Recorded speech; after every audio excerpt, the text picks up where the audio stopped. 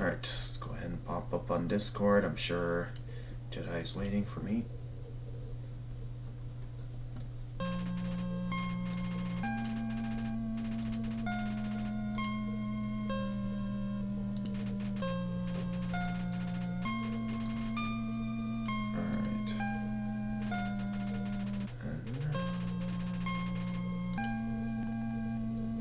I don't know how well this is going to look.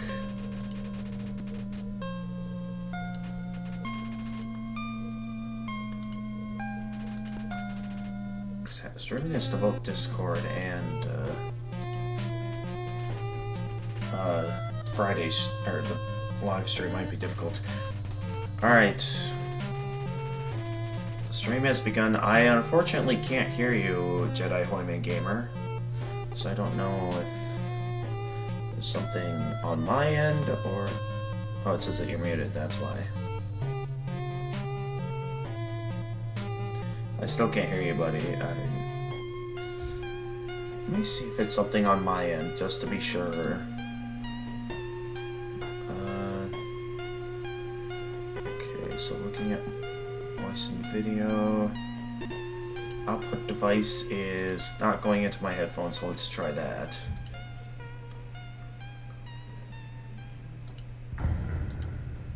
Okay, I changed it to have it might be my headphones as the output device, so hopefully I can hear you now. Can you hear me? Okay, now I can hear me. Okay, so that's probably what happened. The output on my end was to my speakers, not my headphones, so I can hear you now. Very good.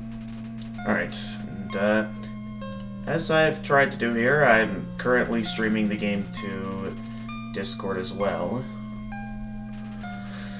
Alright. I can see the screen just fine. What? I can see the screen just fine. Okay, great. So it seems that this will work after all. Let me get the announcement going and we can get the stream started.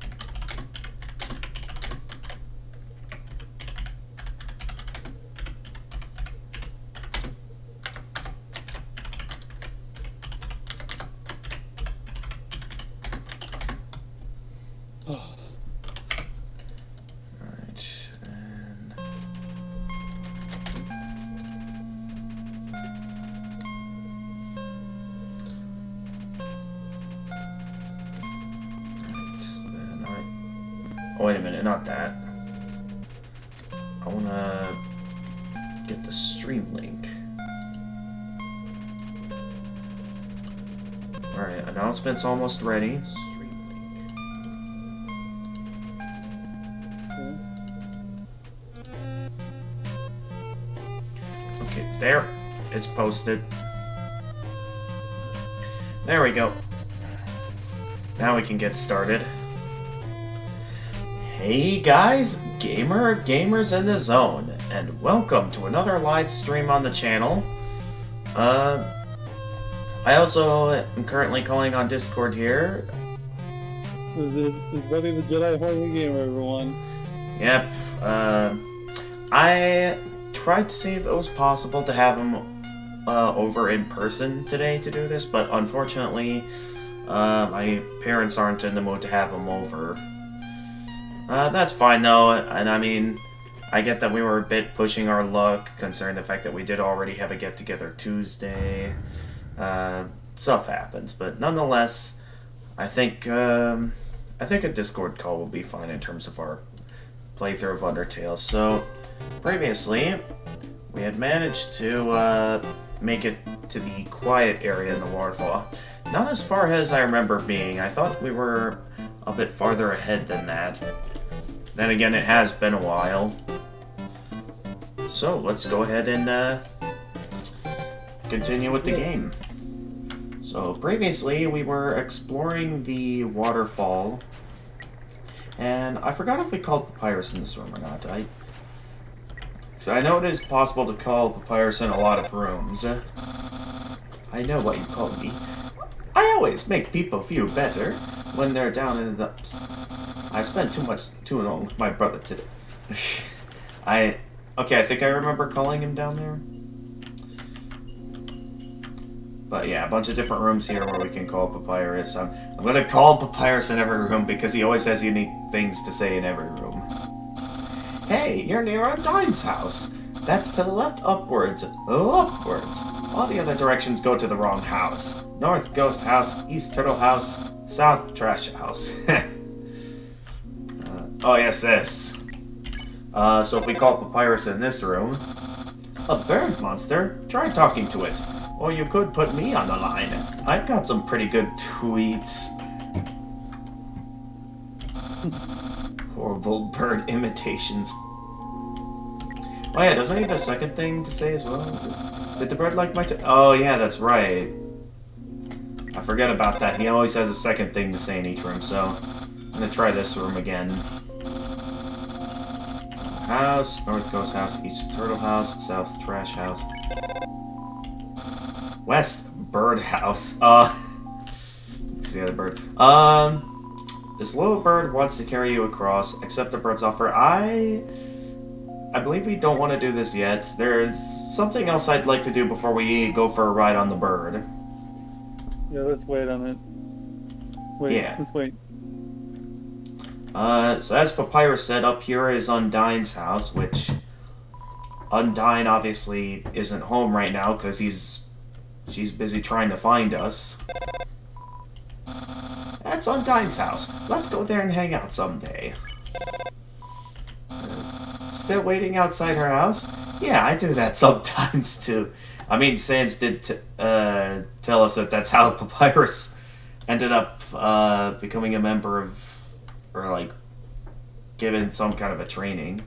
Also, here's the mad dummy from earlier as well. What? It's a living. An interesting detail is that in the Nintendo Switch version of this game, so you know how, you probably don't know this, but I think I told this before, but to remind everyone, there's the one boss that's unique to the Switch version of Undertale, where you fight the, like a Mew Mew doll, and I think, like, it ends up turning out that it was Mad Dummy, like, the ghost that's possessing this dummy, actually tried possessing it, thinking that it would, like, fit it better. And, I think, yeah, if you, in, like, the true pacifist ending, I think there's, like, a point where you can, like, come back to this spot, and it's the Mew Mew doll, so it, yeah, and I think he also mentions during the fight, against the Mew Mew doll that, he's specifically meant to be Undyne's training dummy. That's what this is supposed to be. It's a training dummy that Undyne has. We got a sign over here. North, the Blook Acres. East is Hot Land, Temmie Village. Of course, I know exactly where Temmie Village is, and I do plan on going there. Up here, we got a couple houses. This house over here is locked. We can go into this door over here, which is Napsa Blook's house. Oh, you really came. Sorry, I wasn't expecting that.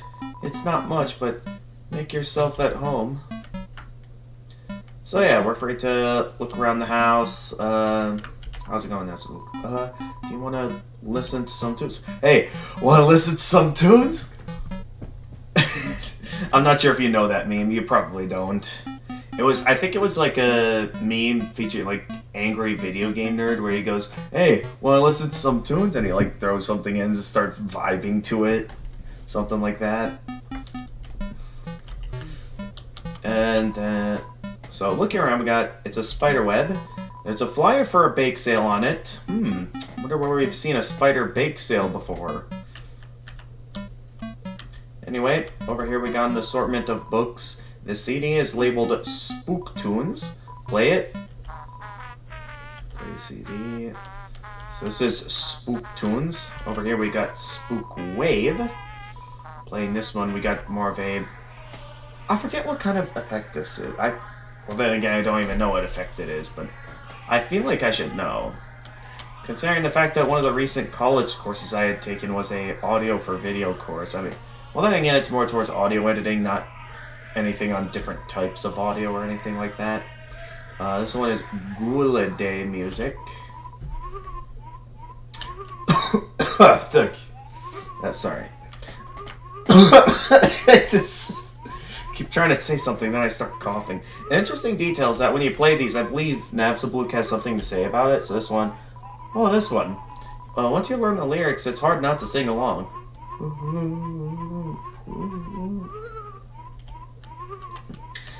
So going to Spook Tunes. What's he got to say? Oh, a classic spook tune. They don't make songs like this anymore. So that's considered a bit of a classic. And this CD is labeled... Oh yeah, well we already know what the CDs are. Interesting how we can play these CDs like immediately by interacting with it without even having to put it in a CD player or anything. We can just snap our fingers and the music starts playing. Then again, it is Ghost themed, so maybe there's like a Ghost CD player we can't see anywhere. I like that theory, that it's playing through a Ghost CD player that we can't see. Dang, that ambience. It's like my whole body's being spooked. Yeah, this one's definitely my favorite of all these different soundtracks. Anyway, looking around at the other stuff here, the computer's internet browser is open to a music sharing forum. Okay, nothing else about that. And then on the TV... Oh, that's my TV. There's a show I like to watch on it, sometimes. A little hint at some of Nabsabluk's chemistry, if you know, which I will get to it eventually. And then, interacting with this. Oh, are you hungry? I can get you something to eat.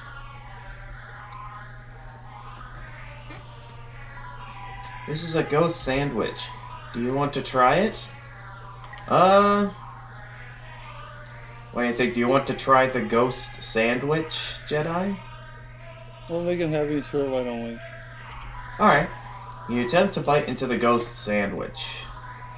You phase right through it. Okay.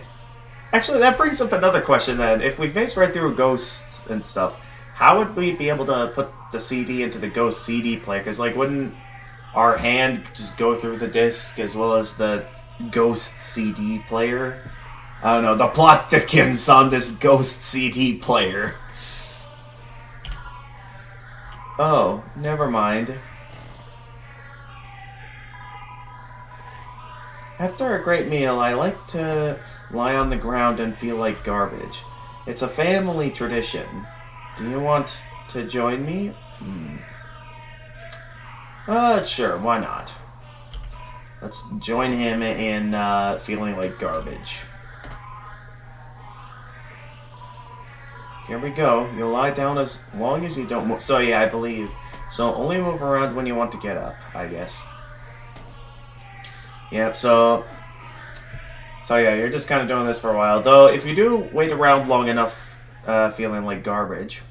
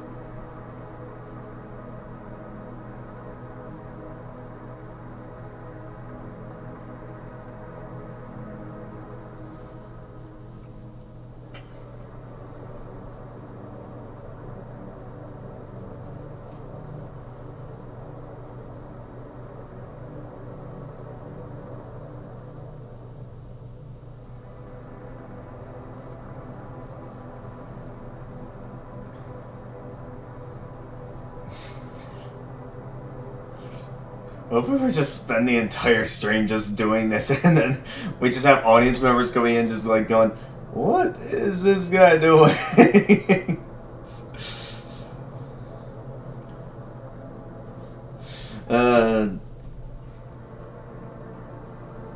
Jedi, you still there? Yeah, I'm still here. Okay, try not to feel too much like garbage now. I mean, it's nice to occasionally feel like garbage, but don't overdo it now. Well, that was nice. Thank you. Oh yeah, if you quickly try to activate one of the CDs, it'll say you still need to recover after all that lying down. That's something it'll say if you try to quickly activate one of the CDs. So anyway, one last detail I'd like to show is that if you activate one of the CDs and you leave the house, the music will still be playing. If you take the time to walk around the area, you can encounter monsters in this area. Something that normally doesn't happen. You don't normally encounter monsters in this one. And you can... What the heck is this music? I don't know, dude, but it's spooking me out. This is worse than Shyren. No way, Shyren is way less scary. If you're so scared, why do you keep winking? These are winks of fear. Forget it, this beat is too... filthy. Wash, wait, don't leave me. Is this creepy music my punishment for being creepy? Please, stop. I'll never creep again. Whoa. So yeah, that's a funny little detail that can happen if you go down here while you still keep the music playing. Anyway, moving forward. Going into this... Oh yeah, we never took the time to call Papyrus in here, did we? Oh, that's the house of, Undyne's neighbor. What was their name again? Spooky Blue Blue? Napper Hog? And what did they say inside the house? So, you're friends with a ghost. Isn't that kind of spooky? I think you'd like your friends warm and cuddly, like skeletons. Very soft and full of calcium. Alright, going into this room. We have, awkward. I'm working right now. I mean to... Hey! Glamrock Freddy, welcome to this, welcome to the stream. Oh, you just missed it. We were having a nice spiritual experience, lying down and feeling like garbage earlier. You missed it. Feel like we can maybe try that again sometime. I mean, welcome to Blook Family Snail Farm. Yeah, I'm the only employee. This place used to get a lot of business, but our main customer disappeared one day. Now it's just some hairy guy that shows up once a month. Really, I'm working. I don't want the boss to get mad at me, especially since I am my own boss. Yeah, I know. It's interesting how the Sans soundtrack plays here. Anyway, we got, it's a snail. For some reason, you can't help but wonder what it tastes like. Over here, snail sail. A long journey extends in front of you, snail sail. Reach far and stretch beyond the horizons. Snail sail. So the snail is Sambule. Let's see here. I've been long overdue for a second house. The snail is counting dollar bills. I think what's going on, something I never really took the time to pay attention to is that, I think the snail, like, bought this snail's house considering the fact that this snail doesn't have a shell, yet this guy has, like, 2 shells.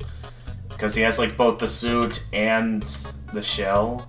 That's how I'm interpreting this situation. Anyway, calling Papyrus in this room. Bros don't want himself mad. These snails are just like my brother. Round, slow, and constantly emitting slime? What else did he say? Emitting slime. That's just what brothers do. Over here, we got a little game we can play. Do you want to play a game? It's called Thunder Snail. The snails will race, and if the yellow snail wins, you win. It's 100 gold to play. Anything you want to play, buddy? I think that's 10 gold. 10 gold. Alright, let's play then. Okay, press C repeatedly to encourage your snail. Found the Z button! Alright, let's bet. Wait, was it C or was it Z? Z. Alright, let's spam it. Okay.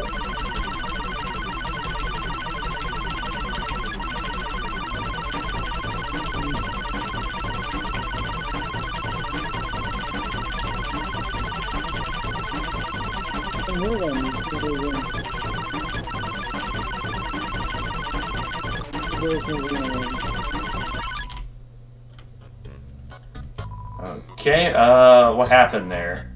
Oh, looks like you encouraged your snail too much. All that pressure to succeed really got to her. Oh. Yeah, don't worry, it's gonna take a lot more than that to break my Z button. So I do believe it is actually possible to win, because I think, if Yellow Snail wins, you win. Under G to play. So playing again, let's try doing it without encouraging it, seeing how encouraging only makes it worse. Alright, go, go, go! Oh wait, no, we don't want to encourage it. So let's just, enjoy the race and see how it goes. Come on, Yellow Snail. Wait, no, don't encourage it. Don't encourage it. That's gonna only make it worse.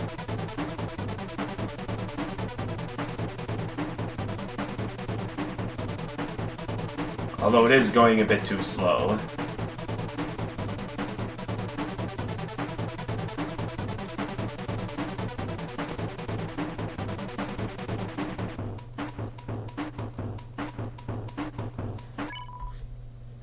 And we still didn't win. Oh, you both tried your best, but the snail looks discouraged. Her best wasn't good enough. Oh. Alright, let's try again. It's called Thunder Snail. Snails will race, and if the yellow snail wins, you win. It's 100 gold to play. Alright, let's try it again. Let's try occasionally pressing, encouraging it, but not over-encourage it that we overdo it.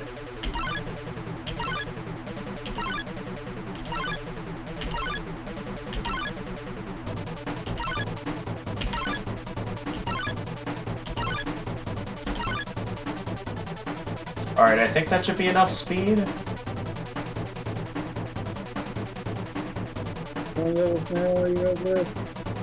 Come on. You got this. Alright, there we go. It's catching up. It's catching up. It's taking the lead.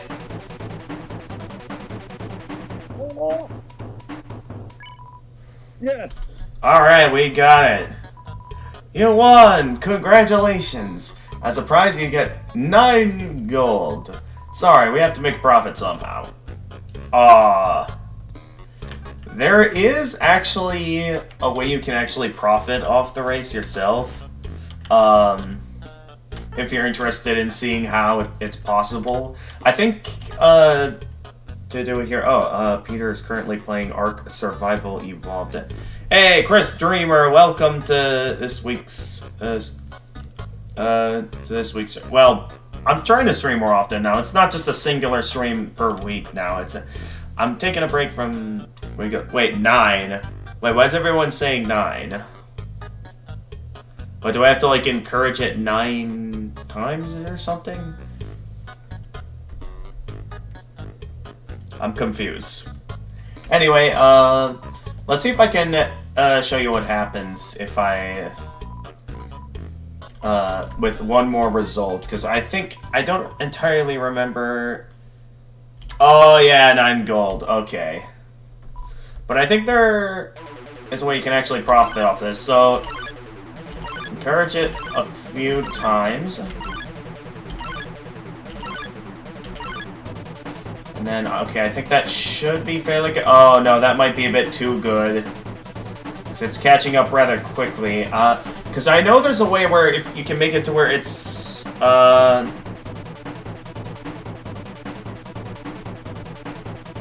where you can make it to be fairly close.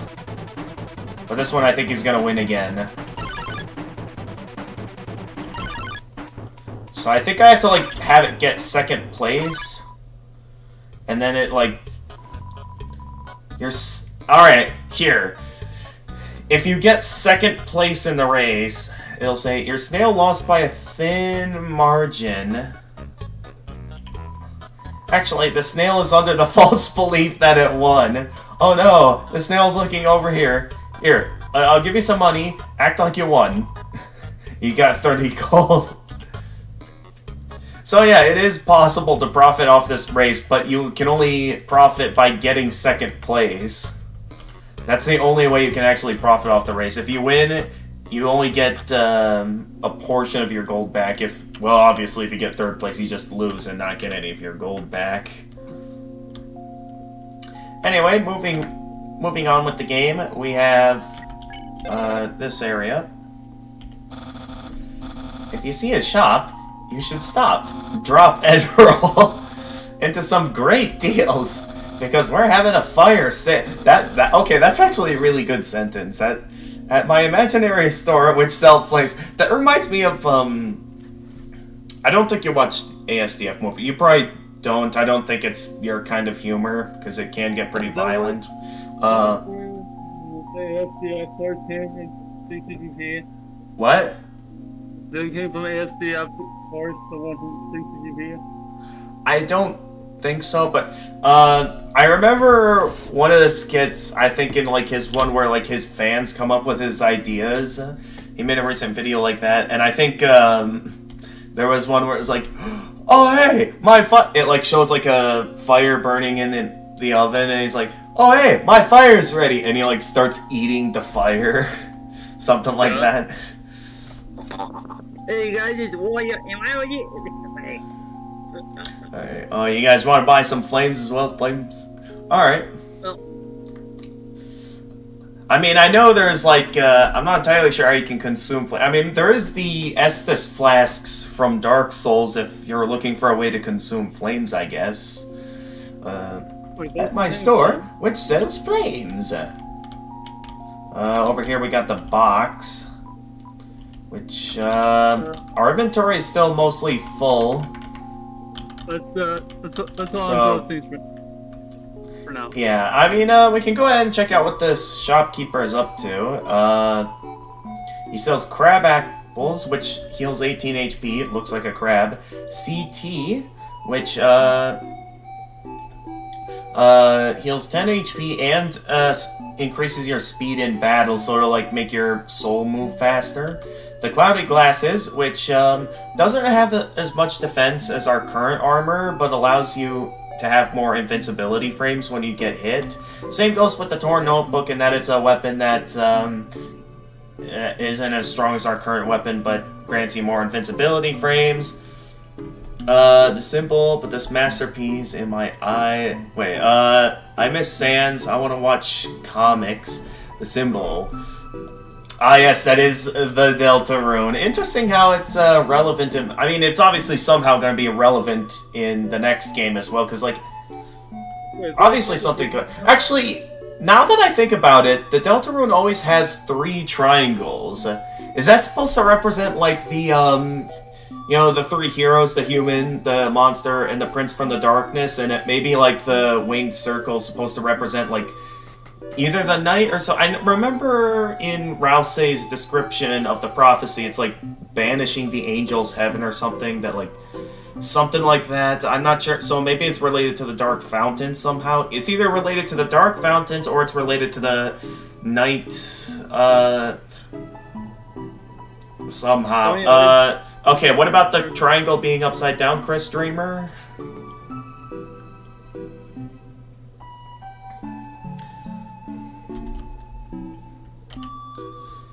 Alright, anyway, obviously our inventory is full, so we can't, I don't think we can really buy anything. Well, we have enough space for 1 item if we want to buy anything else.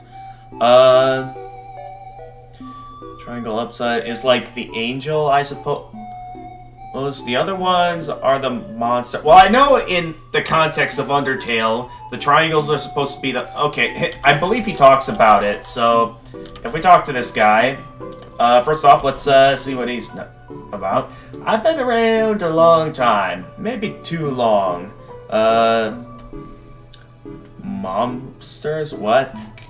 Slay... AFK for a sec.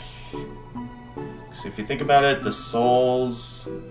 Oh yeah, because they're upside down. Actually, when you think about it...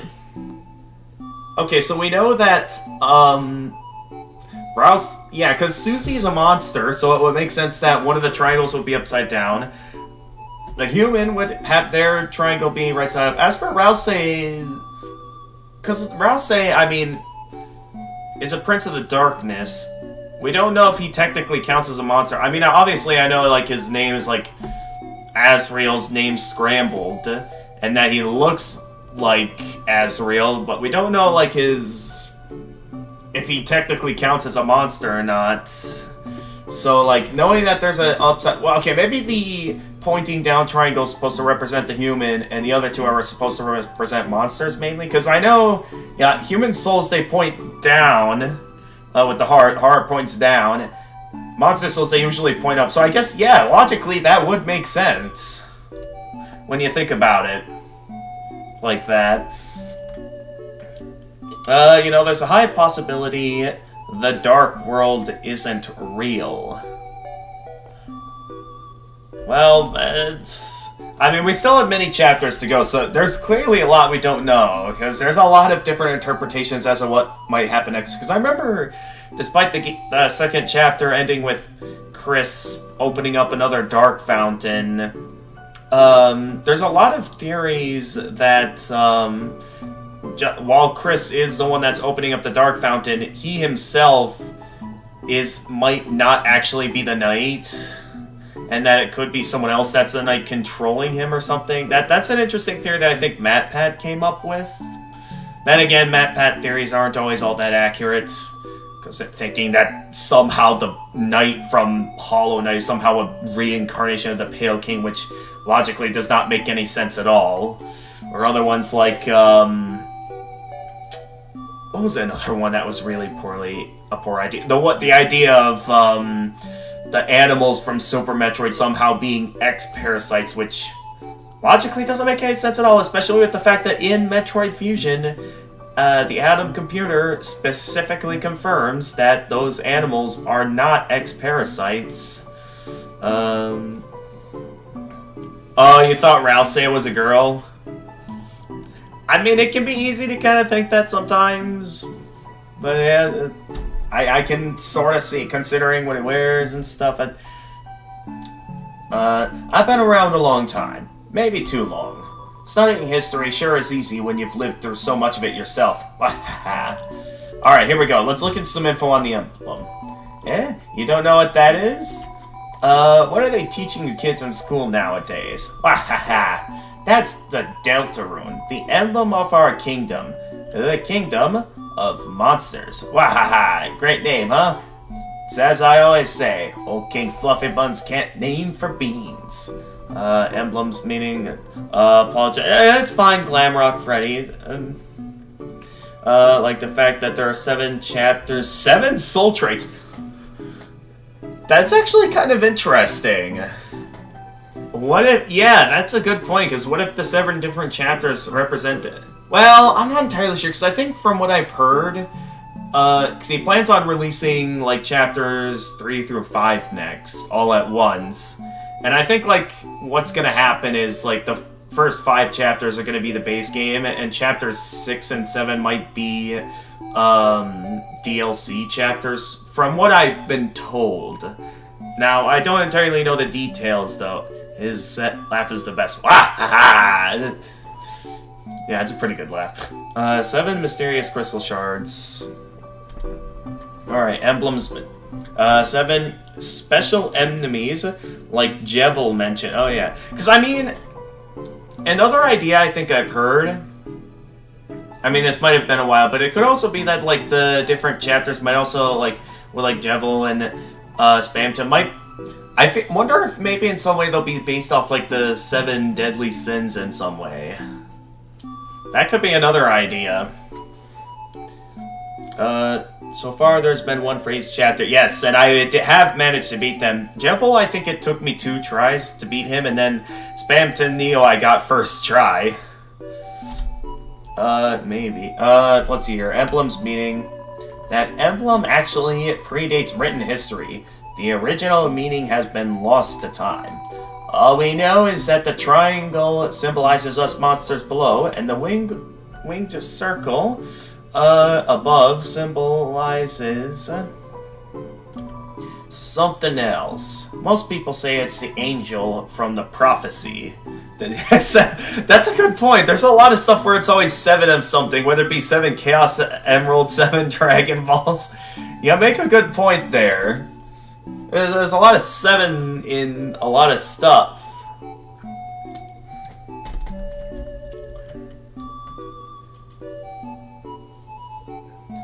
Alright, from the prophecy, so what's this about the prophecy? Oh yeah, the prophecy, yeah, literally.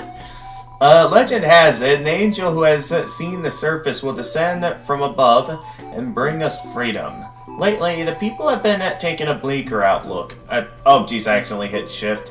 Calling that winged circle the Angel of Death. A harbinger of destruction waiting to free us from this mortal realm. In my opinion, when I see that little circle, I just think it looks neat. Wahaha! Alright, the king. King Fluffy Buns, he's a friendly, happy-go-lucky kind of guy. If you keep walking around long enough, you'll probably meet him. He loves to walk around and talk to people.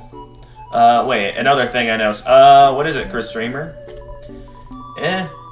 Why do I call Dreamer Fluffy Buns? Oh, that's a great story. I don't remember it. Well, if you come back much later, I'm sure I'll have remembered by then. Yeah, it's a... is placed... the circle is placed about the middle triangle. That triangle probably means Chris/Frisk. And, like... that actually reminds me of an interesting theory someone came up with. So, when you look at, I think it's like, talking about, how, like, Jevil and, Spamton are both, like, discarded things, because, like, Jevil's obviously based off the Joker card in playing cards, and usually that's a card that, in most card games, you usually just discard and never use as part of most card games. Spamton is obviously symbolic of, like, spam emails and spam messages, stuff like that. Stuff that you usually, do your best to usually try to ignore. So it's like, items that are discarded, that seems to be the symbolic nature of a lot of the secret bosses. So a lot of people, I've heard someone theorize the possibility that one of the final, optional bosses in the game is going to be, potentially the player character you create at the very start of the game.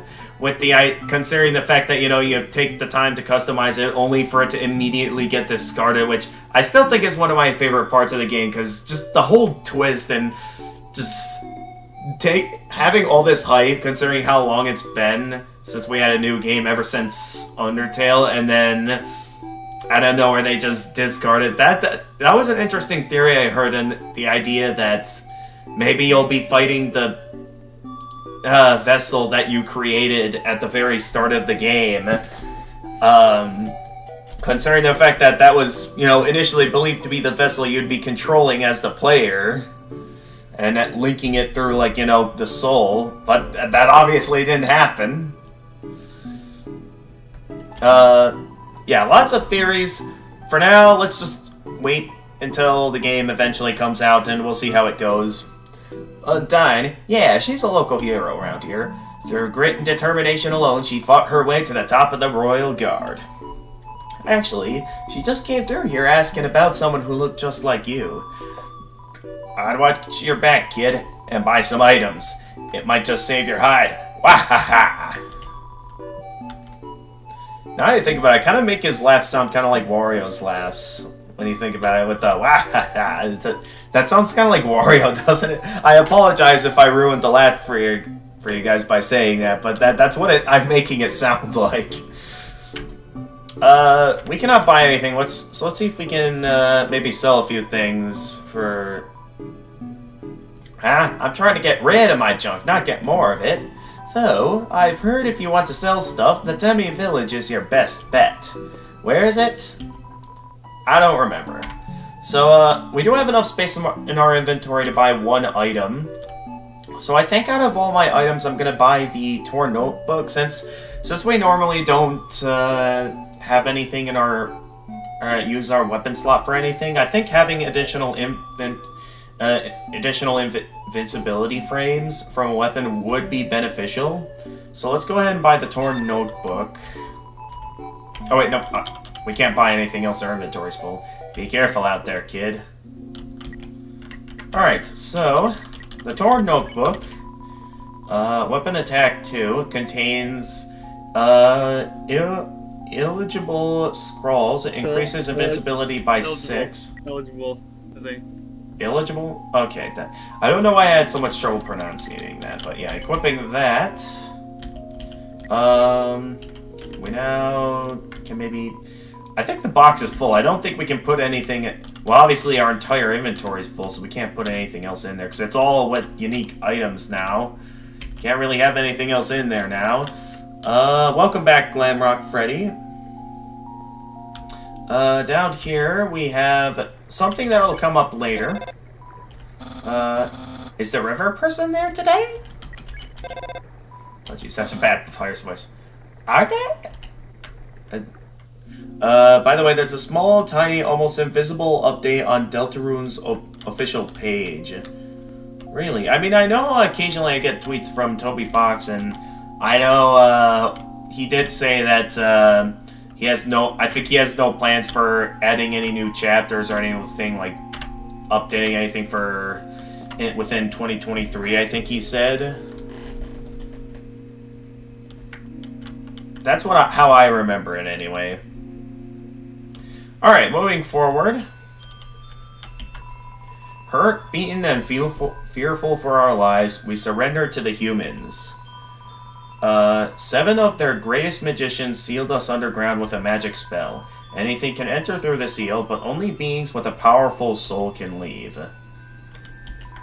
There's only one way to reverse this spell. If a huge power equivalent to 7 human souls attacks the barrier, it will be destroyed.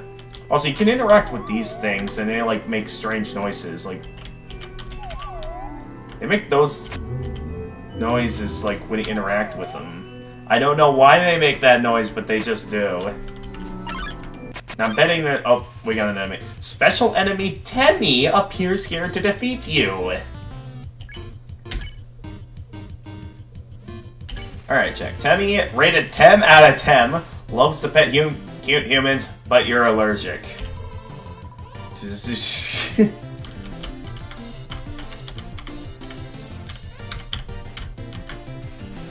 Smells like Temmie flakes. Alright, so we got a couple of options here. We can either flex, talk, or feed Temmie flakes. I don't think we have any Temmie flakes, so I don't think that's really an option we can do. So try talking to him. Alright, you say hello to Temmie. Oi, I'm Temmie!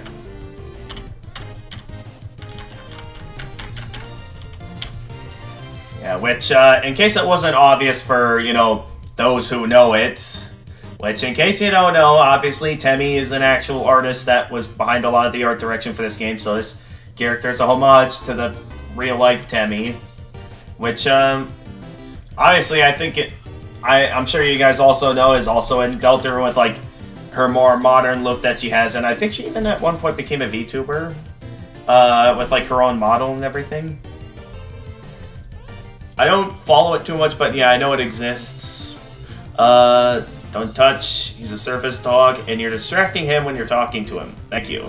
It's been so long, Temmie! Yeah, Temmie! Okay. Name's yellow, we can go ahead and, Oh yeah, you're right, the face is like going off the model. That... Yikes, that looks wrong. Let's, hurry up and get out of here.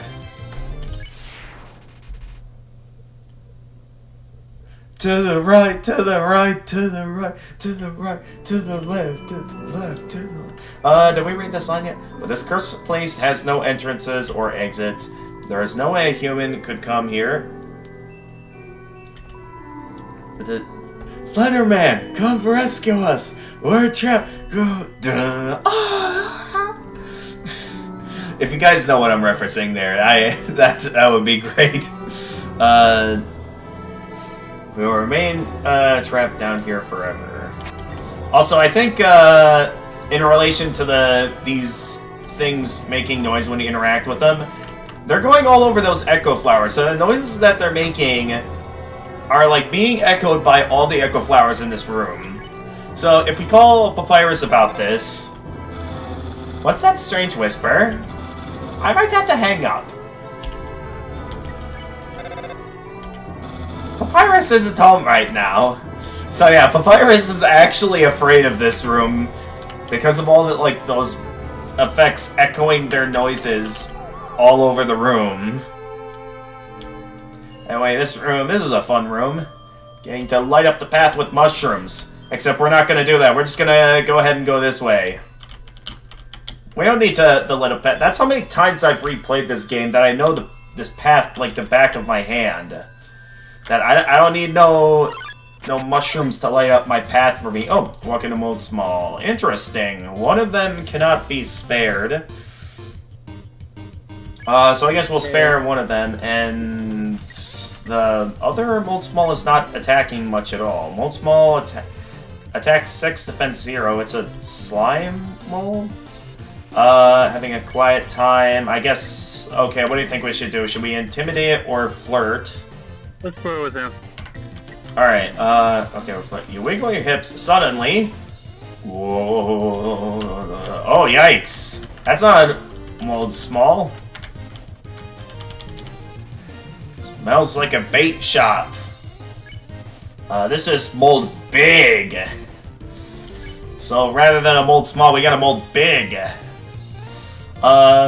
So checking this, Mold Big, attack 18, defense 18, one size greater than Mold Average. Chased Wiggle, what? That wasn't the right choice then, was it? I mean, I guess it advanced the fight forward. Meow? What? Is it my internet or what? You probably already know this, but Kara is literally the one who is narrating all what you check. I mean, I know the red text is, like, is guaranteed to be heard, but I never thought of it like that. Anyway, so we can choose to either lie down, hug, or unhug. Which choice shall we make, Jedi Hoyman Gamer? Let's hug. Try hugging it. Okay, you hug Mold Big. Gross slime covers you. Your speed decrease. Oh no. Oh jeez. It doesn't look like we move that much slower. Ow. I say that as I get hit. Mold Big gyrates, reservedly.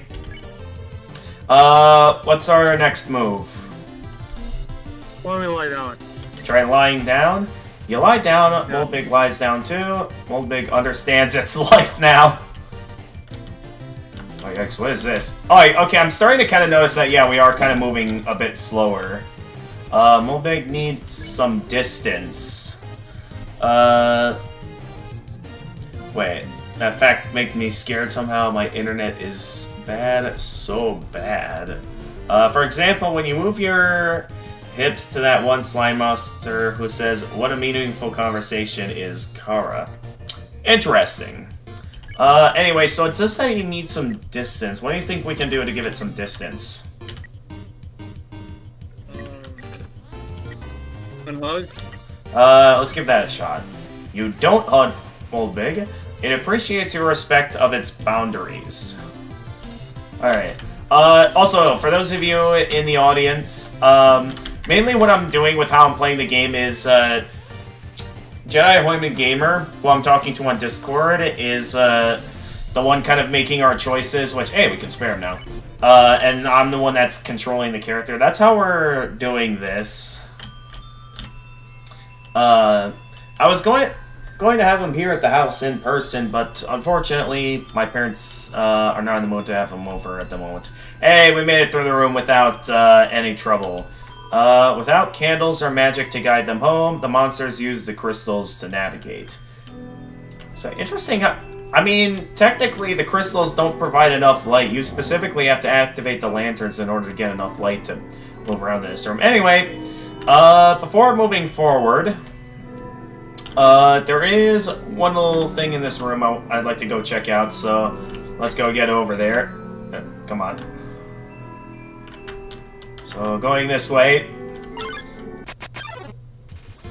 Okay, we got Washua and Aaron. Which one should we deal with first, Washua or Aaron? Let's deal with Aaron. Deal with Aaron first? Alright, do you remember how to spare him? Flexing? Yeah, pretty sure Frisk opened their eyes, they wouldn't even need the lanterns to see.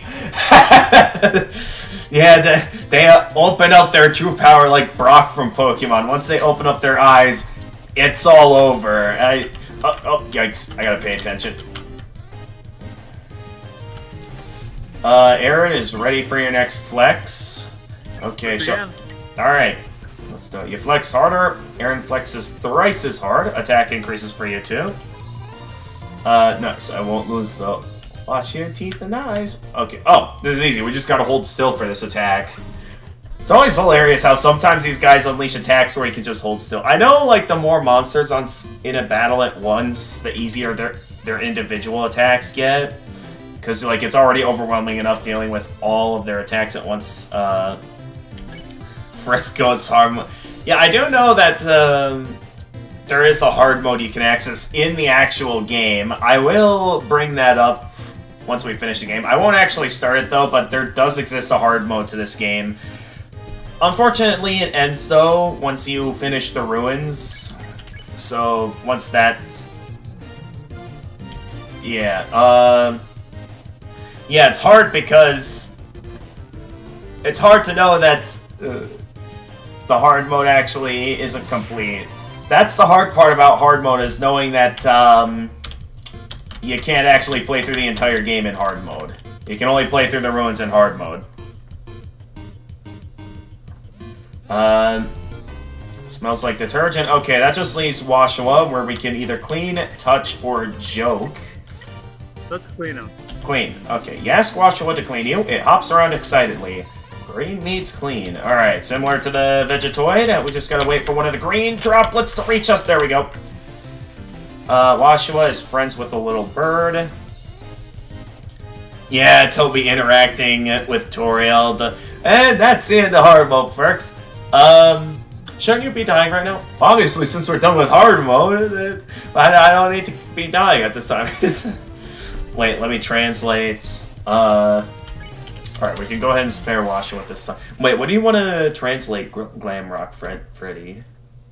What is it you're wanting to translate? Alright, anyway, going through this area.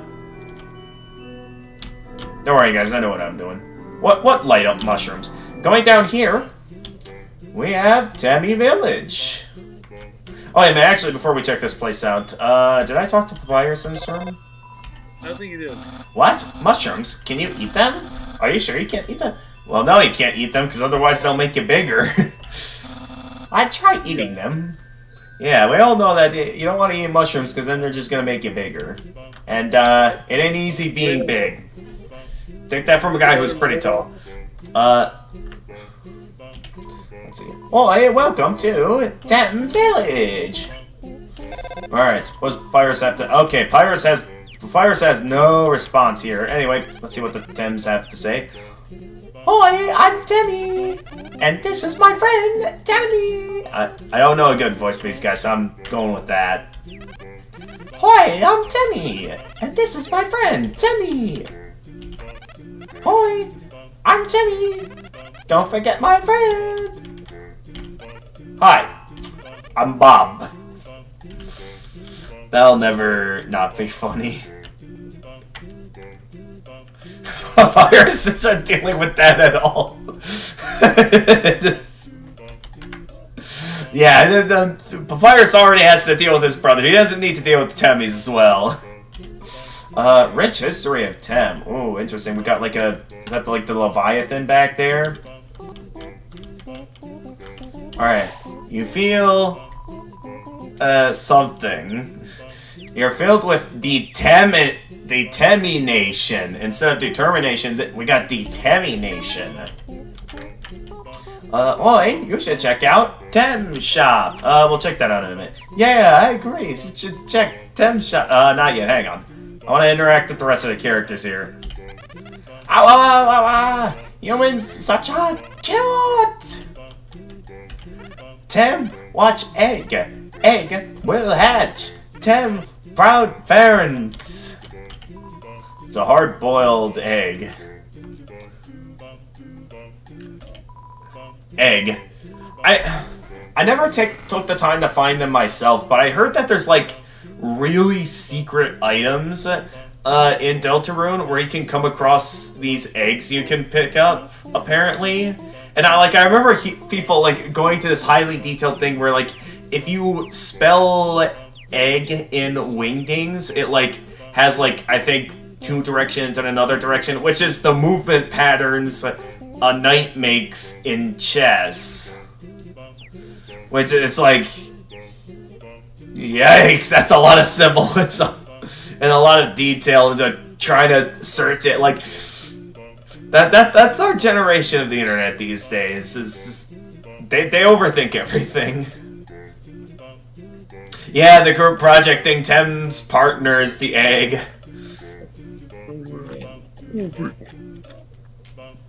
Wait, how did the system make a pun?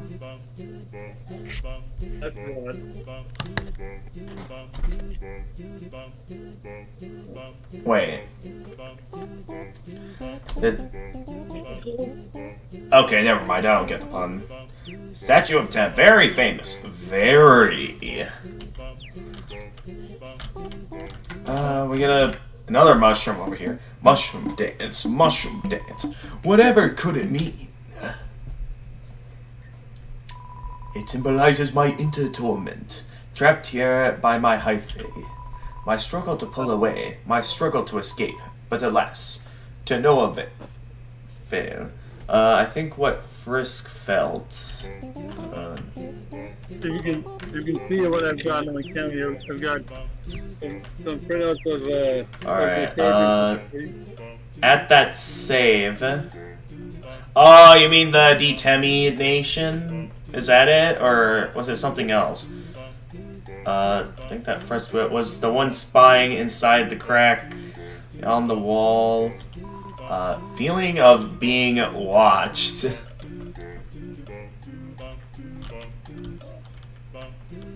What is this telling us?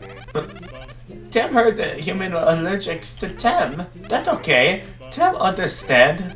Tem also allergic to Tem.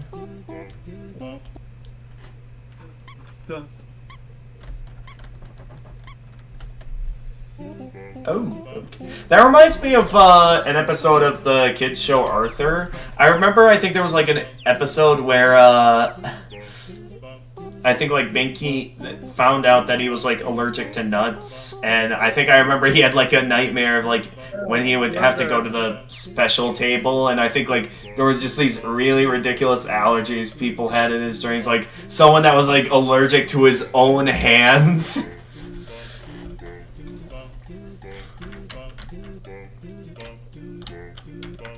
Anyway, let's go check out the Tem shop, where we can buy a few things. We can buy the Tem Flake, heals 2 HP, food of Tem. For 1 gold, we can buy the Tem Flake on sale, heals 2 HP, discount food of Tem. We have the Tem Flake Expensive for 20G, which heals 2 HP, food of Tem Expensive. And for 1000G, we can donate to help Tem pay his tuition for Cool Leg. or actually call leg. It's 2 O's. That's pronounced cool. Selling no. They're Temmie flakes, not. Don't worry.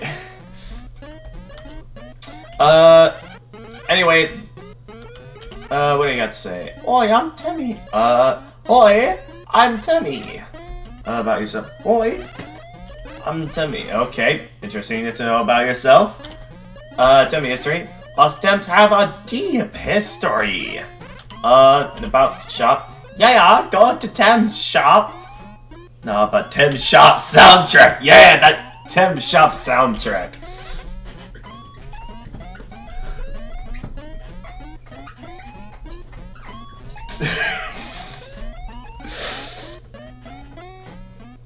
Go, you need to have that up there with the good soundtracks like Big Shot and Enter the Cyber World and stuff.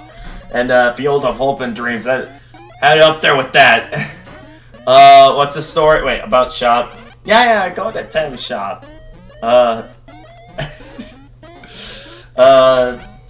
Anyway, this is the one shop in the game you can actually sell items to.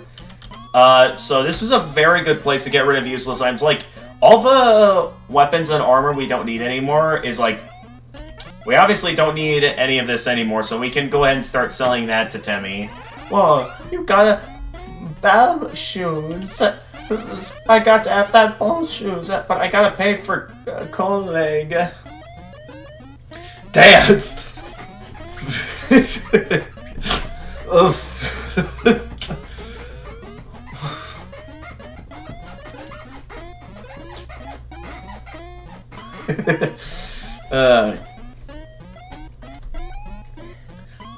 Oh, you're back. By the way, did you know that you can see one of Chris' eyes when they fall into the dark world during chapter 2? Really? Really? You can see one of his eyes? Well,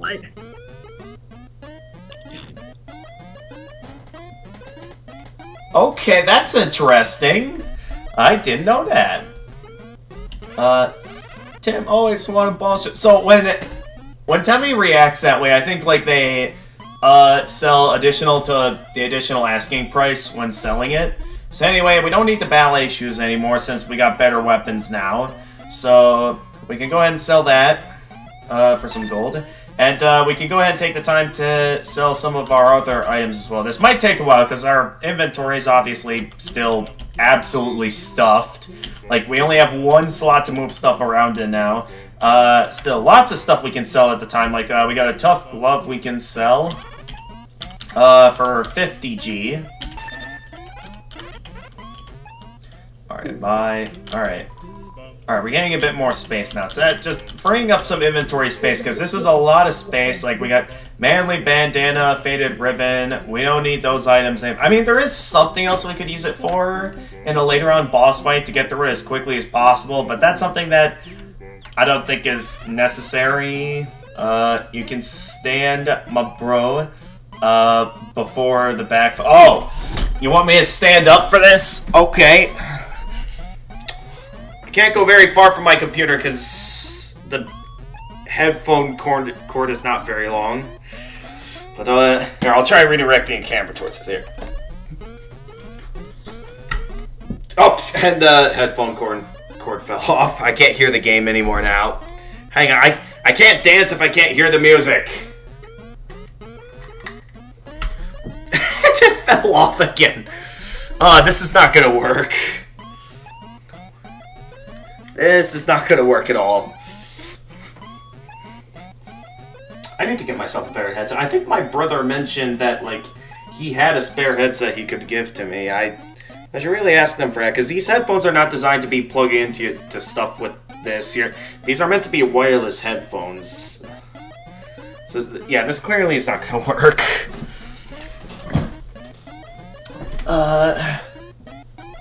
Beside the sock. Wait.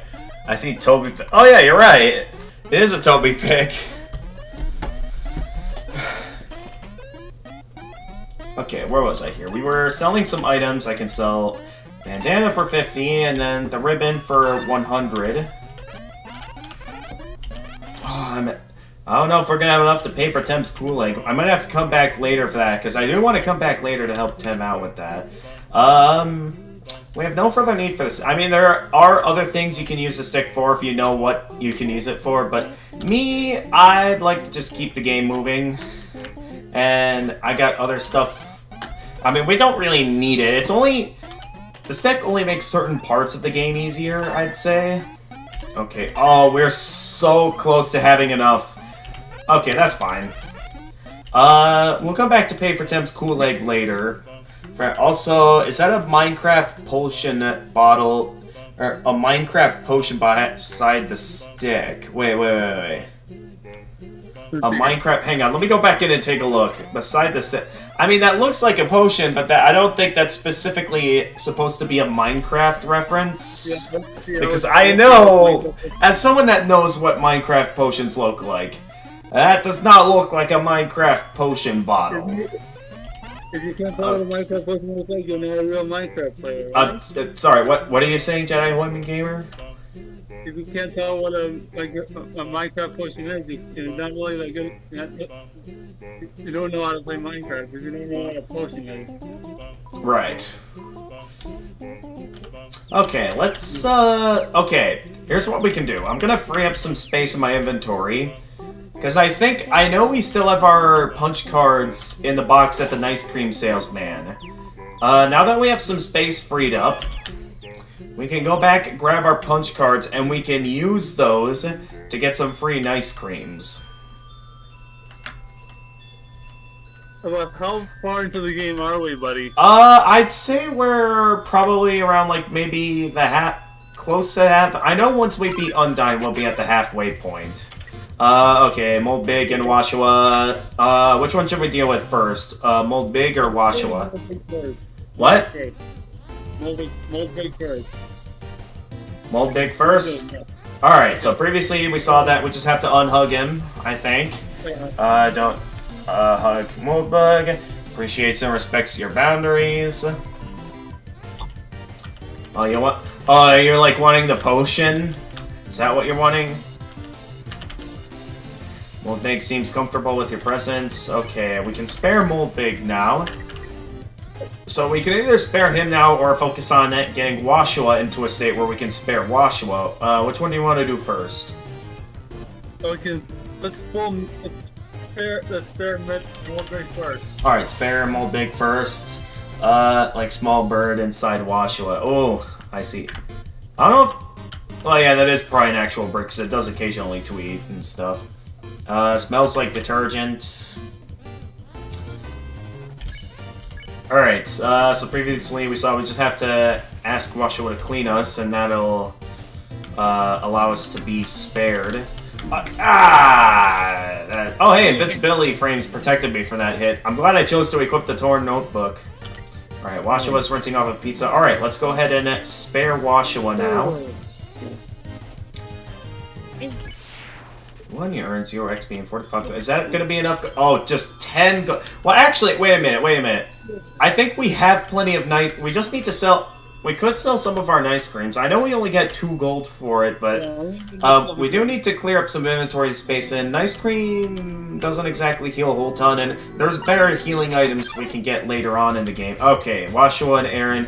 Okay, well, I guess this will give us enough gold to be able to pay for Tem's Kool-Aid. No, man, don't touch the don't touch the child! Okay. We got Washua and Aaron again, so let's go with our usual strat of going for Aaron first, then we'll deal with Washua later. Stop it. Who's touching the child? Don't touch the child. He's touching the child. You're touching the child. No.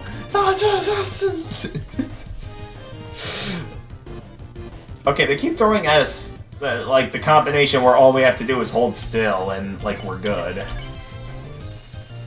So far this isn't too bad. Scrub-a-dub-dubs. Touch the chat. No. Oh, jeez, I gotta pay attention. I'm paying too much attention to the chat, not the game. Lasha was looking for some good, clean fun. It said slapping. Ah, okay. Alright, we're still at 15 HP, so we're good. Alright. Wasn't exactly how I intended on saving up the cash. I just wanted to do a bit of selling some stuff, but I guess this works too. But now we have enough to pay for Tem's colleague. Whoa, that's a lot of old months. Can Tem really accept? Okay, is Tem go to colleague and get you proud? And similar to the battle, Tem left their face behind. Tem back from that cool egg. And now Tem has a little graduation hat on. Tem learn many things. Learn to sell new item. Yeah! So it seems Temmie, took part of How to Train Your Dragon. Neat. Yep, they forgot the face. So now, they now sell the Temmie armor. Wait, okay. Oh, interesting! Okay. So, I'm sure you guys remember, but initially, before we started this pacifist run, I did a genocide run that I technically did not finish. I only went as far as to beat Sans, and I do think Sans did manage to beat me once. Just once. I don't know what caused me to not do as well than I usually do that run, but yeah, there was one time Sans managed to kill me. And then, eventually I killed him the other time. But yeah, because normally the Temmie armor, the initial asking price is 9,999 G. But yeah, I believe with how the Temmie armor works is like every time you die in the game, the armor gets cheaper. That's basically how it works. 20 defense makes battles too easy. So yeah, basically, this armor is kind of only worth going for if you're, like, bad at the game, which shouldn't be necessary for us, because I'm good at the game. Also, if you sell items, which... Okay, I don't want to sell any of those. Maybe I'll sell one of my ice creams as an example. But anyway, you can now ask about the Temmie armor, and they'll say, Tem armor is so good. Any battle become a easy victories. But Tem think if you use armors, battles won't be a challenge anymore. But Tem have a solution. Tem will offer a scholarships. If you lose a lot of battles, Tem will lower the price. So if you get to tough battle and feel frustrated, can buy Tem armor as last resort. But Tem armor so good, promise to only buy it if you really needs it. So yeah, the Temmie armor is only worth equipping if, like, you're really bad at the game. And boy, one last thing I want to show before we leave Temmie Village. First could sell their boots. I like dogs wearing small shoes. Anyway, so now we can put all these nice creams back in our inventory. Now that we got a bit more space. Actually, there's one thing, last thing I want to show. So, to show it off, I'm going to try selling some of my nice creams to see if it'll do it. Okay, so sometimes when, like, this usual thing happens with this reaction when you sell them something, you gotta nice creams. I gotta have that nice creams, but I gotta pay for grad school. So rather than it being for colleague, that's Tem saving up for now it's for grad school. Tem always want a nice creams. So yeah, that's something. That's the new reaction you get when that kind of stuff happens. That's the last thing I wanted to show, so now that that's out of the way, I think I'd like to free up my inventory a bit for a little bit more shopping. We're not quite done yet. I want to show a couple. The way I imagine a kid stuffing ice creams in their pockets. Oh, you make a good point there.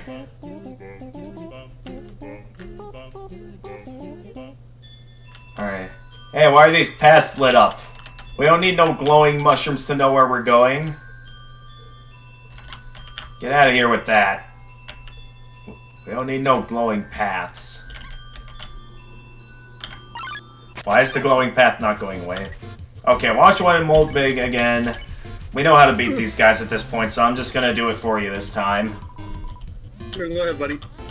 Oh, geez, that was close. Okay.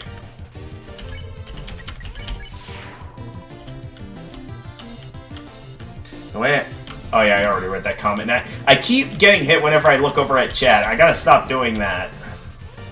Then again, I do have plenty of healing items, so we should... I mean, then again, I did just sell a bunch of healing items, but... Well, I guess I shouldn't need them. We still have plenty of health left. You know, gamer brothers, what do you mean? What do you mean? Eyes on the road. Yeah, okay. Alright, sorry about that, Chris Streamer. I need to pay more attention to the game and less on the chat. Alright, there's a couple things we still have yet to buy in here, but first things first, I want to go back to the ice cream shop because we still have a bunch of punch cards we left in the box. Little bird wants to carry you across. Accept the bird's offer. Yes. Now we're going to accept this bird's offer to carry us across the gap. And this is what Henry should have used to cross the gap instead of trying to rely off the teleporter. Is that from Henry Stickmin? Yeah, that's a Henry Stickmin reference, because an interesting detail is that I know in like their most recent game, completing the mission, there was a reference to the very first game that Puffball made called Crossing the Gap, where there were a bunch of different options, one of them being the teleporter.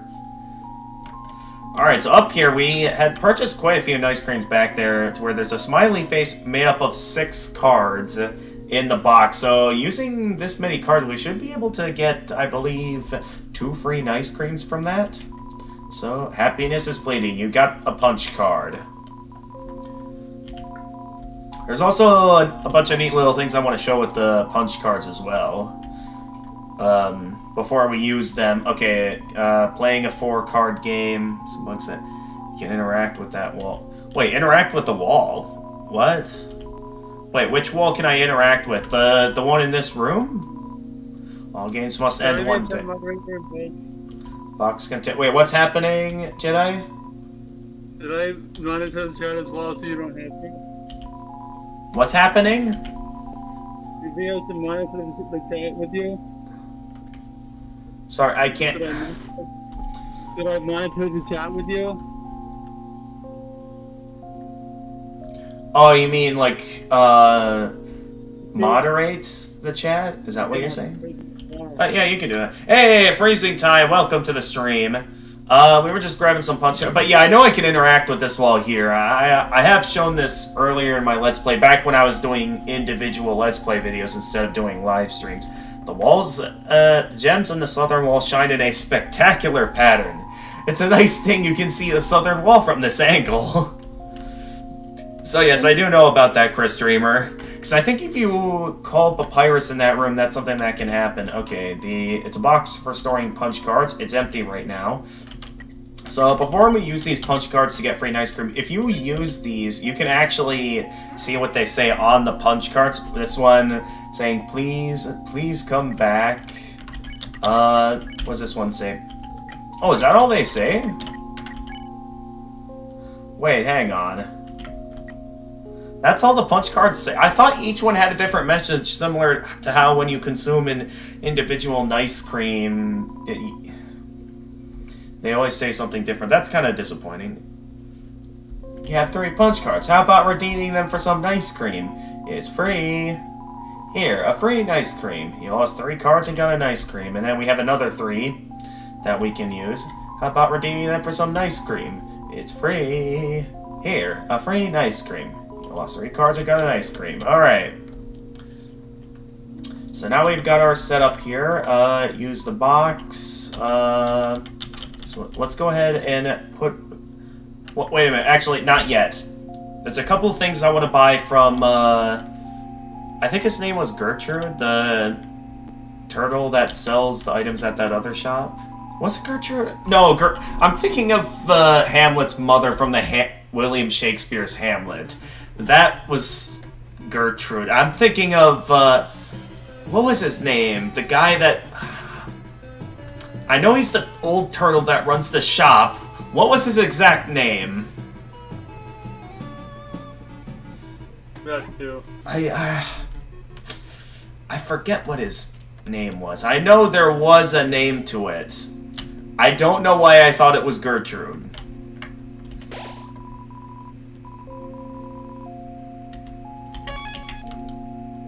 Oh, my hair? Is that like a line Gertrude says in Hamlet? It's been a while since I've read that play back in high school. I'm currently a college student now. It's been a while. Life's gone in some directions. Alright. Anyway, so we did not get to buy the crab apple yet. So that's something I want to get. We can also buy the cloudy glasses if we'd like. If we'd also like a piece of armor. Gerson, that's his name. Wait, the bird. The bird says that? Oh, because I get it. Okay. I needed some time to process that. I didn't know you were referring to the bird carrying us across the gap.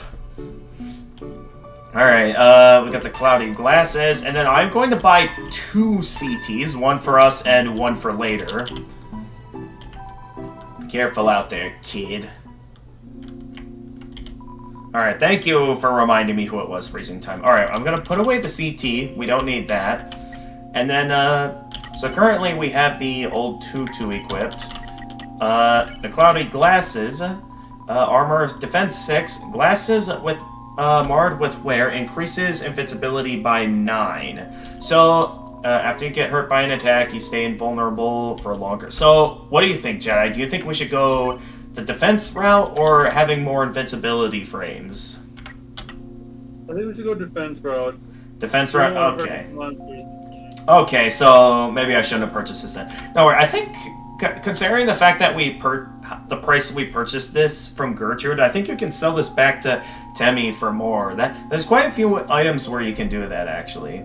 I mean, there's a lot of ways you can grind for G from the Tem shop.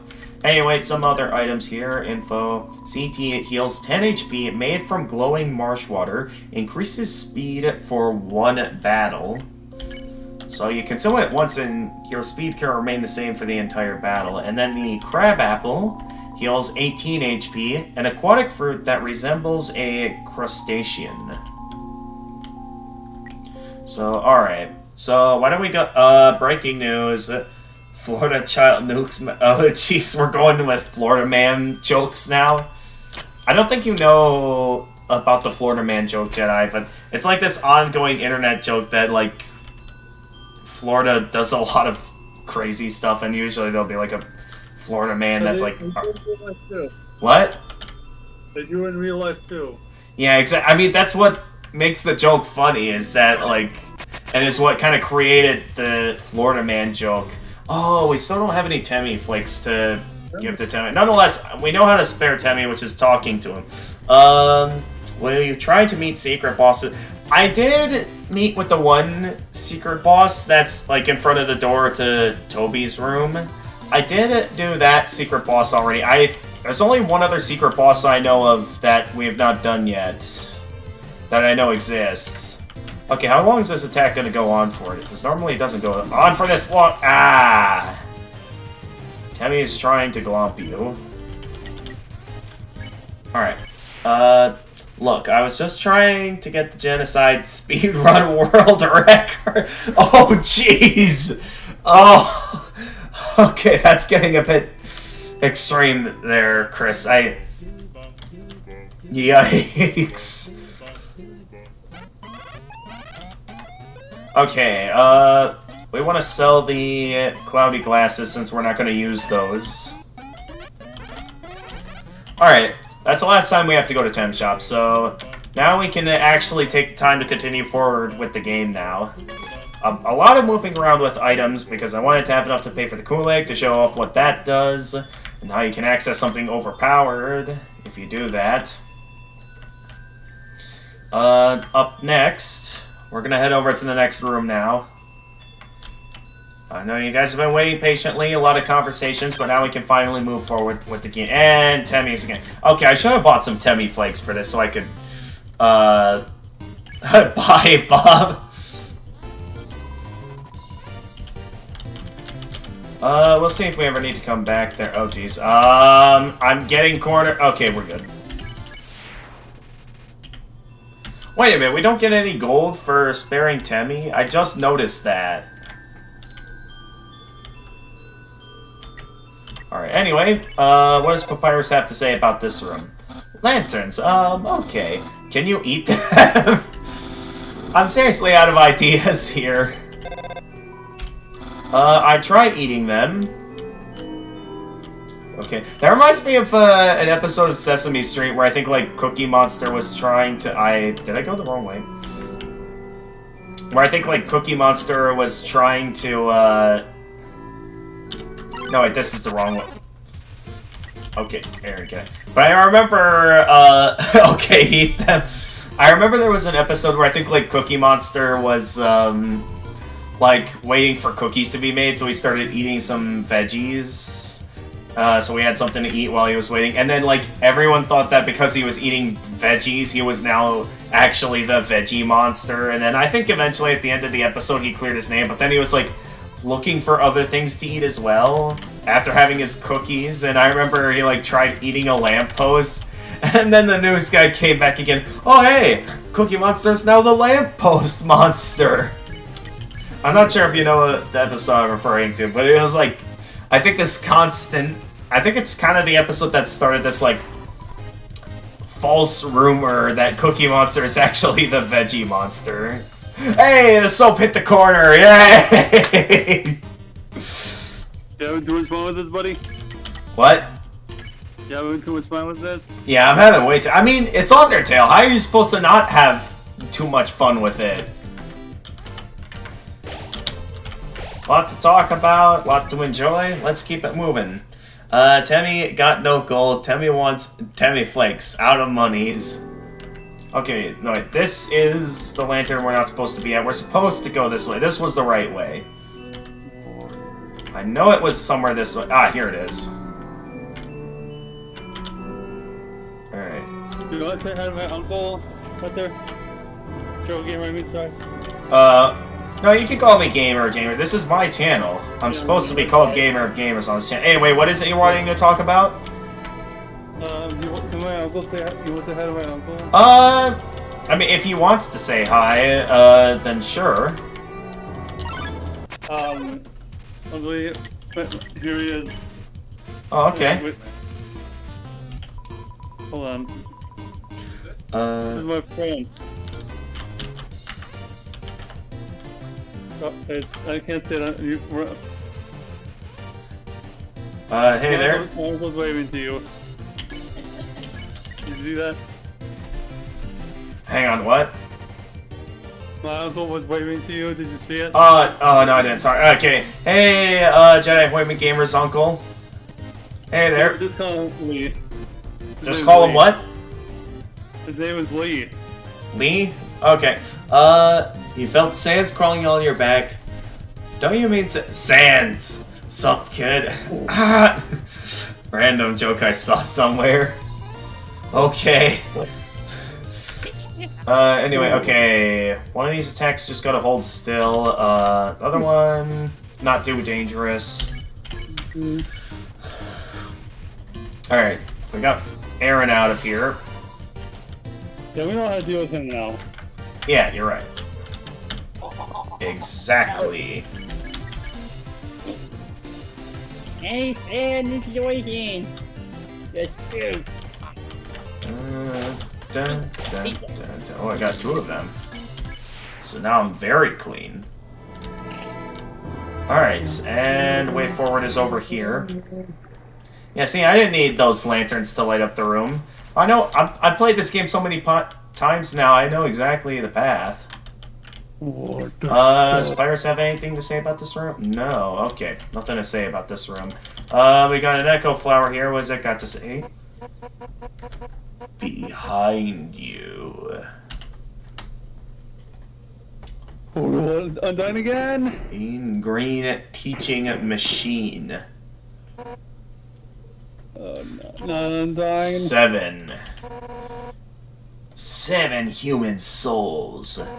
With the powers of 7 human souls, our king, King Asgore Dreamer, will become a god. Green teaching machine Piccolo. With that power, Asgore can finally shatter the barrier. I'm going back to the 7 again, exactly, Chris. He will finally take the surface back from humanity and give them back the suffering and pain that we have endured. Understand, human? This is your only chance at redemption. I think I've heard that dialogue before from Undyne. Or I'll tear it from your body. Alright, so rather than attacking us from a distance with her energy spears, now she's gonna try fighting us head on. Undyne, I'll help you fight!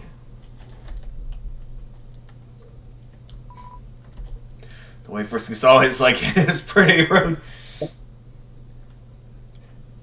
I mean, maybe Frisk is like Shell from Portal, in that maybe they have like brain damage that prevents them from having any facial expressions or being able to say anything. Maybe it's something like that. Yo! You did it! Undyne is right in front of you. You've got front row seats to her fight. Wait, who's she fighting? Hey, you aren't gonna tell my parents about this, are you? The fall damaged their brain harder than I thought. Ah, yes, there we go. That's how he got brain damage, yes. Also, now the Echo Flower says, you aren't gonna tell my parents about this, are you? Does Papyrus say anything now, or is it still no response? Okay, still no response in this room. Alright, moving forward. You hear a passing conversation from the Echo Flowers. If I say my wish, you promise you won't laugh at me? Hear a passing conversation. Of course I won't laugh. Yes, I will, the teacher. You hear a passing conversation. Someday I'd like to climb this mountain we're all buried under, standing under the sky, looking at the world all around. That's my wish. You hear laughter. Hey, you said you wouldn't laugh at it. You hear a passing conversation. Sorry, it's just funny. We get to Hotland. We both go to dinner. How's that sound? Yeah, that sounds like a good idea. That's my wish, too. However, there's a prophecy. The angel, the one who has seen the surface. They will return, and the underground will go empty. Still no response from Papyrus. Moving onward. Yo! Oh boy, there's another Undyne sequence, I think. Yo, I know I'm not supposed to be here, but... genocide reference? I think that's actually kind of an in-between where it's like, as kind of, what was his name? I forget his name again. What did Freezing Time say it was?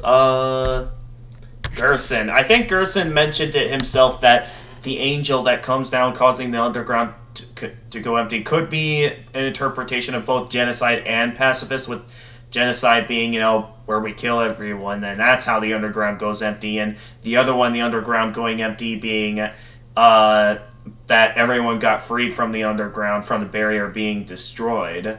That's, I think, the interpretation that's meant for it to be going for, and that it could be interpreted in both ways. I want to ask you something. Man, I've never had to ask anyone this before. Yo, you're a human, right? Man, I knew it. Well, I know it now. I mean, Undyne told me, stay away from that human. So, like, I guess that makes us enemies or something. But I kind of stink at that. Haha. Yo, say something mean so I can hate you. Please? Will you say something mean to make him hate you, Jedi? We want to be as nice to monsters as we can. You want to what? We want to be as nice to monsters as we can, right? Okay, so what's your answer going to be? Well, if it gives them pleasure, sure, go ahead. Go ahead. It makes them what? Well, if it gives them pleasure, go ahead and say yes. So if it gives them pleasure to go ahead and say yes to say something mean to get them to hate us. Okay, let's do it then. Oh, bro, we're good. Oh wait, sorry, I'm so immature. All right, huh? Yo, that's your idea of something mean? My sister says that to me all the time. Guess I have to do it. Yo, I hate your guts. Man, I'm such a turd. I'm gonna go home now.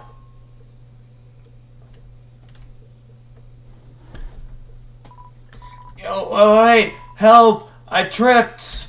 Oh, okay, there's Undyne there. What do we do? What should we do in this situation, Jedi? It's up to you. Quickly. Save him? Alright, I'm saving him.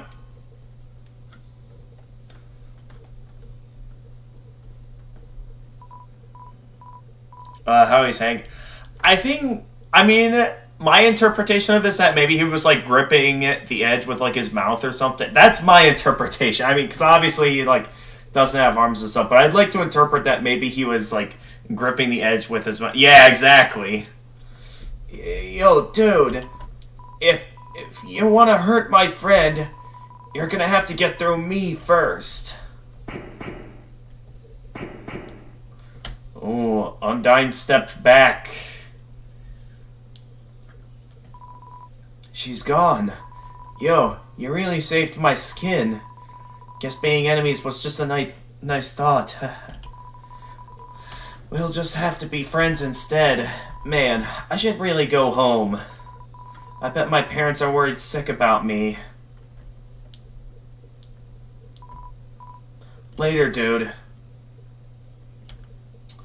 Undyne getting rolled by a 5th grader. There's no response. I mean, there are going to be a lot of different interpretations of what happened there. Are we going to get any response from Papyrus? No. Okay. Alright, moving forward.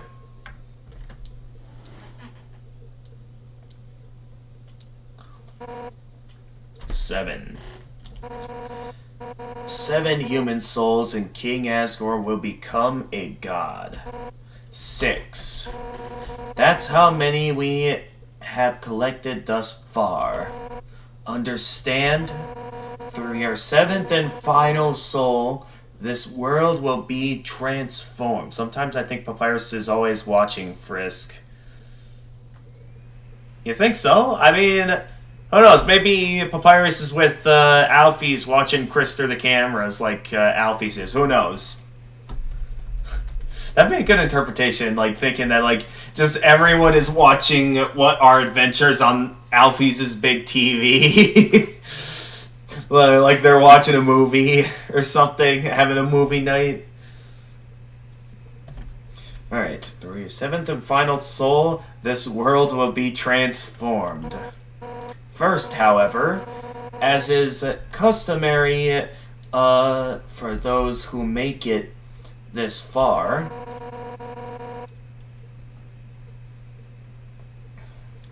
I shall tell you the tragic tale of our people. It all started long ago. Yeah, movie night! Yeah, don't worry about that, Undyne. We did take the time to read the descriptions on the wall, so we know the history by now. No, you know what? Forget it. Why should I tell you that story when you're about to die? Yeah. Sevens Cristiano Ronaldo's number 2. Oh, okay. You're standing in the way of everybody's hopes and dreams. Ah, I got something in my eye. No, I got something in my other eye. Yeah. Alphys' history books made me think humans were cool. With their giant robots and flowery swordsmen. But you're just a coward. Hiding behind that kid so you could run away from me again? Now let's not forget your wimpy goody two-shoe stick. Oh, I'm making such a difference by hugging random strangers. You know what would be more valuable to everyone? If you were dead. That's right, human. Your continued existence is a crime. Your life is all that stands between us and our freedom. Right now, I can feel everyone's hearts pounding together. Everyone's been waiting their whole lives for this moment. But we're not nervous at all. When everyone puts their hearts together, they can't lose. Now, human, let's end this. Right here, right now. I'll show you how determined monsters can be. Step forward when you're ready. Alright, luckily a save point comes up here. The wind is howling. You're filled with determination. Let's do it. Let's go. That's it then. No more running away. Here I come. Undyne, you should check the doctor for that. On guard. Undyne attacks. Alright, Undyne, attack 50, defense 20. The heroine that never gives up. As long as you're green, you can't escape. Unless you learn to face danger head on. You won't last a second against me. Alright, so similar to every boss, there's a unique soul mechanic. That, of course, being Undyne's green soul mechanic, which basically prevents you from being able to flee the fight, and it keeps you in place in the fight, requiring you to have to block Undyne's spears with that other spear that Undyne gave you. Alright, so we can either challenge or plead in the act options. Challenge. Alright, which one shall we start the fight with, Jedi Women Gamer? Let's challenge. Challenge, alright. Anyways, gotta go get... Alright, thank you for coming in, Chris Streamer. You tell Undyne her attacks are too easy. The bullets get faster. Not bad. Then how about this?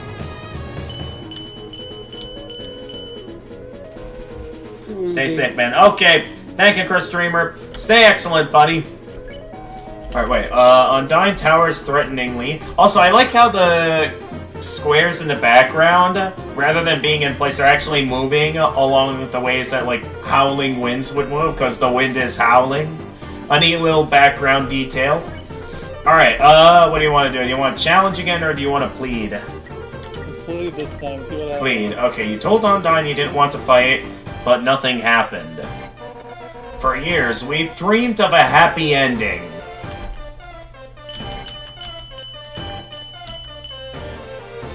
Undyne holds her fist in front of her and shakes her head. Okay, so pleading did nothing, and challenge seems... What? Challenge. Challenge? Alright, you tell Undyne her attacks are too easy, the bullets get faster. And now, sunlight is just within our reach. Undyne suplexes a huge boulder just because she can. Alright, what's our next move? Let's keep challenging. Keep challenging. Alright, you tell Undyne her attacks are too easy, the bullets get unfair. I won't let you snatch it away from us. Undyne points heroically towards the sky. Undyne have full metal armor, defense 20. Muffet have literally nothing but thin costume. 38.8 defense! Actually, that's a good point Freezing Time makes, is that, yeah, technically Muffet somehow has more defense than Undyne, despite Undyne wearing armor. That is a very good point, Freezing Time. Alright, what's our next move, Jedi Flaming Gamer? What? Keep challenging. Keep challenging? Alright. Endblade Energy. Welcome to this week, welcome to the stream. I kinda get used to not calling it this week's stream anymore, because I used to only do one stream per week, but I don't do that anymore. I'm trying to stream more often. But welcome to the stream. Hey, look, a birdie. Guys, look! A birdie! I'm not sure, I mean, you probably don't know that meme. That was like that's a bit more of a recent meme. Alright, what do you want to do, Jedi Women Gamer? Challenge again. Challenge again? Alright. You tell Undyne her attacks are too easy, she doesn't care. Yeah, enough warming up. I kind of messed up the order there. It looks like the Muffet skin twice as hard as steel. Yes, I mean, then again, she is a spider, and there could be other things as well. I mean, I know if we are considering, like, the power of spiders, they're usually quite strong. Like, if you've seen Wakaba from the So I'm a Spider, So What show, like, she's quite powerful, for sure. Anyway, keep challenging. You tell Undyne her attacks are too easy, the bullets get unfair. Heh, you're tough.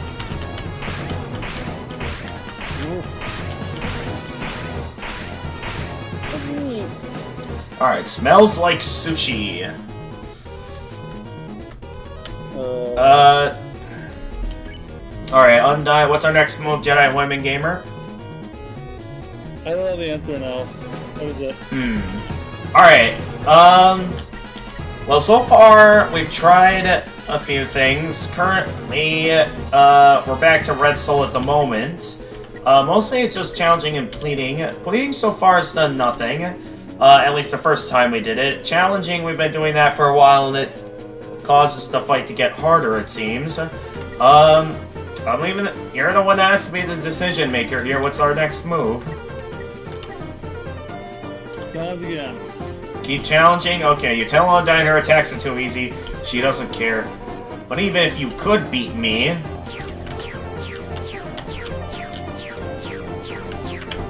I mean, at least she's giving out dialogue, so I guess the fight must be moving forward somehow. Try sparing Endblade Energy recommends. Alright, let's give that a shot. No human has ever made it past Asgore. Undyne towers threateningly. Okay, I guess maybe it's similar to Tutorial and we gotta keep sparing it. So I suppose we can try doing that. Honestly, killing you is now an act of mercy. Wait, hang on, I'll read that message in a quick second. I got hit by one of them. Well, now if we think about Toriel with defense 80, it's getting really... I mean, Toriel does have a lot of fur. It's probably hard to hit Toriel's weak spots underneath all that fur, maybe. So, and who knows, maybe underneath the robes she wears, maybe she has, like, chainmail on or something. Who knows? Keep sparing and you'll win. Alright, I'll keep sparing then, and Blade Energy. You gave it away then, dude. Wait, what's happening? Wait, what are you... You gave it away. Wait, what is it, Jedi? You gave it away, I guess. You think you gave it away? Well, let's keep sparing for now. So stop being so darn resilient. Oh, I thought that one was going to take a while to get to me. Alright, I'm getting a little bit worried about my health, so I think I am going to take this turn to heal. We have a couple of items. CT. I don't think we need speed all that much at the moment, so let's consume another nice cream. Toria with chainmail's pretty interesting idea. Yeah, maybe there is like some armor underneath the robes. That's the only thing I can think of. What the heck are humans made out of?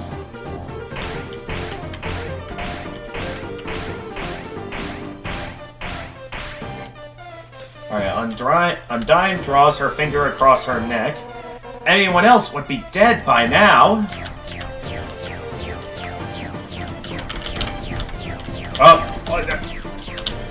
Haha! Made it through. Undyne suplexes a huge boulder just because she can. Alfie's told me humans were determined. Undyne draws her finger across her neck. I see now what she meant by that. Hey, game, don't lag on me now. Undyne flips her spear impatiently. But I'm determined too. Undyne towers threateningly. Determined to end this right now. Oh! Ah, that one came at me real fast. I couldn't react fast enough. Undyne flashes a menacing smile. Right now! Oh, ah! Actually, the only thing I don't understand is why Undyne's armor is so weak. Maybe it's aluminum or maybe it's, or maybe the armor's rusted or something. Who knows? Maybe, like, outside, maybe she's just polishing it or something, and deep down, maybe the armor already rusted a long time ago. I mean, then again, maybe it's because it's more of a magic armor, considering the fact that, usually monsters are always magic-like beings. Maybe it's something like a magic armor where, like, you know, meant to defend against attacks like, you know, if you had, like, the Moonlight Greatsword or something. And, because it's magic armor, it's not maybe it's not very good at defending against physical attacks. Maybe that's what it is. That could be a case. Alright, keep sparing. Right now! Okay, these bullets are moving real fast! Ah! I got hit by one of them. Undyne towers threateningly.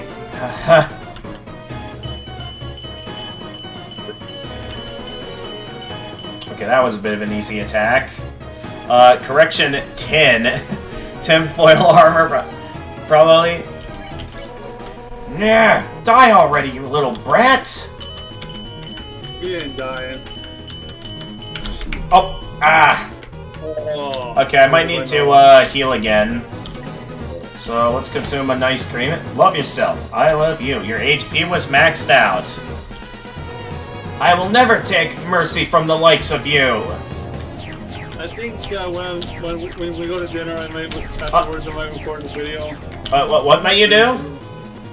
I think I'll record a video for myself while we're at dinner. Okay, alright. Alright, I gotcha. Undyne's eye is twitching in it voluntarily. You will never spare me!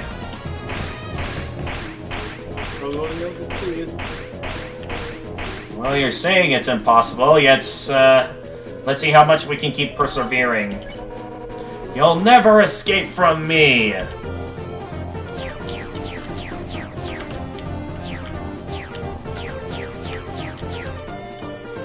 Undyne is smashing spears on the ground. You'll never escape. Okay, she's starting to have the same dialogue now. So I think we're starting to get to the point where, now that there's no new dialogue, we're gonna have to figure out what we're supposed to do here. Because, yeah, it seems continuously sparing isn't really doing anything anymore. It's mostly just, you'll never escape from me. Oh, even Jerry has more armor. Oh man, Undyne is hyperventilating. Alright, so we know that at this point it doesn't seem like sparing isn't going to do anything else. What? What are our options? Well, we're trying to continuously spare. It's clearly not doing anything anymore since she's just giving out the same dialogue. Our act options is to plead and challenge. Alright, challenge. You tell Undyne her attacks are too easy. The bullets get unfair. You'll never escape from me. Yeah, it's the same dialogue. Then what? Same dialogue, I guess. Oh yeah, she is. Alright, so challenge is mostly doing the same stuff. Does pleading do anything different now? You told Undyne you just want to be friends. She remembers someone. Her attacks became a little less extreme. You'll never escape from me.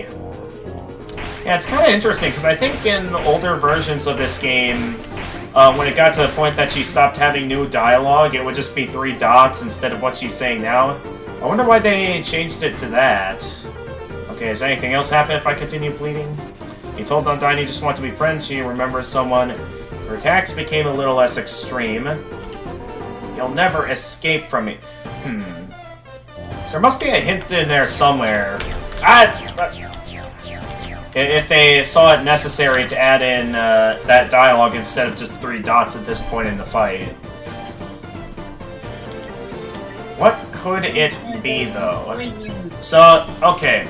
Go ahead and take a careful look at this, Jedi Hoyman Gamer. So, Jedi Hoyman Gamer, you looking?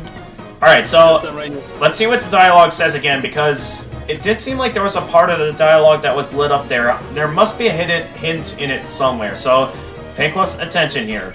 So, you'll never escape from me. Do you see any potential hints that... What? Escape is right. Escape what? Escape is right. Okay, okay, Freezing Time says something. Well, we can understand Undyne. Everyone would start to hyperventilate in Undertale. If they were told that even Jerry has more armor than them. Okay, so what do you think that hint means by having the word escape lit up in her dialogue, Jedi? You think we should flee? Alright, I mean, normally most bosses, when you'd flee from them, it would just lead to you being able to go back and try again, but... Oh, it seems we can run past her. Stop running away!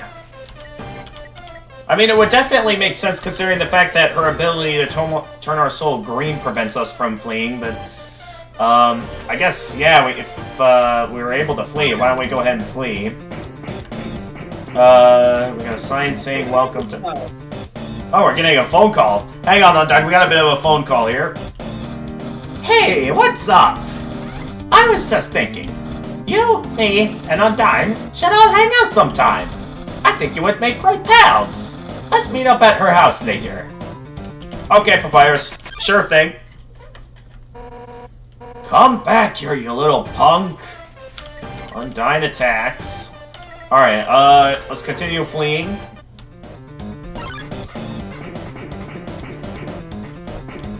Hey, Sans, what are you doing? A little detail I'd like to point out here is the fact that each room you go into, Undyne's movement actually gets slower, showing that, like, the effects of Hotland are starting to take effect on her. A little detail I just wanted to point out there. Armor, so hot, but I can't give up.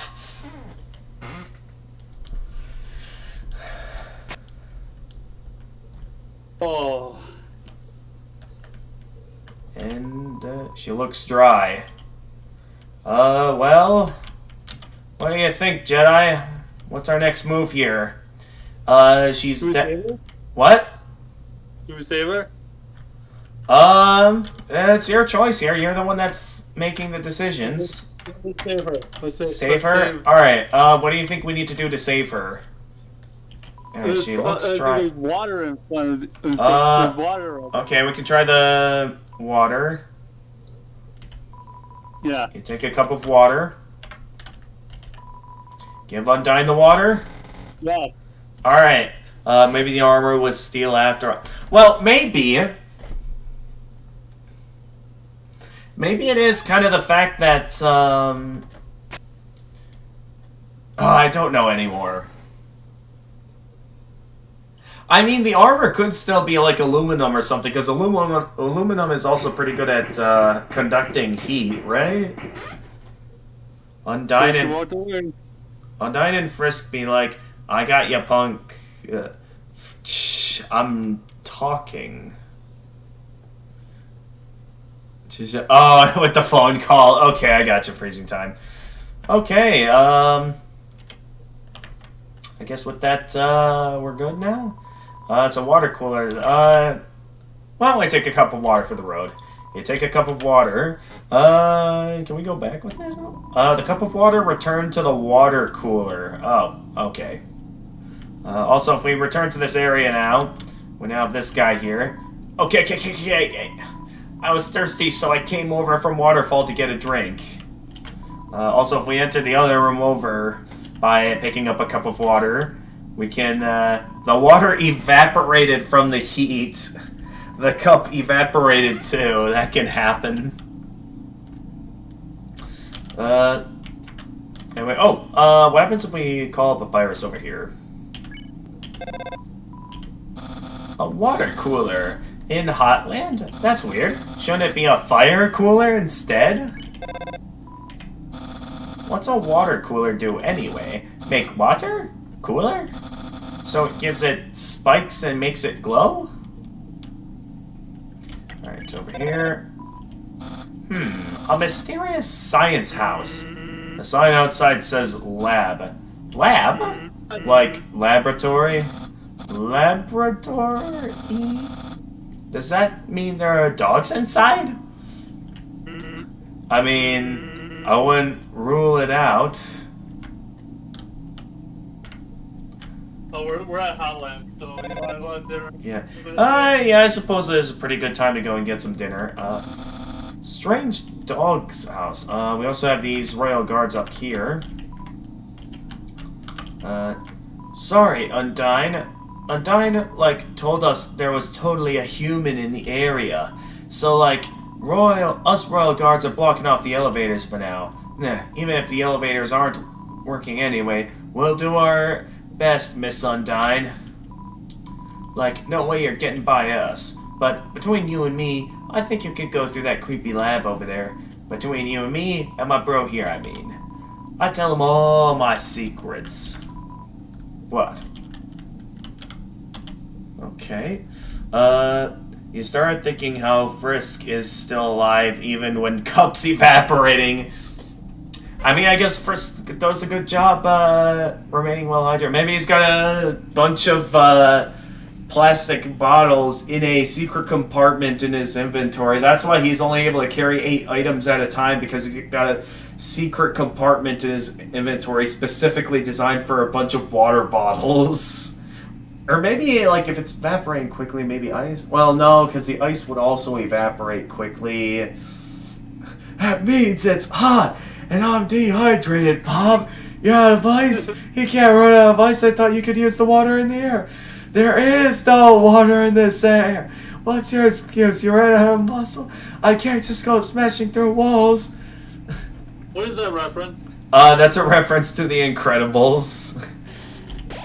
Seeing such a strange laboratory in a place like this, you're filled with determination. Yeah, it was the part where they were, I think, like... Don't give it away. Don't give it away. Okay, I won't give it away.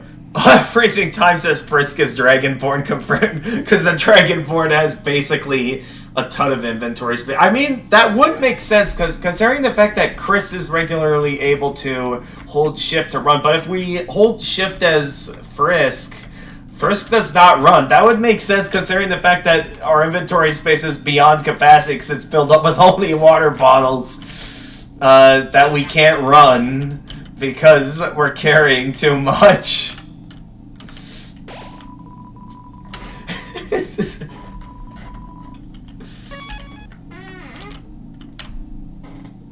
Anyway, yes. At this time, I am gonna go and get some dinner. Now, why did I hit the Alt-Tab option? I have Undertale on short screen right now. I did not need to do that. Also, I just realized that a tiny smidge of my face cam is taking up a bit of the screen. That does not look good. Let me see if I can adjust that for that to look nicer. Okay, that looks much nicer. I was not able to pay attention to that. Anyway, I'm gonna prepare my out to lunch screen to show that I'm currently out having dinner. And I will be back later. Why am I hearing static through my headphones?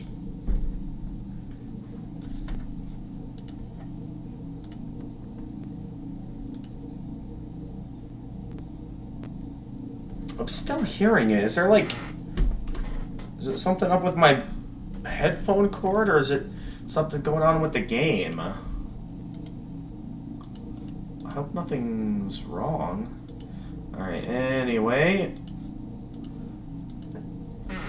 I will be back soon, everyone. Stay tuned. I'm gonna mute. I'm gonna mute. All right, go ahead.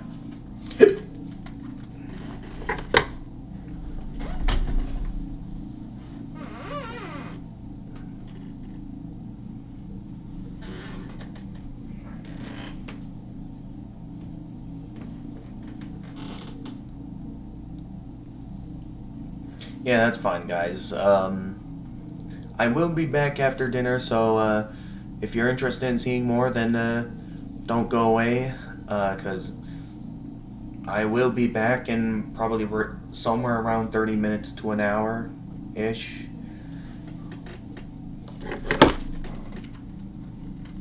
I'll be back. So we're not done yet.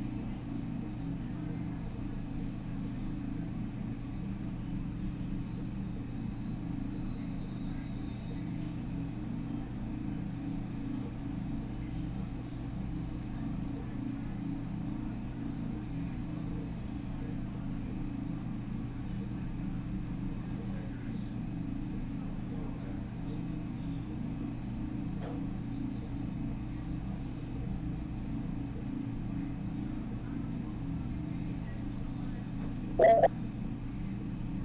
guys, I'm Joey William Gamer.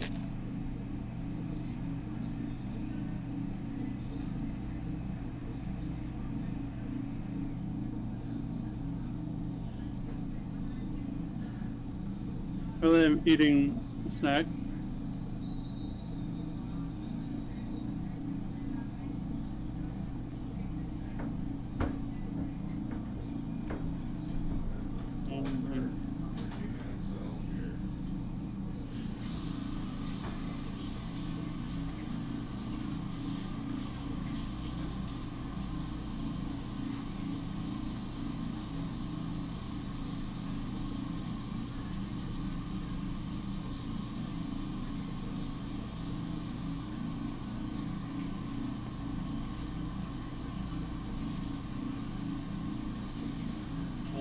Um, good.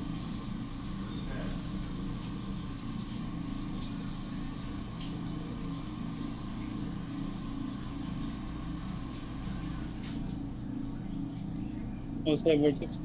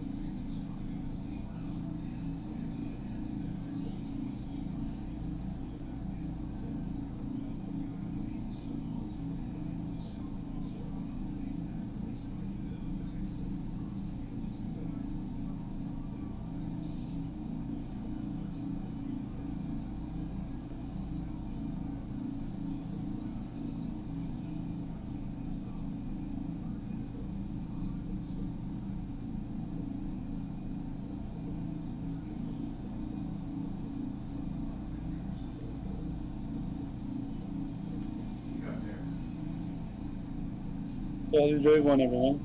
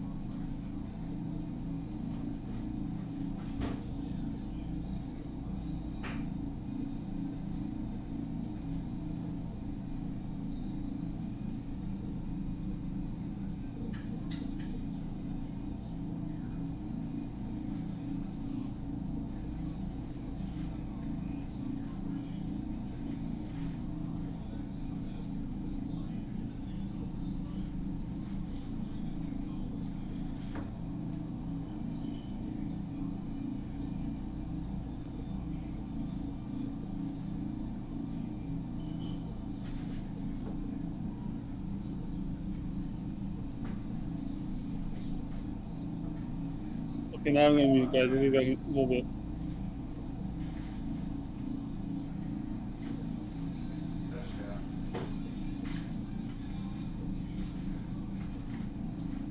We'll be back in a bit.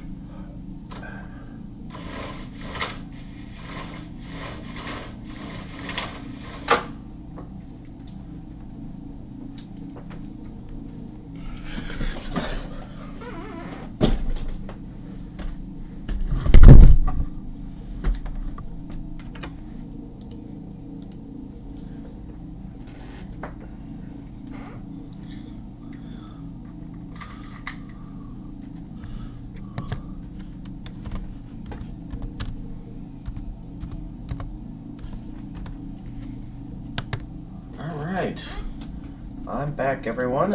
I'm assuming Jedi is probably still out having dinner. I suppose while I'm waiting on him, what's something I could do? Because I kind of don't want to continue without him. And, I also don't want to keep you guys waiting any longer than I have to.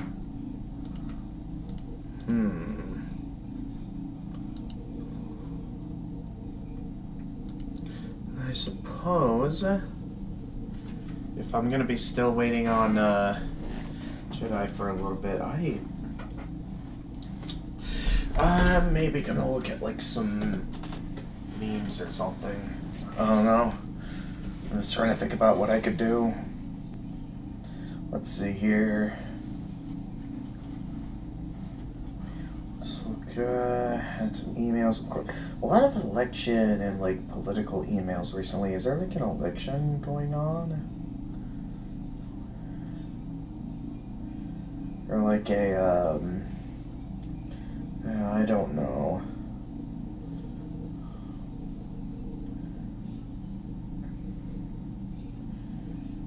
Okay.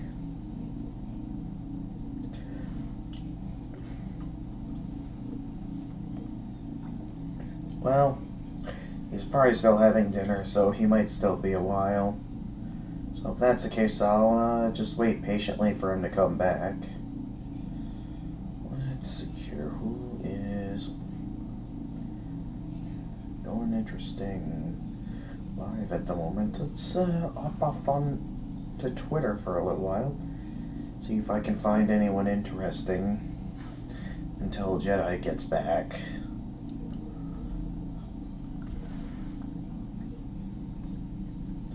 Let's see here.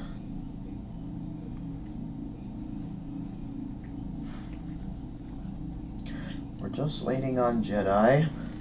I'm still here, everyone, don't worry. I'm back from dinner. I'm just waiting for Jedi to come back.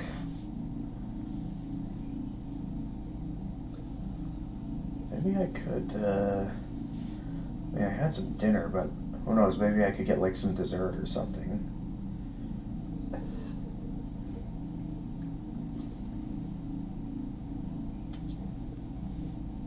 Who knows?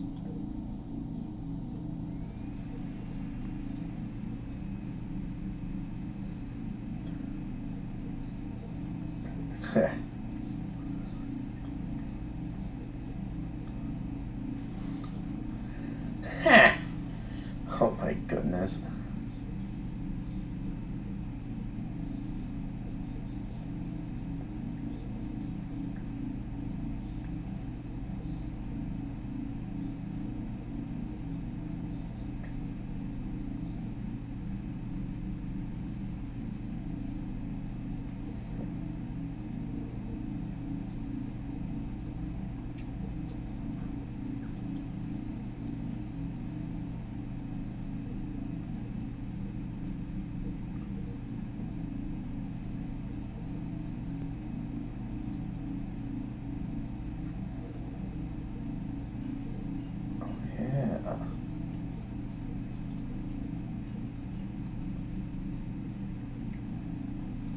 Wait.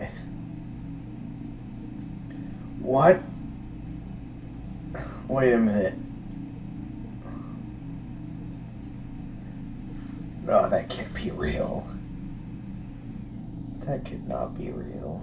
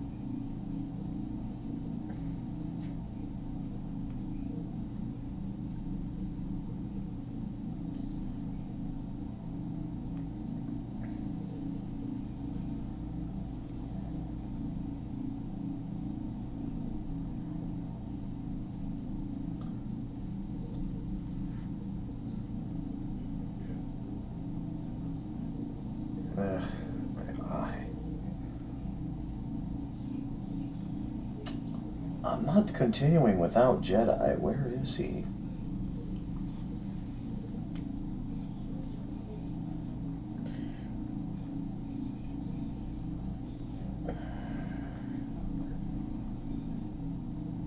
Because I know nobody's here right now, but I would prefer to have something at this time.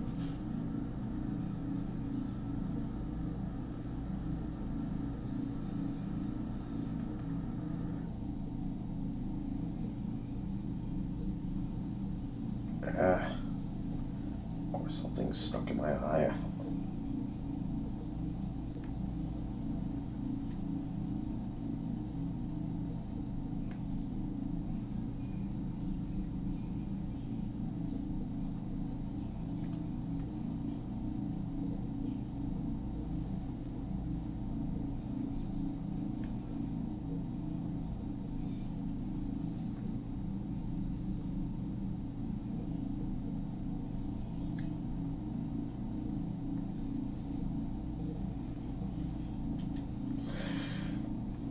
Yeah, how about I send him a message so he knows that I'm waiting?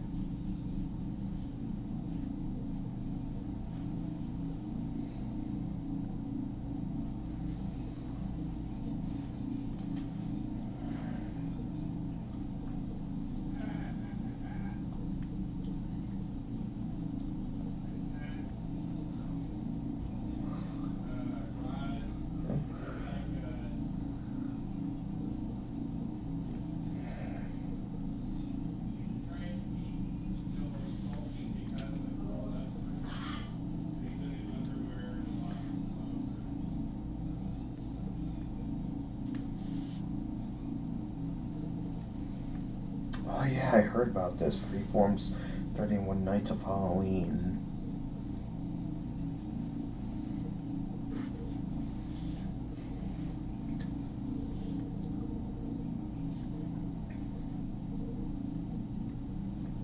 Why are my eyes so itchy today?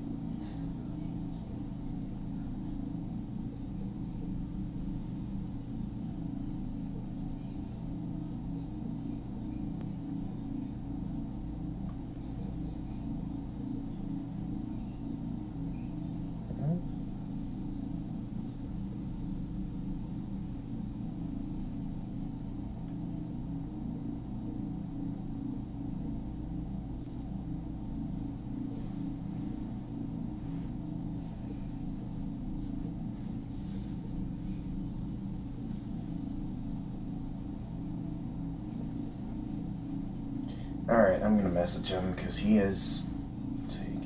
I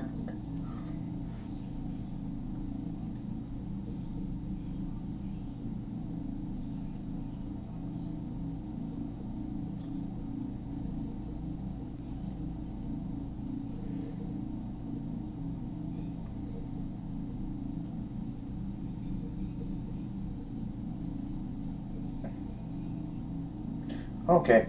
He's,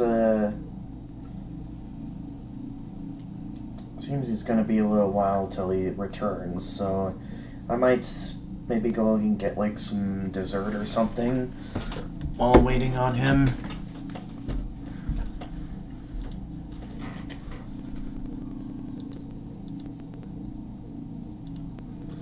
So yeah, I'm gonna go ahead and do that while I'm waiting on him. Because yeah, I didn't factor in the fact that he probably wouldn't be ready yet. So let's get my usual out to dinner screen ready again. Didn't think I'd have to open this back up, but here we are.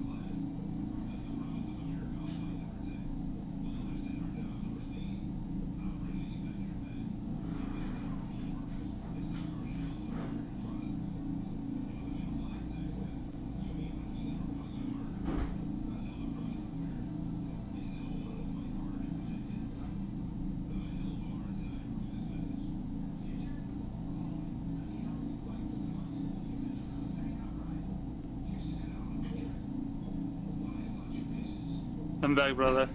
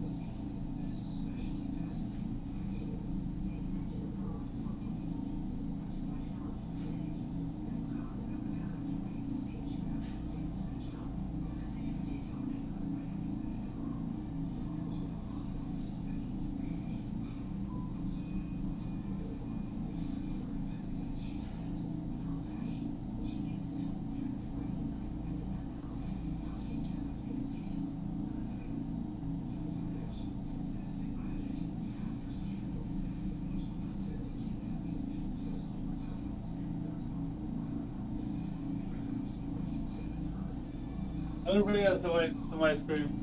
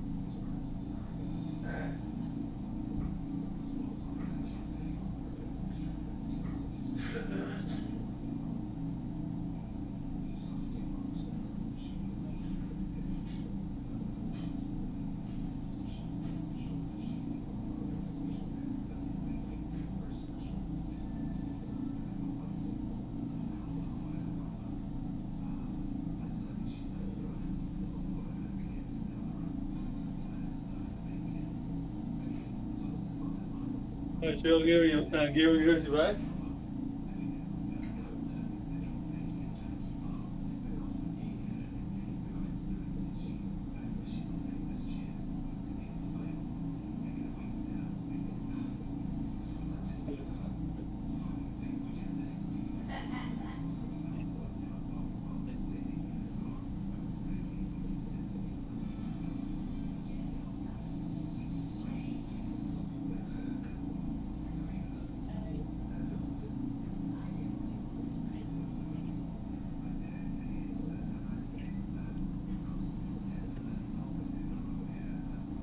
Now these, I think I can make them at home.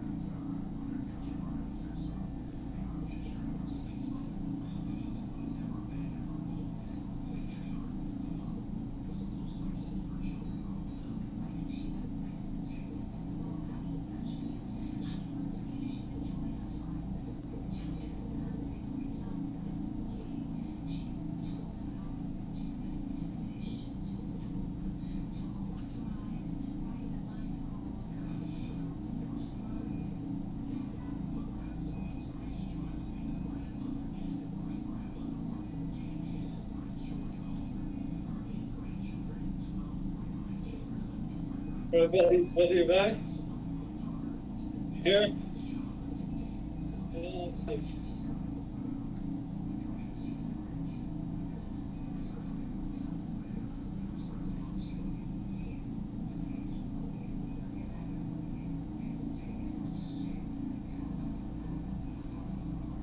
Okay.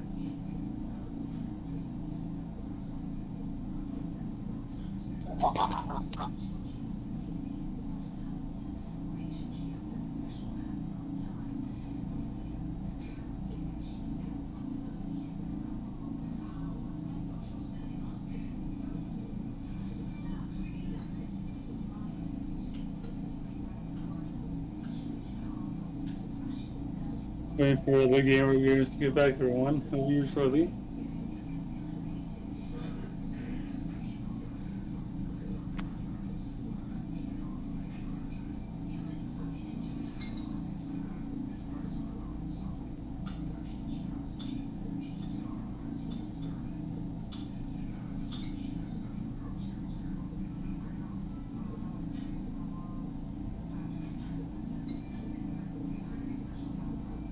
Oh shoot. My battery's about to die on me. That's not good. No, that's not good. That's not good.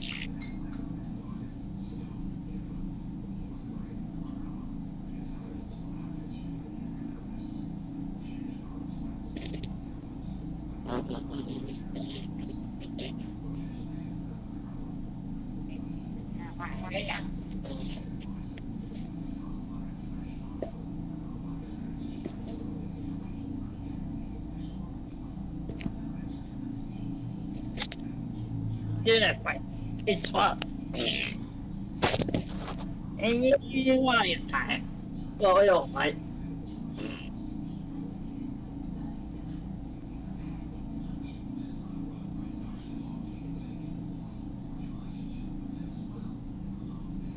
Yeah, finally. We're gonna show you again.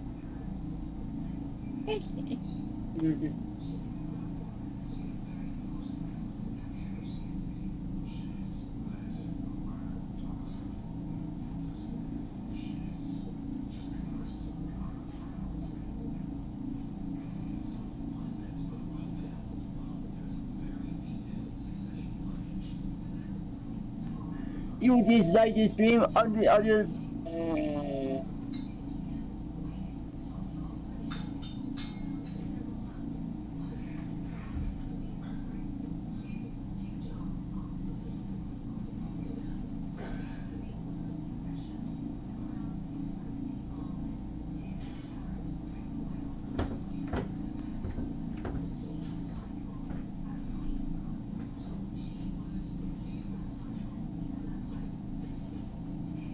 Oh, he's coming.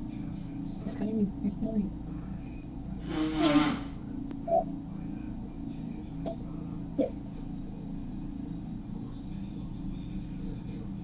You bad, buddy? Hey, brother?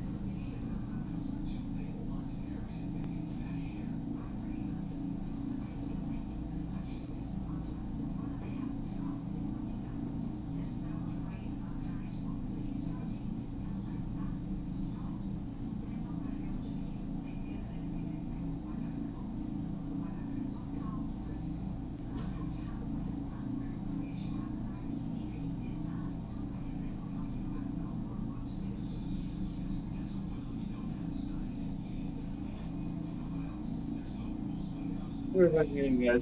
We'll move on with my everything. Oh, you know, random stuff. Sometimes having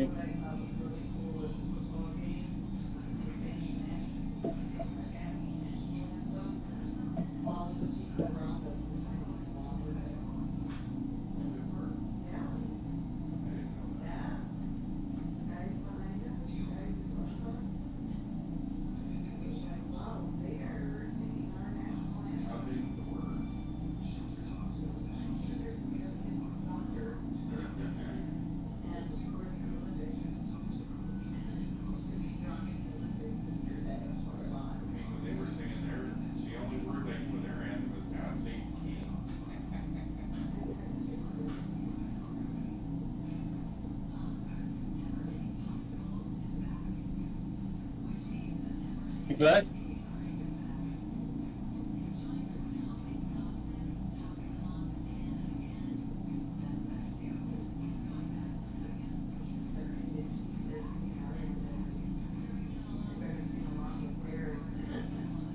Yeah, I heard about it.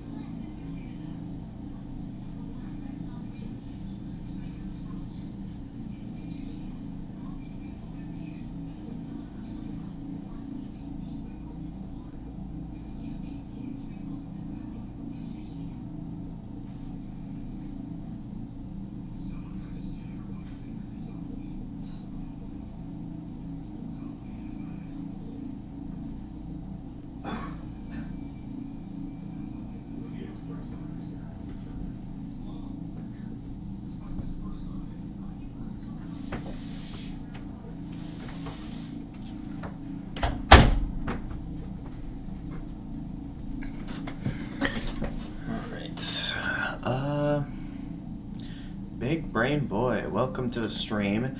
Give me a moment to set things up here. I need to plug my headphones back in.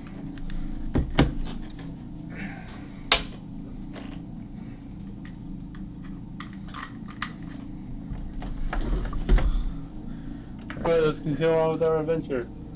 Yes. Welcome back. Alright.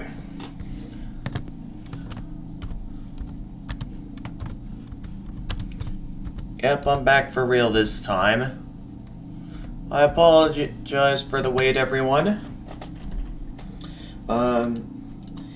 Yeah, I did arrive back a little bit earlier, but yeah, I didn't realize you weren't finished eating yet, so I took a little bit of time to get some ice cream, and I suppose that took a little bit of a while, but I'm back now, and we can go ahead and start continuing.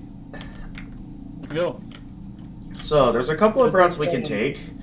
If we're wanting to go the full pacifist route, we're going to want to take Papyrus's recommendation earlier and go spending some time with Undyne. Or my river, it doesn't really matter. I would love... I love to ride my boat. Would you care to join me? Ride in the boat? Oh. Absolutely. So, with the help of the Riverman, we are able to fast travel to some previous locations, such as Snowden and the waterfall. Oh, So we now have a bit of a fast travel system, so we don't have to tediously walk from the different locations in the game. So for this, we're going to be heading down back over to Waterfall to get some useful items.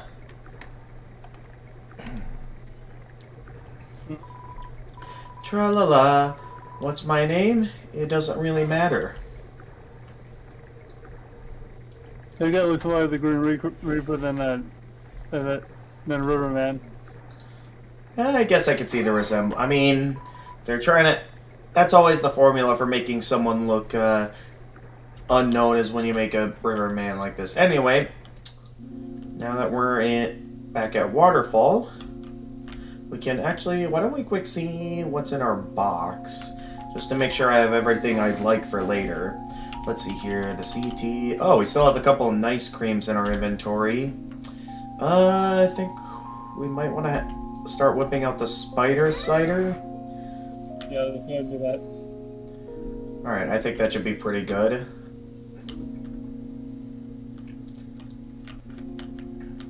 So, if you remember correctly, Papyrus invited us over to Undyne's house, as we were hilariously in the middle of running away from Undyne.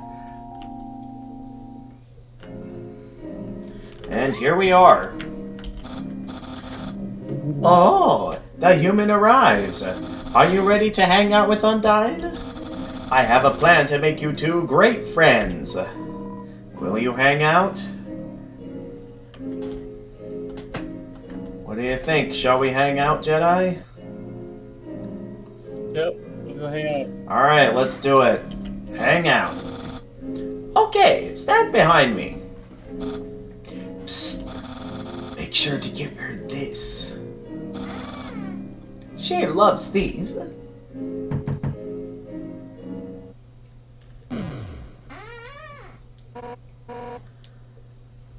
Hi, Papyrus. Ready for your extra private one-on-one training? You bet I am. And I brought a friend. Hi, I don't think we've... The way she looks at Papyrus there. Why don't you two come in? So when? Alright, let's head on into Undyne's house. Here, Undyne! My friend bought a gift for you on their own. Thanks.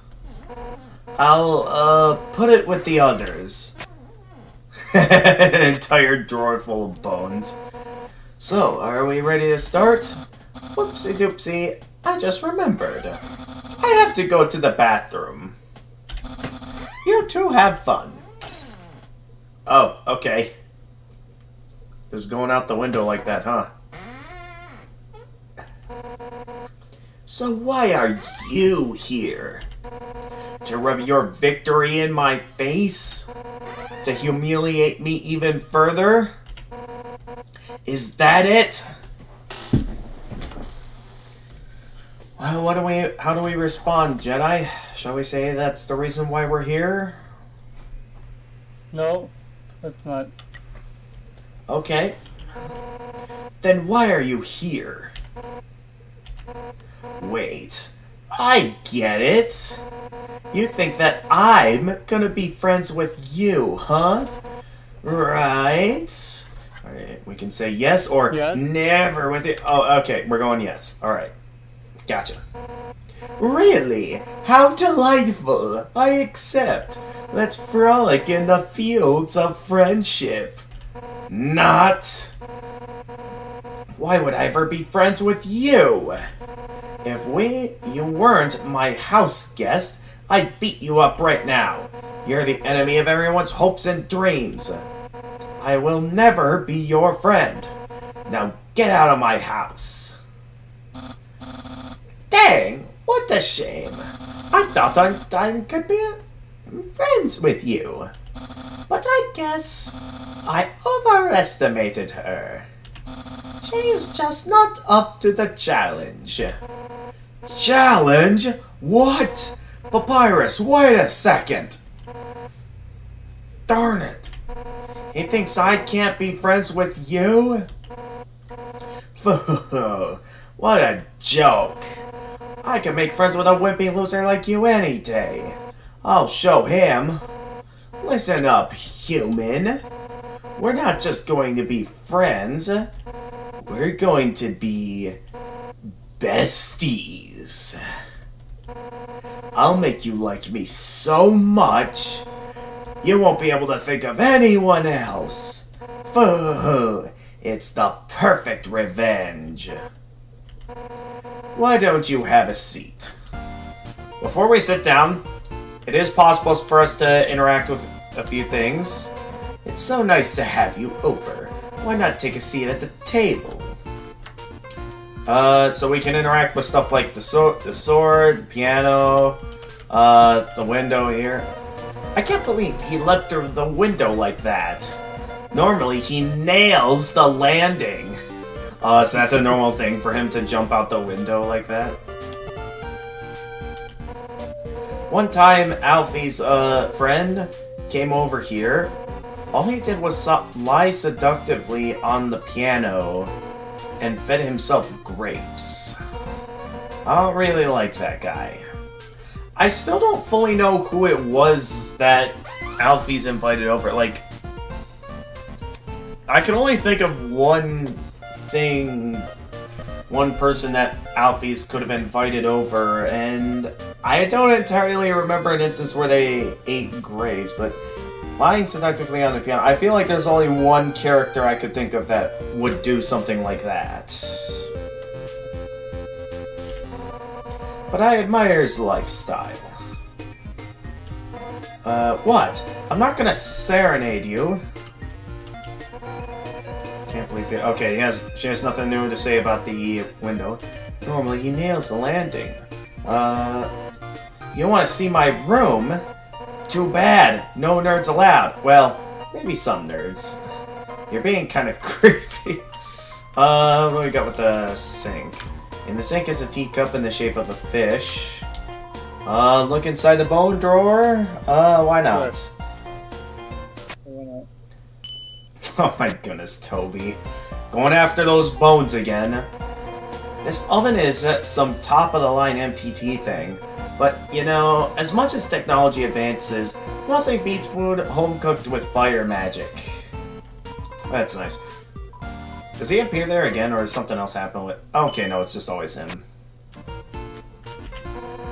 Something is some... Okay, she says the same thing for the oven. Home-cooked food with fire magic, okay. There's a silverware drawer. It has forks, spoons, knives, tiny swords, axes, spears, nunchucks. Oh, okay, I just interacted with the exact same item.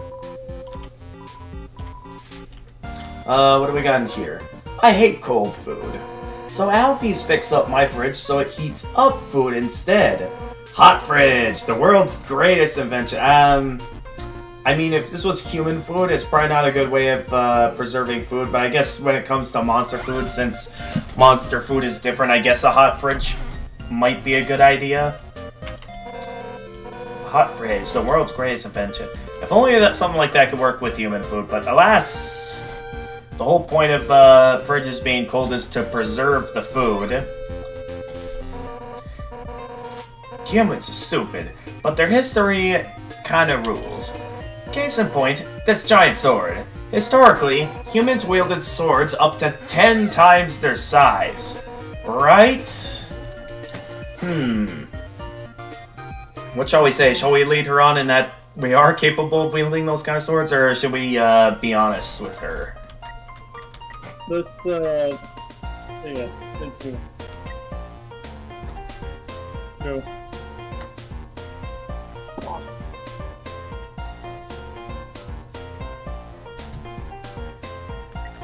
Yeah, that's right. What? You're saying it's right? Alright. I knew it!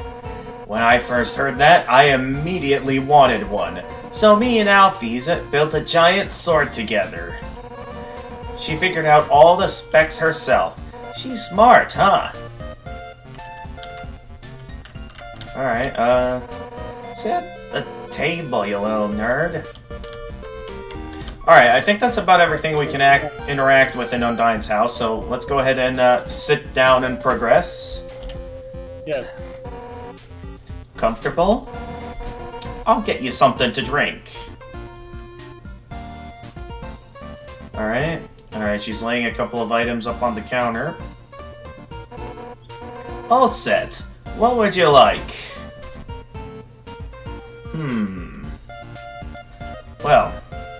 Although we did just sit down, I suppose we're gonna have to walk up to each item to see what it is. So, let's go take a look. Hey, don't get up!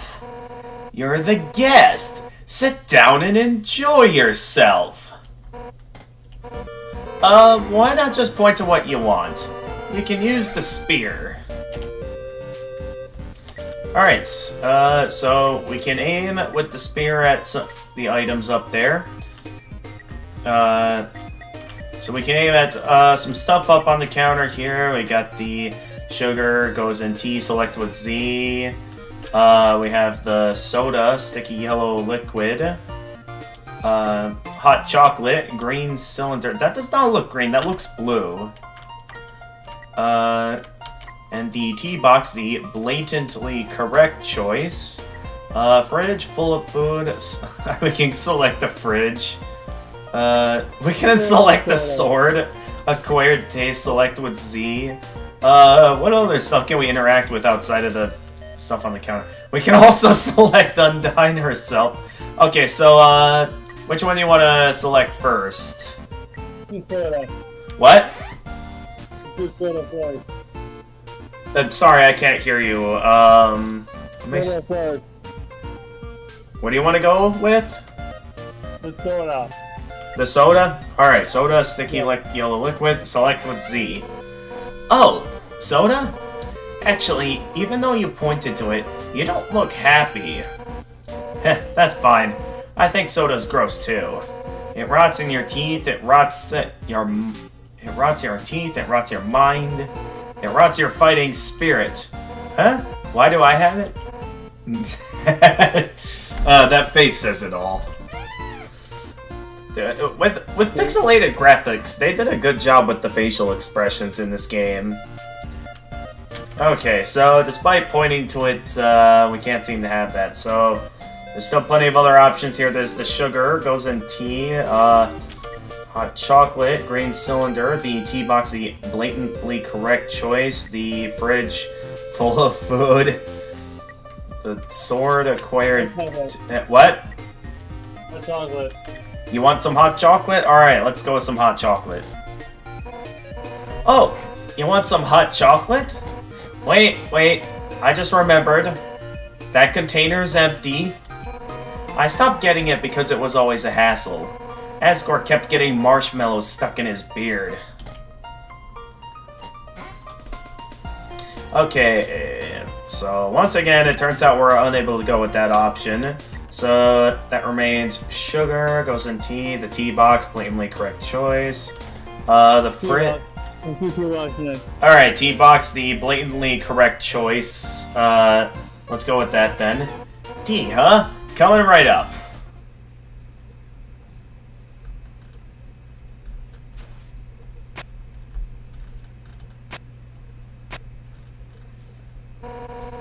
It'll take a moment for the water to boil. Alright. Oh yeah, should look at this at some point. Mostly on reward stuff from the credit union. Okay, it's all done.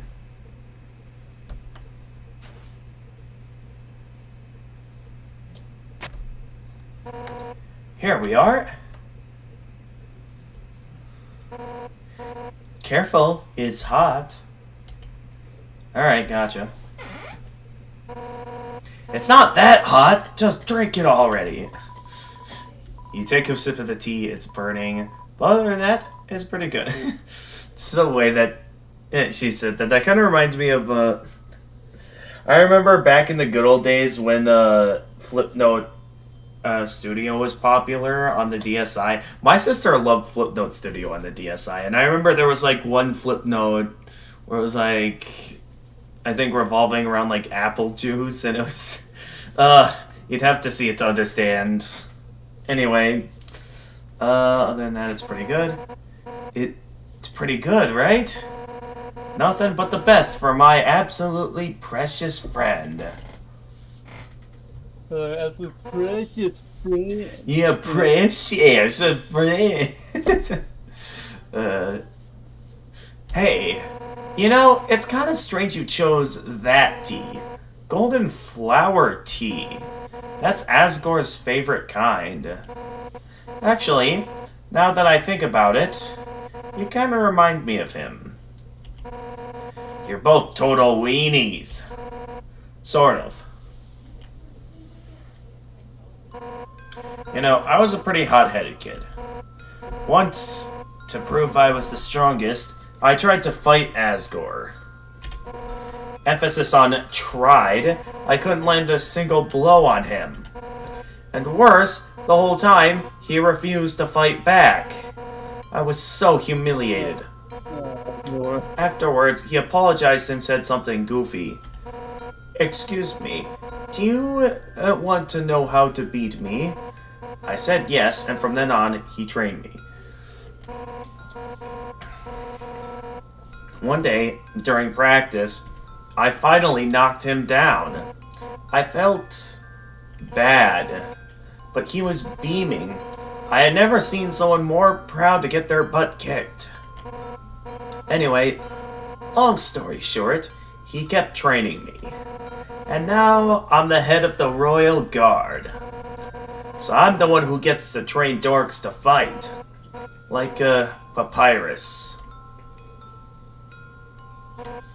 But, to be honest, I don't know if I can ever let Papyrus into the Royal Guard.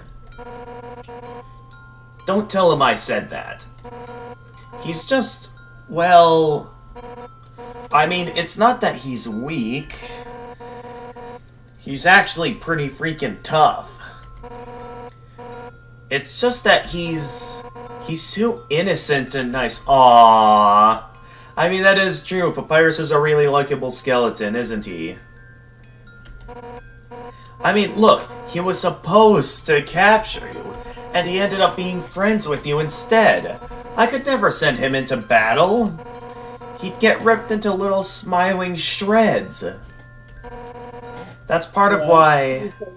What? Is the food ready? Ready, do you think? I didn't try one actually. Hang on, everyone. Gotta bring my phone upstairs this time. What's happening? I'm just gonna have a little bit more to eat. Well, bring my phone here this time. Oh, there's a little bit more to eat. Okay. I hope they're okay with you having that at the table. I'm pretty sure they will. Very well. Anyway, You ready? continuing with the game. That's part of why I started teaching him how to cook, you know? So, maybe he can do something else with his life. Oops. Oh, sorry. I was talking for so long. You're out of tea, aren't you? I'll get you some more.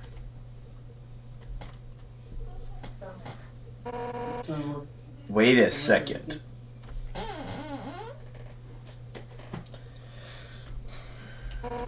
Papyrus. His cooking lesson. He was supposed to have that right now. And if he's not here to have it,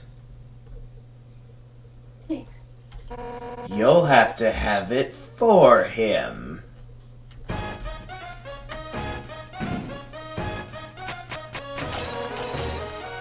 That's right.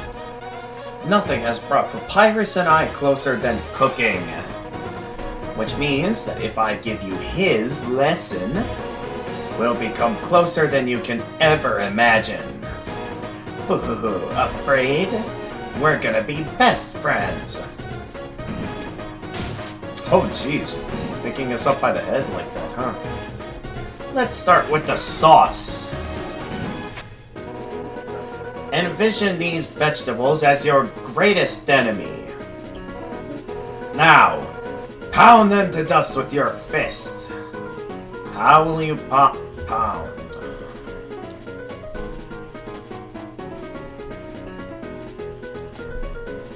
Alright, so we can choose to pound the vegetables strong or wimpy. Or I'll wait patiently for him to get back from dinner. So it seems he's taking the time to eat. So, one moment, everyone. Jedi Appointment Gamer will be back shortly.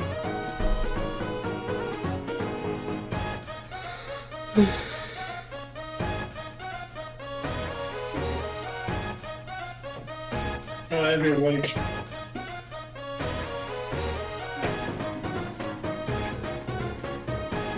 Alright, I can wait on you. Alright.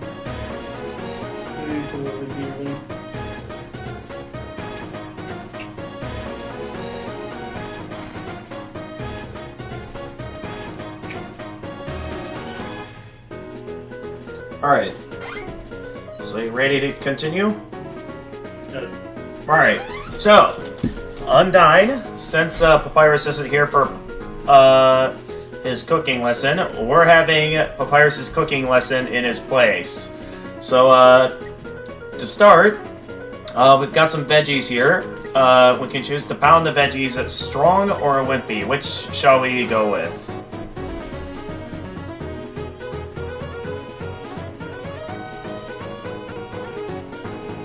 So we can choose to either pound the veggies strong or wimpy. Which option shall we go with? Yeah. What? Yeah. Strong? Alright. You punch the vegetables at full force. You knock over a tomato.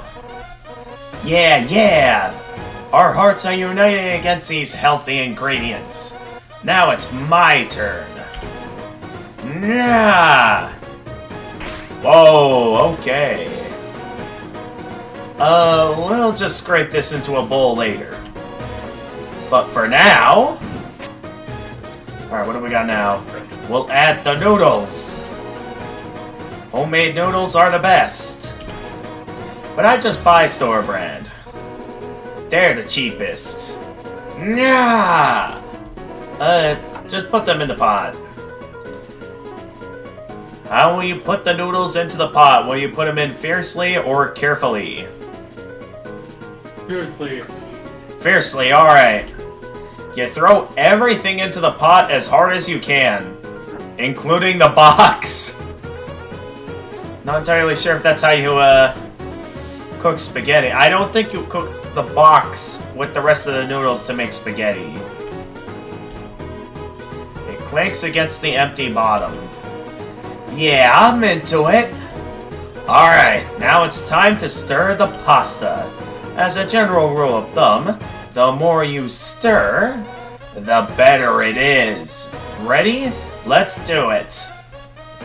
Press X repeatedly to stir. Alright. Stir harder. Alright. I'm pressing both Z and Enter to stir it as quickly as I can. Harder! Harder! Let me do it. Whoa, whoa, whoa, whoa, whoa. Okay, that's some pretty intense stirring there, Undyne. That's the stuff. Alright, now for the final step. Turn up the heat. Let the stovetop symbolize your passion. Let your hopes and dreams turn into a burning fire. Ready? Don't hold anything back. Alright, hold right to turn up the heat. Alright, I'm turning it up. Hotter! You sure that's looking pretty hot? Hotter! You sure? Hotter! Wait, that's too... Oh boy.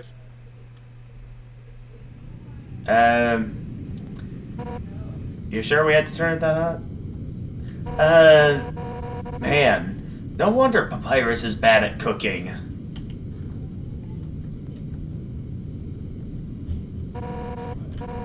So what's next? Scrapbooking? Friendship bracelets? Oh, who am I kidding? I really messed this up, didn't I? I can't force you to like me, human. Some people just don't get along with each other. I understand if you feel that way about me. And if we can't be friends, that's okay. Because if we're not friends, it means I can destroy you without regret.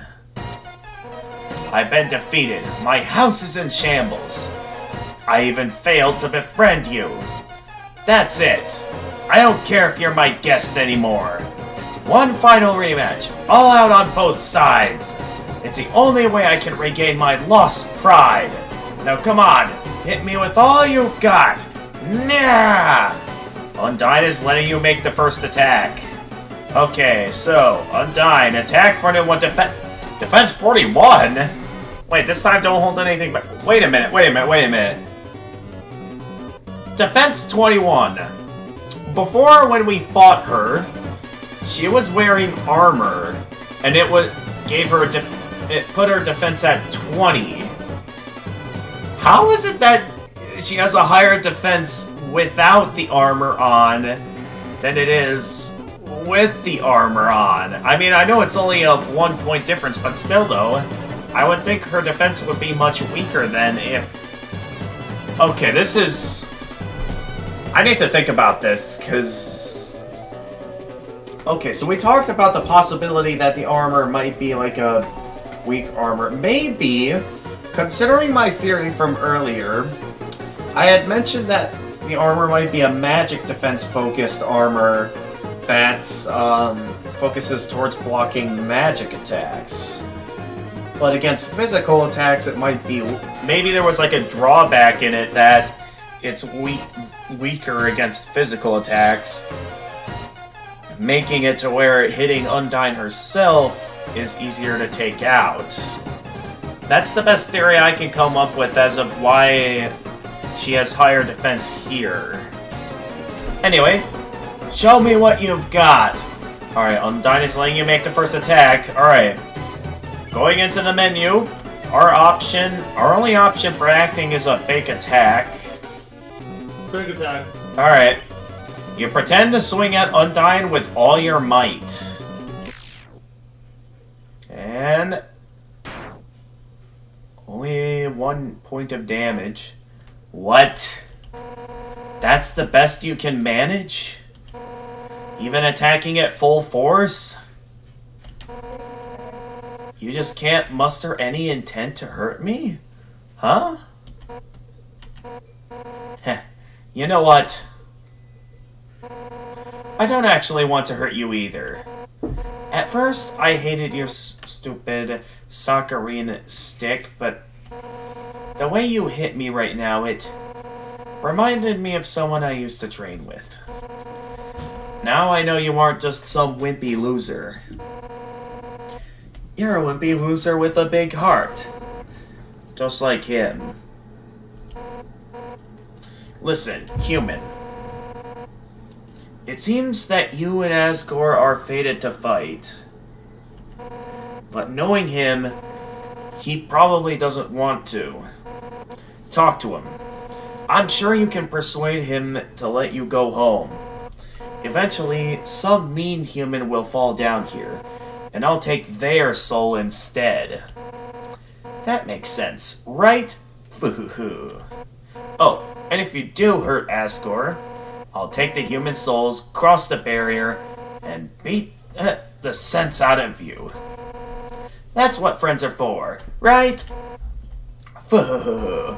Now let's get the heck out of this flaming house. Well, that was fun, huh? We'll have to hang out again another time, but somewhere else, I guess. In the meantime, I guess I'll go hang with Papyrus. So if you need me, drop by Snowden, okay? Oh, and if you ever need help, just give Papyrus a ring, okay? Since we're in the same spot, I'll be able to talk too. Well, see you later, punk.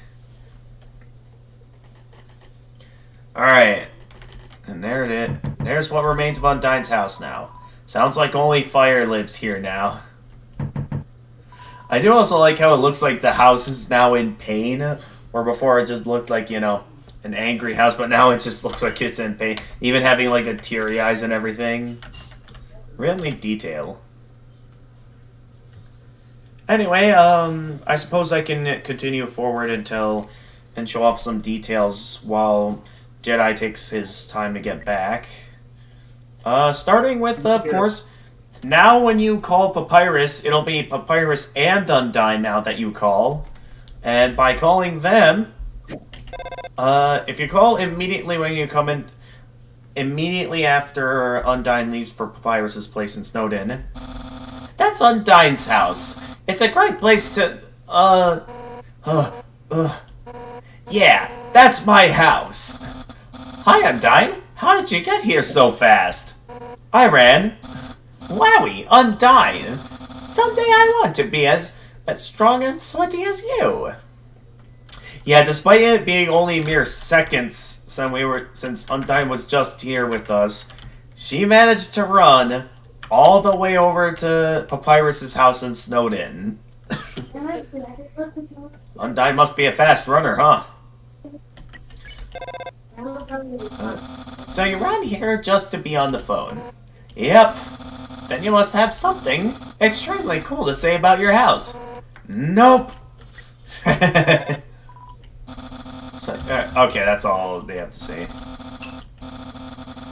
So yeah, you can only, similar to when you immediately call Papyrus the moment you get his number while still in his room.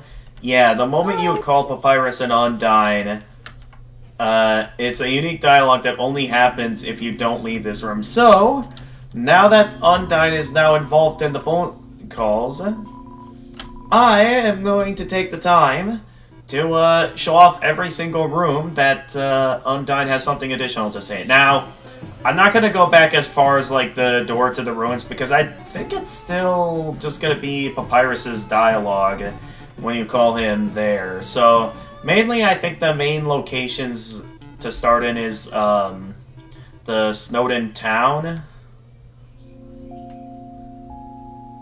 So that's going to be the starting point. Oh wait, I just realized I can get to Snowden much faster if I didn't take the duck. What am I doing? Alright, let's go back, have the bird carry us again.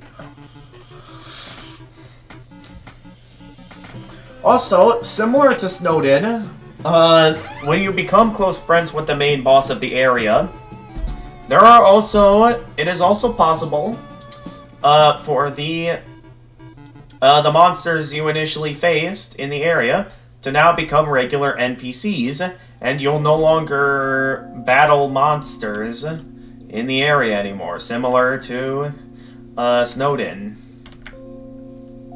So, with that in mind, we're gonna head all the way back to Snowden Town. Also, every other time you fetch a ride from the river man or woman, whoever it is, we never know, the boat always changes its form. I have no idea if that's just means that they got a different boat, or if that means this is a different river person. What? I realize that too. I see that too. Yeah, so I have no idea if this is like a different river person, or if this is like the same one, but like with a different boat. Dog-themed boat. Tra-la-la, Temmie Village. The room before the darkening lantern room. Yeah, that's a little hint if you are having trouble finding Temmie Village. Because, yeah, Temmie Village is kind of down a secret path that it can be a bit difficult to find your first go. Come again sometime. Tra-la-la. So now, we're back in Snowden, where if we head on over to Papyrus's house here, you can see that we can now interact with both Undyne and Papyrus. I'm so glad you and Undyne are friends now. You two go together like pasta and burning. Okay, nothing new to say from Papyrus. Hey, punk, what's up? Achoo. Papyrus, how can you stand this cold? I have no skin. So why don't we stand in Grailsby's instead? Because I hate grease. But you don't have a stomach. No, but I have standards. Also, another neat little detail is if you call Papyrus's phone while standing by him, it'll actually show, like, Papyrus moving, showing that, like, he is, like, talking to you on the phone. Snowden, home of Papyrus. That's the slogan, right? Oh yeah, we can't access the locked door back there yet. So moving forward, I forget, where all can we call Papyrus and Undyne? Is it mainly just... Okay, we can call Undyne in the library. I couldn't get enough books when I was a kid. I tore through all sorts of them. I ripped through tons of them. I kicked them into shreds. I guess Undyne doesn't like books. But now I think reading's cool. Alright, still quite a bit we can interact with here, so... Going back to some of the previous buildings, we got, I believe, the inn.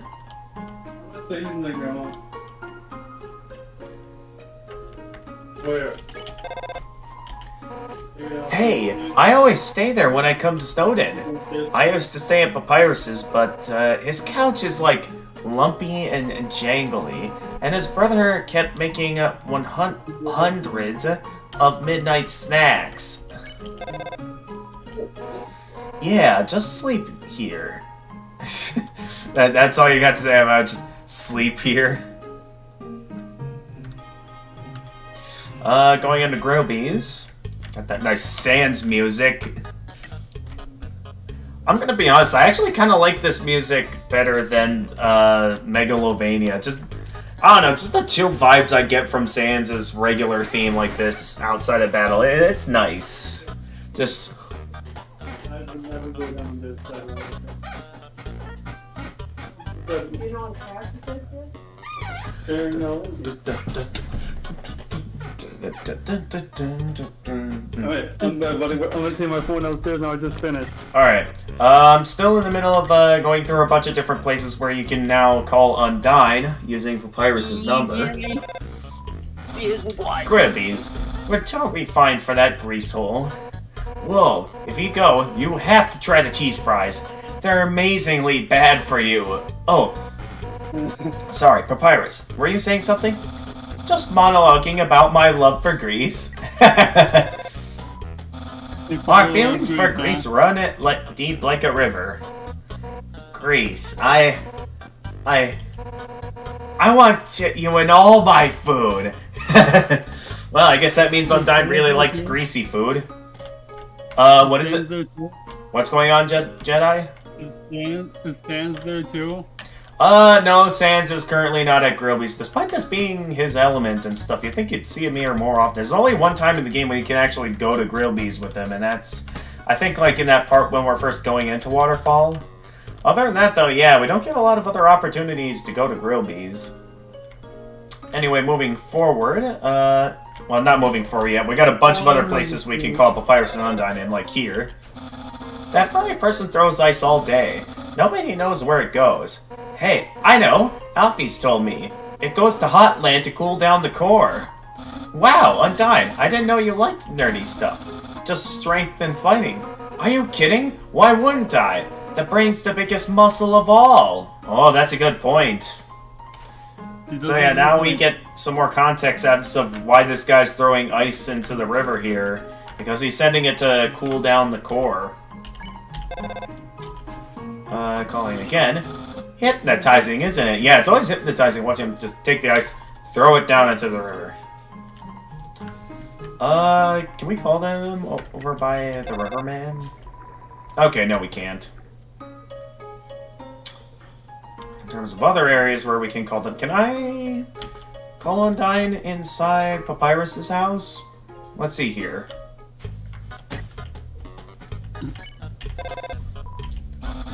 You're in my house. Good choice. Though I guess it's technically Sans' house too, but I prefer not to discuss his part of it. His room is like, it's like another world. Where they don't know how to vacuum. Okay, I think there's no unique dialogue going into Sans and Papyrus's house to call him. It'd be funny if there's a way that we could go back into the shed. Hello? That's not my house. That's just my cool tool shed. Do you call it your cool shed? No, I never thought of that. That's why we're friends, Undyne. You enrich my life with shed-based puns. That's the only one I've ever made, dude. You should learn a privacy. I mean, it is kind of interesting that, in case you have forgotten, the only way you can actually get inside the tool shed if you lose to Papyrus when fighting him, because rather than simply, you die and get game over, losing to Papyrus, he actually keeps your HP at 1 and puts you in this tool shed, where it's like this little, very bad quality cell that's super easy to escape from, and it's great. It's great. Anyway, what does Papyrus have to say here? Yeah, this is the best room for snow wrestling. Snow wrestling is when she sneaks up on you from behind and then tackles you and yells, "Snow wrestling! It's not the best game." Well, you know what I think? What? Snow wrestling! No! We'll have to play sometime. Alright, moving forward, once again, we're in a room where we can see the ice traveling along the river. If you're going to Snowden, I won't have much to say, but I will. There's the rub, right? Yeah, that is true. Like, if you try calling Papyrus in Snowden, Undyne will not add anything. It's mostly just Papyrus talking, which we've already seen his dialogue back when we first got his number, so we don't need to do that. Where? In Snowden, duh. I'll do my best to find the rub. Hey, I think I found something. Oh, where? And what's this horrible noogie? It's the rub. Oh, never been a fan of noogie. Oh, hey, Sans is still here. Let's hang out again sometime. I think I haven't said it before. This is Papyrus's brother's station. I'm always catching him slacking off or sleeping, but his results are just good enough to not fire him. Well, except today. He didn't tell me anything about you. Unlike Papyrus, who basically told her everything about us. Just scraping by the bare minimum every time. I guess it's kind of impressive. Wow.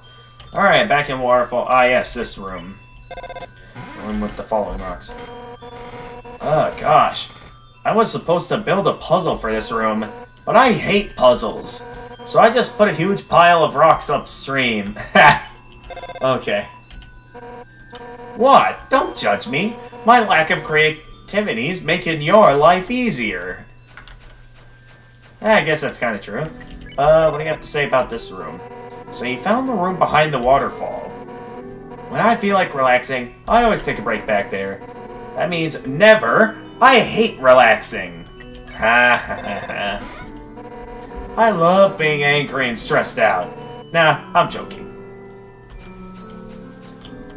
That's great. So she has a resting spot, but doesn't... Ah, yes, this room. This is the iconic room where we first saw Undyne when he was having his meeting with Papyrus. This is the room where I first spotted you. Yep, and she spotted us after the meeting. You have no idea how many spears I wanted to throw. But, that seagrass is under scientific protection. So the reason why she didn't try and attack us the first time she saw us was because she didn't want to damage the grass, the tall grass there. What? That's a real thing. Yeah, so I think it's eventually revealed later that this grass here is something that Alphys is using. You'll see what that is later. For now, though, let's keep moving. Ah, yes, this puzzle. Wait, did you actually do the puzzle? You can't just jump across? You can't do the jimpity-jumpity joodle? Yeah, that's true. The limpity-loppity leap? Yeah, nope, our character can't jump like in most games. I mean, at least the guy from Dark Souls, while it's a bit complicated, it is possible for him to jump. At least. Ah, yes, this room. Yeah. Alphys helped me measure out the mud tiles for this puzzle. It was a lot of work, but we got to make sand castles after. We're a good team. She's great at building them. And I'm great at wrecking them. So that's why there's no sand castles in this room. Because she wrecked them all. There's barely even a trace of them now. We exit sand. Usually most sandcastles don't last very long. They might last a little while, but considering the physics of sand and, you know, them always being near the water and stuff, they, yeah, usually get taken down easy. It's a fun activity for kids, but yeah, they... did I get to look at anything else? Oh, yeah, I already called her there. Does she have anything to say about this room? What's better than a bench full of quiche? Oh, that's it. Just a bench.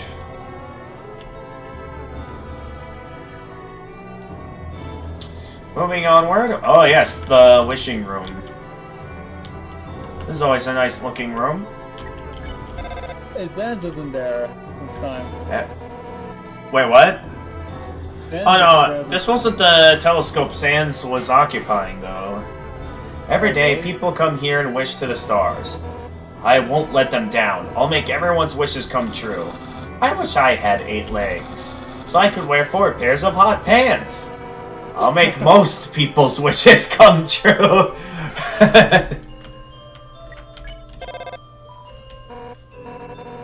What? You have a wish? Add it to the pile, punk. The humor in this is amazing. Oh, hey, it's Washua.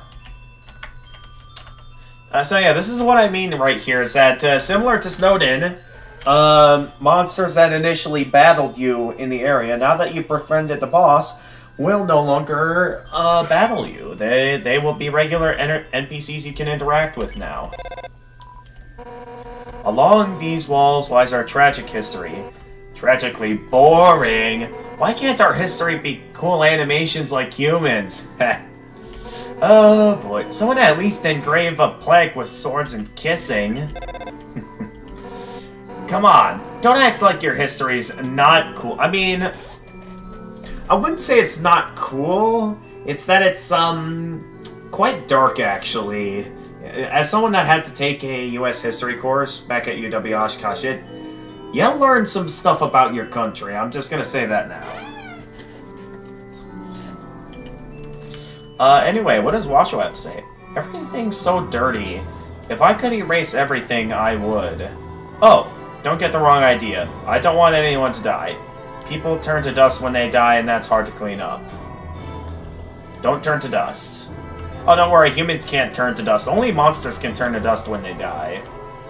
I mean, it's kind of worse for humans, though, since, like, their lingering corpse is kind of left behind to rot, I guess. Alright, anyway, taking the ferry over here. Thanks for stepping on my face. Here's 3 gold. You got 3 gold. Anyway, heading back into the area that we had our first encounter where we had to run away from Undyne in this room. This is where I threw all those spears at you. That was fun. Let's do that again sometime. Yeah, no. Come on, don't fear the spear. Alright, and then this room, this is the one where she tried to grab us, then accidentally grabbed Monster Kid instead. If it wasn't for that grass, I'd have kicked your... if not for that Groody, I'd have kicked your booty. Anything else to say about this one? Don't ask me what a Groody is. Oh, man. I love it. Oh, yeah, the cheese that's stuck to a table because it has a crystal grown around it. Where are all these tables coming from? Actually, that's a good point. This is a table in the middle of nowhere.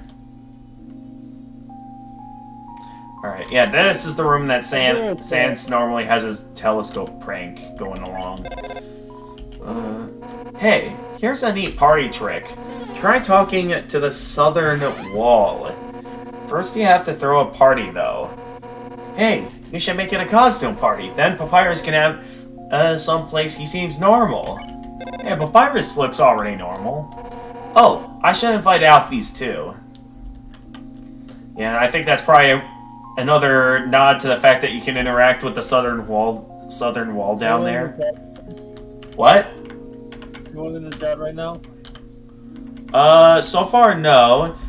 Freezing Time said they'd be back once it gets to be around morning time in their time zone, and I know Chris Dreamer, I think it was getting late for them. There was someone that came in earlier named Big Brain Boy that said they were the 159th subscriber.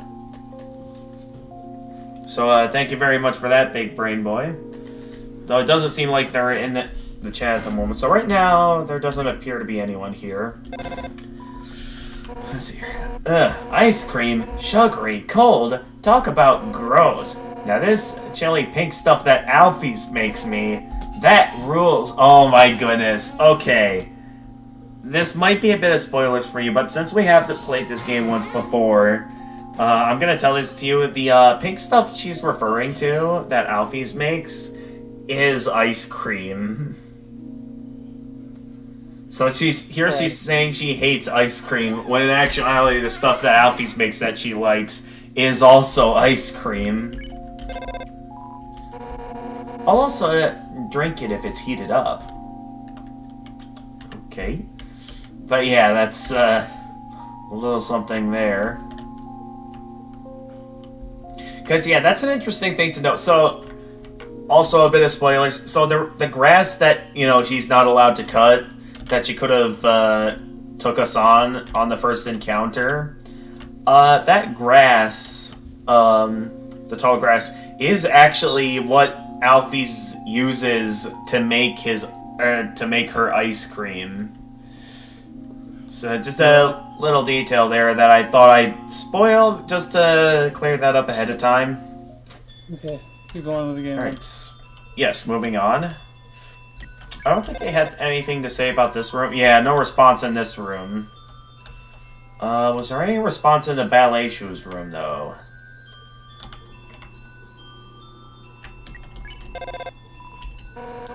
There's normally a pair of old shoes in that seagrass. Strangely, they're made for someone without fins or claws. What kind of monster is like that? Oh, wait. What about a slime monster? Wait, those don't have feet at all. Yeah, as it's pretty obvious, the weapons we pick up and stuff are the weapons that the previous humans used before dying. Well, if they fit you, you might as well take them. Whoever wore them isn't coming back. Yeah, I mean, we can't put them on anymore now. We sold them to the Tem shop. You think we'll get to face Asgore today? Let's see, about 4 hours, maybe. Probably not. I mean, well, maybe, depending on how this goes. I don't entirely know how long it's going to take us to get through the rest of the game. Oh, yes, this monster's some onion? That's all you have to say there. I don't... Oh, did you hear? I got nothing else to talk about. Alright. Well, moving forward, I know Onion San has something to talk about at some point, but for now, what all can we interact with here? This is the room we encountered Shiren. Oh yeah, Shiren lives around here. I need to give her piano lessons. She was really talented for someone with no fingers. One day, she stopped coming to her lessons, though. Oh, wonder why. How did her song go again? What about the piano room? Yeah, I made this puzzle. Really? It was just an excuse to... Really? It was just an excuse to put a piano here. I love fighting the ivories. What? Maybe I'll play you something sometime. So that's interesting. Undyne actually made this puzzle. Okay, that's pretty interesting to know. Huh? Did you solve the puzzle? No one has ever. I've been waiting so long for someone to... I mean, big deal. Whatever. Undyne, did you actually make the puzzle? Guess I've got to find a new mystic artifact. Okay, that's beginning to plant doubt in my mind if Undyne actually made this puzzle or not.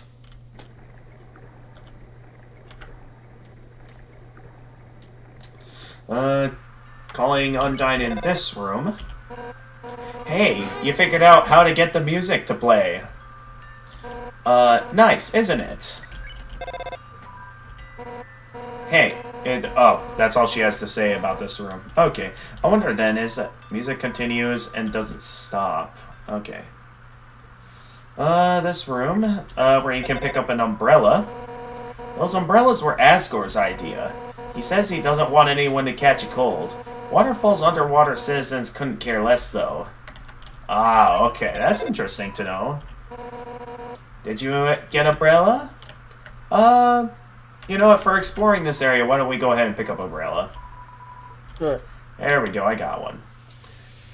Let's make Undyne happy. Yeah, so calling Undyne in this room. What? You're at my favorite spot! You better jump in at least 1,000 puddles for me. Have you reached triple digits yet? I mean, we can't even jump. How are we supposed to jump into puddles if we can't even jump?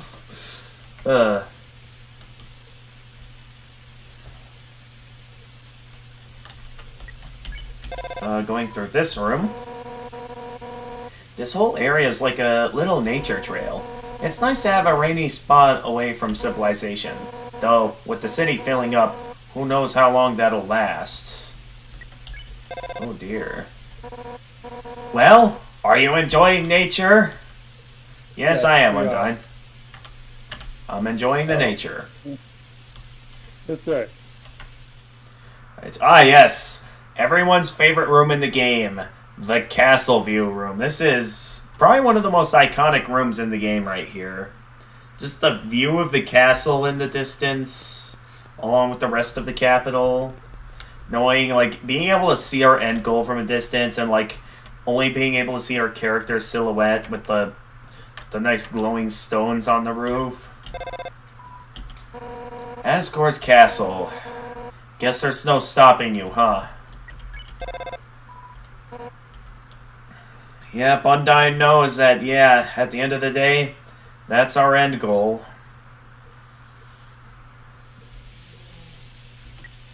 Hey, Aaron's in this room. The trail dead ends here. Unless you can jump. Honestly, I can't believe I expected you to go this way. What was I thinking? And how was I right? I mean, Undyne has a good point, because, like, the only way we were able to get up here was because we had the help of Monster Kid, and yeah, no matter what happens in the game after this point, there is actually no way to go back up here for the entire rest of the game. Don't explain it. So yeah, I hope you took the time to read some of the lore that was written on the walls in that area, because the one time you're able to go up there when Monster Kid helps you up here for the first time is the only time you can go up there. Anyway, we got Aaron in this room. I'm so scared. Ghosts aren't real, right? What? They are real? Oh no! I'm so scared. Okay, he says the same. I think he says something different if you didn't do the, if you didn't, play the ghost music from Napstablook's house and, like, scare Aaron, in that one little interaction. Yeah, if you never did that, I think, Aaron says something else there. But yeah, those are neat little things I took the time to point out. Unfortunately, though, with the fact that we can't go back that way, it does mean that we're going to have to go all the way back here in order to get to the other parts of Waterfall we have yet to call Undyne in. But it is absolutely worth it, in my opinion, to explore every single detail there is of this game, because it's amazing just how much detail there is in this game. So in my opinion, it's absolutely worth it to go back and explore whatever there is possible and trying to find whatever details you can. It is oh so worth it. Continuing forward. I keep saying continuing forward. I mean, like, continuing forward in the area we're revisiting, not as in, like... I don't know where I'm going with that. Yeah, me neither, buddy. Oh, did you hear? Yeah, you still got nothing else to say. Yeah, I gotcha. I'm sure you'll have something new to talk about later on the Insane.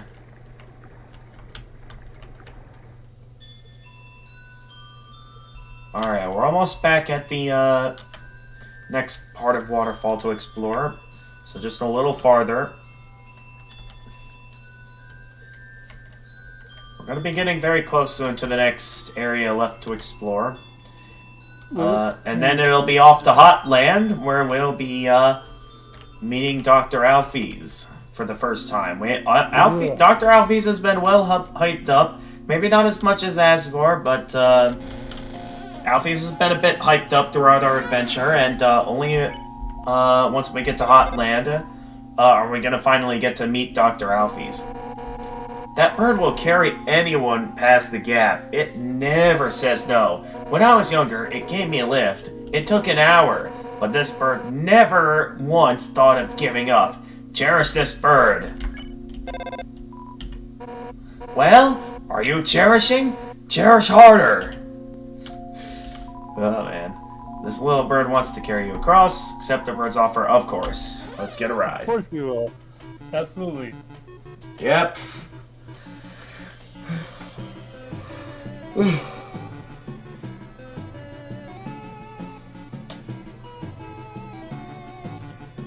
Dun, dun, dun. That took a while. A little bit. A little bit, but we made it across. I mean, Undyne said it took, when she was younger, it took an hour for that bird to carry Undyne across that gap, so that's gotta be a good record in terms of the amount of time it took for that bird to carry someone across the water. So anyway, we still got much more to explore. Going down here... Oh yeah, we still got the astronaut food we can take out of this cooler, that's right. So I believe we can take a total of 2... But... Wait. My inventory's full? Okay, why don't we put at least one item away? Alright, thinking ahead here. I think there shouldn't be any other items needed after that. I mean, I guess we could also hold on to... Nah, we got space to put stuff away. And I know we're going to be getting on our hands on some stuff later, so... I think for now we'll just need to put one item away. And then I'd like to try holding my hands on some gold for some items I'll be wanting to get later. So let's go ahead and take another astronaut food. And now, after taking 2, the cooler will be empty. So this is the astronaut food item. Astronaut food heals 21 HP after feeding, for feeding a pet astronaut. Interesting. Astronaut? Apparently a pet astronaut. I guess it makes sense in the monster world, maybe. Alright, heading back down here into the landfill area. We have Washua here. I cleaned off all of the trash and arranged it into symmetrical piles. It's hard work, but somebody has to do it. Hard work, but somebody has to do it.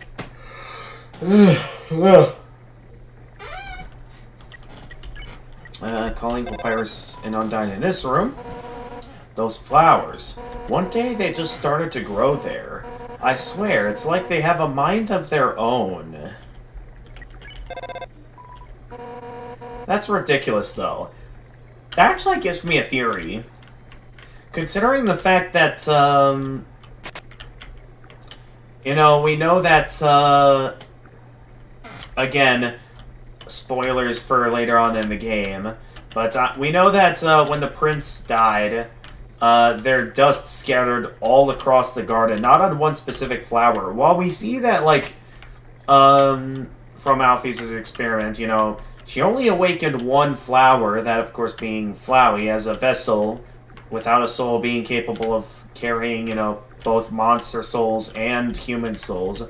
I sort of would like to believe that maybe Flowey found a way to control the, because, Azrael's dust, like, scattered across all the golden flowers in the garden. So maybe, like, a part of Flowey is, like, exists within these flowers, and while they're not as sentient as Flowey himself, there is maybe some sense of Azrael's lingering soul maybe on these? Or maybe a small portion of Flowey's influence exists on the flowers, maybe? That's ridiculous, though.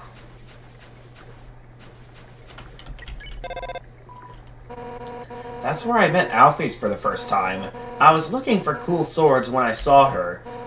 Standing there, staring into the abyss. She looked pretty, contemplative. So I asked her where she thought the abyss led to. She looked up at me, shocked, and went red in the face. But I'm scary, so I'm used to that kind of stuff. Then she kept explaining all her different theories. She went on for hours. I was so captivated. After that, I kept running into her here. And now we're friends. Yeehaw! Yeah. Oh my gosh, don't make me tell this story again. Oh man. This game. This game's never gonna get old. This game is gonna, like, last as long as Minecraft, I'd say. And who knows, maybe Deltarune will last longer. The garbage dump. So many great things come from there. The only reason we have modern technology is because of all the human junk that flows from the surface. Plus, it's a great place to meet girls. That's actually kind of interesting to know that the, garbage that ends up down here is actually human garbage from the human... That's probably how Dr. Alphys first learned about, anime and stuff. Because it came from junk that human... threw down. An interesting detail about anime, actually. I know I shouldn't be going a bit off topic, but since I'm on the subject of anime and, like, inspiration from other things, I remember hearing that, like, the very first anime to exist, which I think it was called Astro Boy, from what I learned this from, like, a convention panel, but apparently the very first anime to exist, the creator's inspiration for the show actually came from Western cartoons. They were, like, inspired by Western cartoons, and that's what led to the creation of Astro Boy, which was the, you know, beginning of all anime. So it's a little interesting history lesson for you there on how anime came into existence.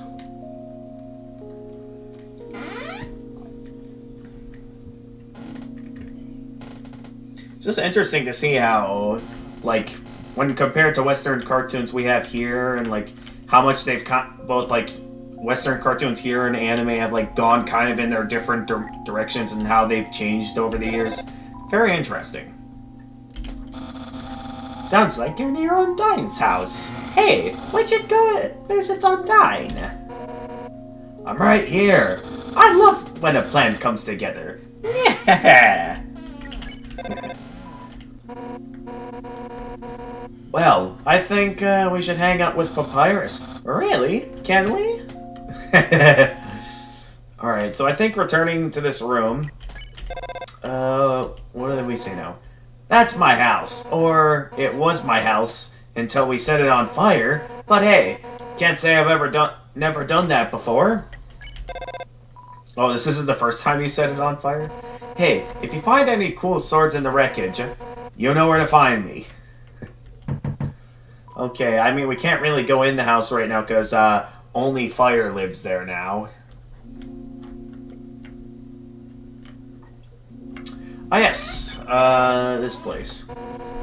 That's Napstablook's house. They kind of kept that to theirself, but, that's a good ghost. I try to be a good neighbor, but I think they're scared of me. Come on, what's, scary about a good-natured invite to wrestle? I think there's the problem there, Undyne. They're incorporeal anyway. I mean, that's a good point. Oh, you're hanging out with Napstablook? That's great. I haven't seen them hang out with anyone since, well, their cousin. They would both watch TV at all hours of the day. Then they would practice these weird performances. Where'd they go? Don't feel like you have to live up to their cousin. Just be your lovable old garbage self. That's kind of interesting to know, is that, like, a little bit of lore into, something that we'll get into more detail later, something that maybe when I unlock this house here. So I know how to unlock that house, but we don't have the key yet. Ah, yes, the snail farm. Napstablook's family used to run this farm, but they've all passed on to different jobs since there's not much business here. Them and their cousin stayed behind to run the family farm, but no one's seen their cousin for a long time. Now Napstablook's all alone. Be nice to them, okay? Cherish this ghost. I mean, Napstablook, considering the community these days, I mean, I think Napstablook's gonna be well remembered. How's the stream looking? Stream's looking good. For sure, I do want to be at your house for the finale, you know. Yeah, we'll see if we can get to that point eventually and see how it goes. Anyway, hey, that's the store of Gerson, the Hammer of Justice. The toughest monster that ever lived. He fought in the war between humans and monsters. And he survived. He's a real hero. Oh, wow. Okay. Are you gonna buy something?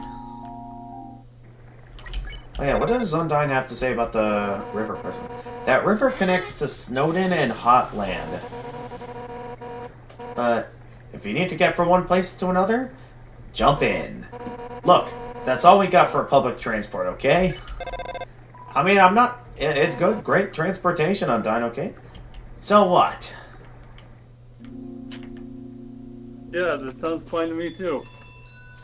Alright, yes, this room where all these strange effects make strange noises and echoes them across all the different flowers.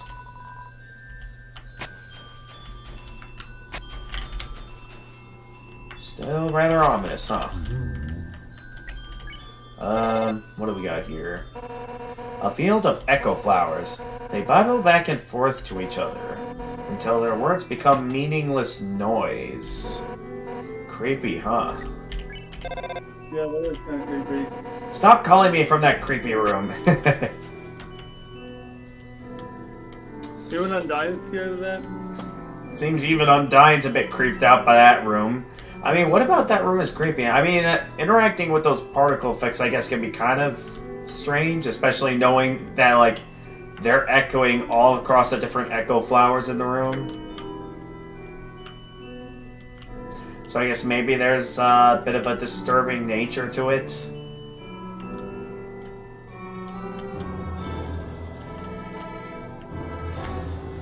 Moving forward here, unfortunately, despite having never turned the mushrooms on, the mushroom path there will always be lit up. And I think with this room, I think the light lasts longer before it starts slowing you down.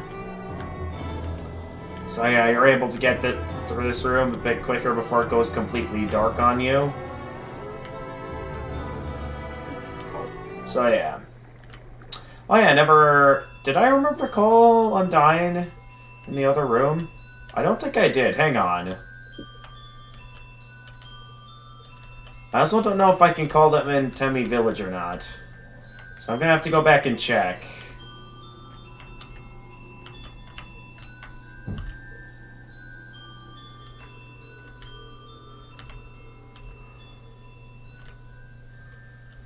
Alright, so just quick going back to check to see if it's possible to call Undyne in Temmie Village. As well as this room, in case I forgot. Once you get familiar with this room, you don't even need to light up the mushroom. I mean, I definitely showed that earlier. I mean, the path to Temmie Village is never lit up here. But why would you want to go there? It's down south if you want to avoid it. Okay, that's a neat little detail to know that, like, the path to Temmie Village isn't lit up. That's a neat little hint for those that are maybe struggling to find Temmie Village. Are you able to call Undyne in here? Okay, unfortunately, no. Alright, it shouldn't take too long now. We should be getting close to, getting it to back to Hotland so we can continue with our adventure.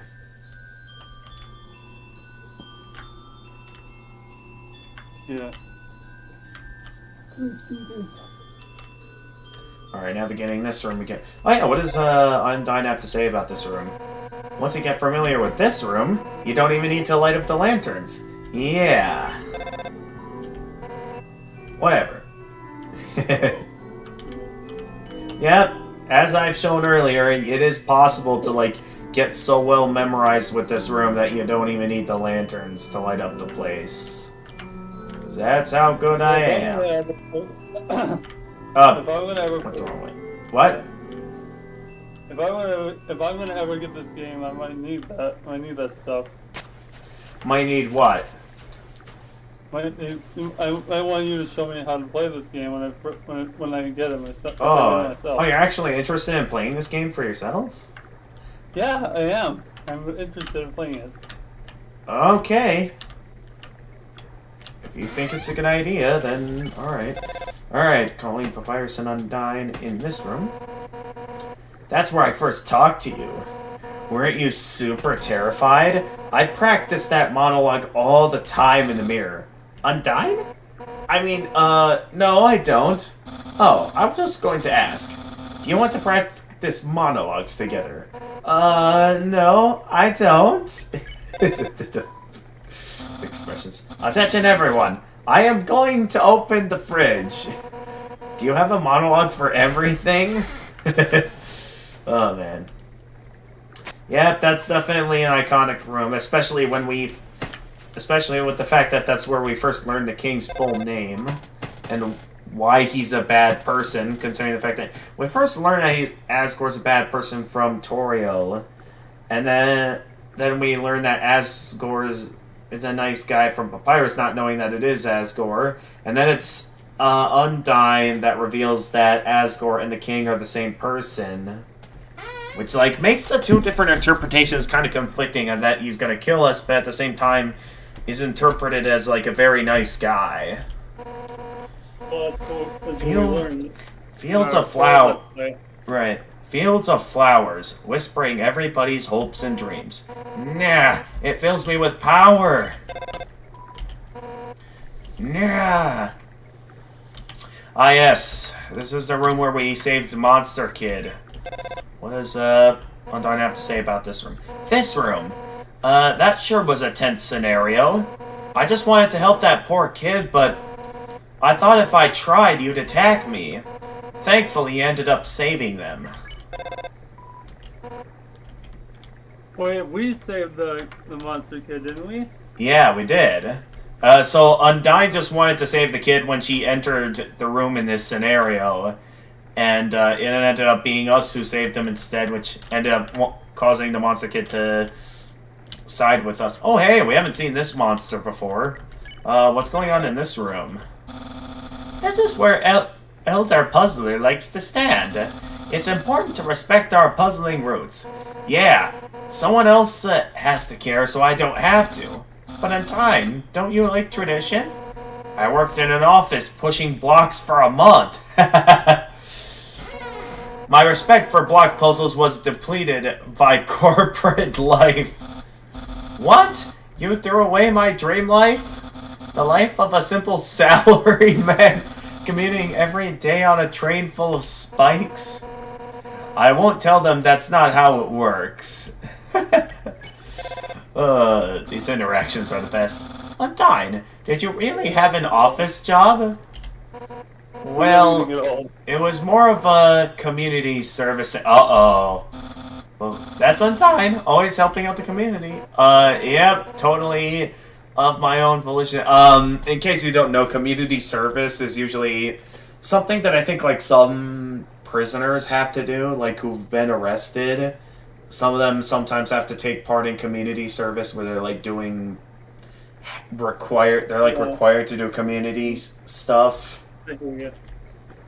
That's usually what people mean when they mean community service. Anyway, let's see what do they call this guy? Elder Puzzler? I think so, yeah. Ah, Today's monsters don't appreciate what makes puzzles great. Nowadays, puzzles are nothing but lasers and moving rocks. Bah! There's no art in that action-y, mindless shock. It's just timing-based drivel. Give me something that challenges the deepest reaches of my mind. You're young. You've still got hope. Here, try solving this block-pushing puzzle. So, what are you waiting for? Alright, so let's see what this is about. What? What are you doing? You're pushing it all wrong. Ah, forget it. This generation is really hopeless. Never mind. Okay, I guess we're never gonna even understand how this puzzle works, or how we were pushing it wrong. I mean, maybe he's referring to, like, some games that had, like, block-pushing puzzles where there was an actual character animation for, like, a pushing stuff. Kind of like in Toy Story 2, Buzz Lightyear to the Rescue, when he'd, like, push boxes around and stuff. Ah, yes. Where we first had our showdown against Undyne. Oh my gosh, wasn't this room the best? Like when I decided to not do that boring monologue, and then it went totally off the cuff, or when I almost killed you with spears, or when I almost killed you with more spears. Oh man, I should have taken photos. Think about how cute a little scrapbook would be. Now I want a scrapbook of my fight too. Let's start a photo company for boss fights. 1 week later, sample glossies in the mail. Relieve the memories. I mean, yeah, most bosses in games, yeah, are definitely iconic moments for sure. So, having stuff like that would actually be a pretty good idea. Well, unless it gives away the boss fights per players that haven't faced them yet, then we might have a problem. Going off the cuff, it helped that I, completely forgot the words to my monologue anyway. Oh, that's why you did it? Because you were to... Oh yeah, it's the ice cube again, knowing that it's going from Snowdin, from the wolf throwing it into the river, all the way over to Hotland to cool down the core. No response in this room. Okay. Welcome to Hotland! Yay! This room? This is where I was chasing you. But you got a phone call, so I had to wait. Oh, that was me. What? What were you even calling about? I was just saying we should all hang out. As I was trying to kill them? Well, nobody starts as great friends. Nobody starts as great friends, huh? That's the rule. Well, you're gonna end as my great friend. No, not the flattery suplex. Oh yes, the room where we saw Sand sleeping as Undyne was slowing down back there. This is a well-known room. I can't believe Papyrus's brother was sleeping. I was counting on him to stop you. Urgh. I mean, as we have seen when going down the genocide route, we have seen that what Sans is capable of. So yeah, if Sans did actually try to stop us there, yeah, we definitely would have been cornered for sure. He's gotten really out of shape. He tires easily. Lately, he's been napping over 7 hours a night. He's napping himself into an early grave. I agree, your brother needs to... Wait, isn't that just called sleeping? Undyne! No! Not you too!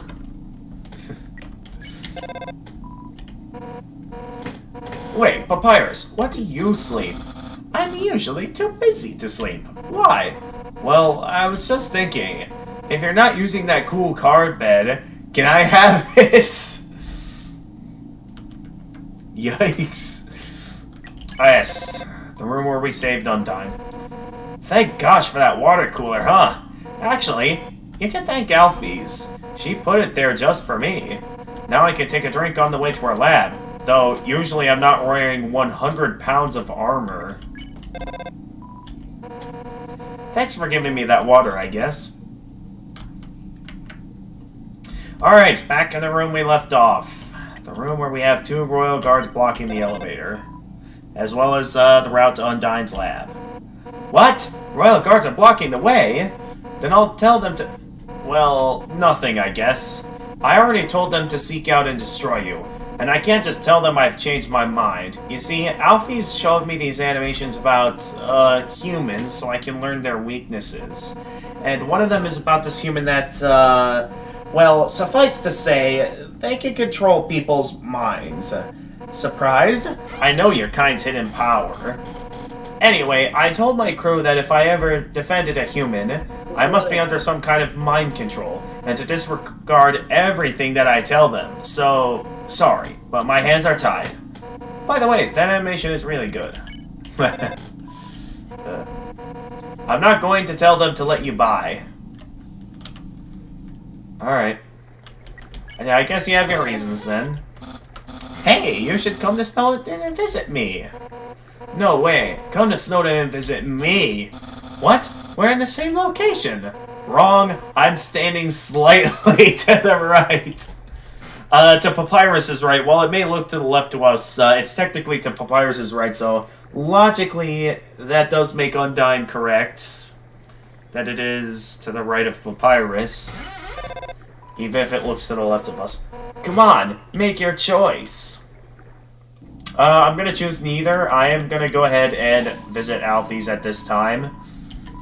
Because now, we're finally at the point to where we can start advancing forward. You ready? Yes, I'm ready. Alright.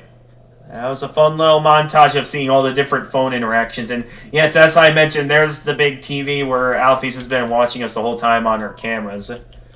It's you. Oh boy. It's too dark to see near the... Yeah, even though apparently it's meant to be dark in the room right now, despite the fact that you can see plenty of things here, but apparently it's too dark to see near the walls, even though it's obvious what that stuff is. Anyway, continuing forward.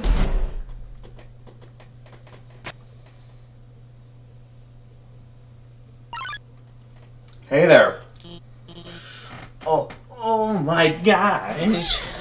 I didn't expect you to show up so soon. I haven't showered, I'm barely dressed, it's all messy and... Oh, yikes. Hiya. I'm Dr. Alphys. I'm Asgore's royal scientist. But, I'm not one of the bad guys. Actually, since you stepped out of the ruins, I've, been observing your journey through my console. Your fights, your friendships, everything. I was originally going to stop you, but watching someone on a screen really makes you root for them. So now I want to help you. Using my knowledge, I can easily guide you through Hotland. I know a way right to Asgore's castle, no problem. Well, actually, there's just a tiny issue. A long time ago, I made a robot named Metaton. Originally, I built him to be an entertainment robot. You know, like a robotic TV star or something. Anyway, recently I decided to make him more useful. You know, just some small practical adjustments, like, anti-human combat features. Of course, when I saw you coming, I immediately decided I have to remove those features. Fortunately, I may have made a teensy mistake while doing so. And, now he's an unstoppable killing machine with a thirst for human blood.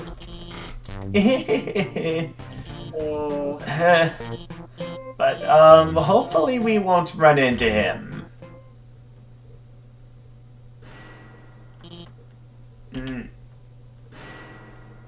Did you hear something? What is that? Oh no!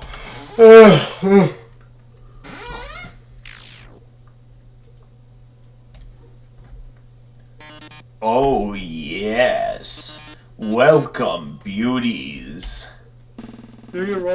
buddy. Alright, I'll do the robot voice. 2 days quiz show. Yeah! Oh boy, I can already tell it's gonna be a great show. Everyone give a big hand for our wonderful contestant. Yay! Never played before, gorgeous. No problem, it's simple. There's only one rule. Answer correctly, or you die. Mettaton attacks. Alright. Checking him here. Mettaton, attack 30, defense 20, 255. His metal body renders him invulnerable to attack. Let's start with an easy one. What's the prize for answering correctly? Is it A, money, B, mercy, C, new car, or D, more questions? What question? Let's go with... Alright. Right, sounds like you get it. Alright, the quiz show continues. Alright. So yeah, as the description says, if you do try to fight him here as an example, it will show that your attacks do nothing to him. It'll only count as a miss despite it being a hit. Here's your terrific prize. What's the king's full name? Is it A, Lord Fluffy Buns, B, Fuzzy Pushover, C, Asgore Dreamer, or D, Dr. Friendship? Asgore Dreamer. Alright. Correct. What a terrific answer. Alright. Quiz show continues. Alright, going into our act options, there's only one option, which is to cry? That's an odd option to do something like that. Well, I guess if it's our only act option, let's go with it. Screaming is against the rules. Oh, okay. I guess that means it's gonna do nothing for us. Enough about you. Let's talk about me. What are robots made of? Is it A, hopes and dreams, B, metal and magic, C, snips and snails, or D, sugar and spice? Yeah, you took too long. Sorry. Now, you're able to see the game, right? Yeah, I am. Alright, you know what? How about, to make this go a bit faster, go ahead and take the time to read the question yourself so we can, go a bit faster with this. Oh, actually, I got an idea here. The CT restores exactly 10 health, so consuming that, I'll be able to get to the question and answers faster here. So let's give that a shot. So consuming the CT, your speed boosts, your HP was maxed out. Here's another easy one for you. Alright, so go ahead and take the time to read this, and you try to come up with the answer. Alright, two trains, train A and train B simultaneously depart. Station A and Station B. Station A and Station B. Well, which one? Do you remember which one? No. Oh, sorry, what was your answer? I don't know which one. Oh, sorry about that. Okay, so I don't think acting does anything. Yeah, crying does nothing. I don't think. I guess just spare. Don't count on your victory. Alright, how many flies are in this jar?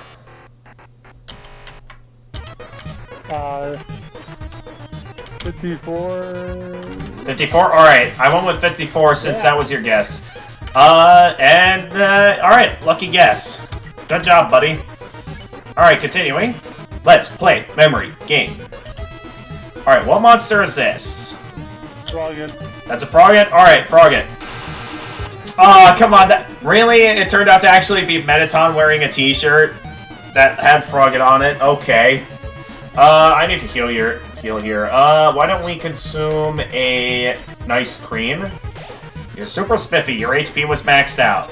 But can you get this one? Alright, would you smooch a ghost? Are the answers correct?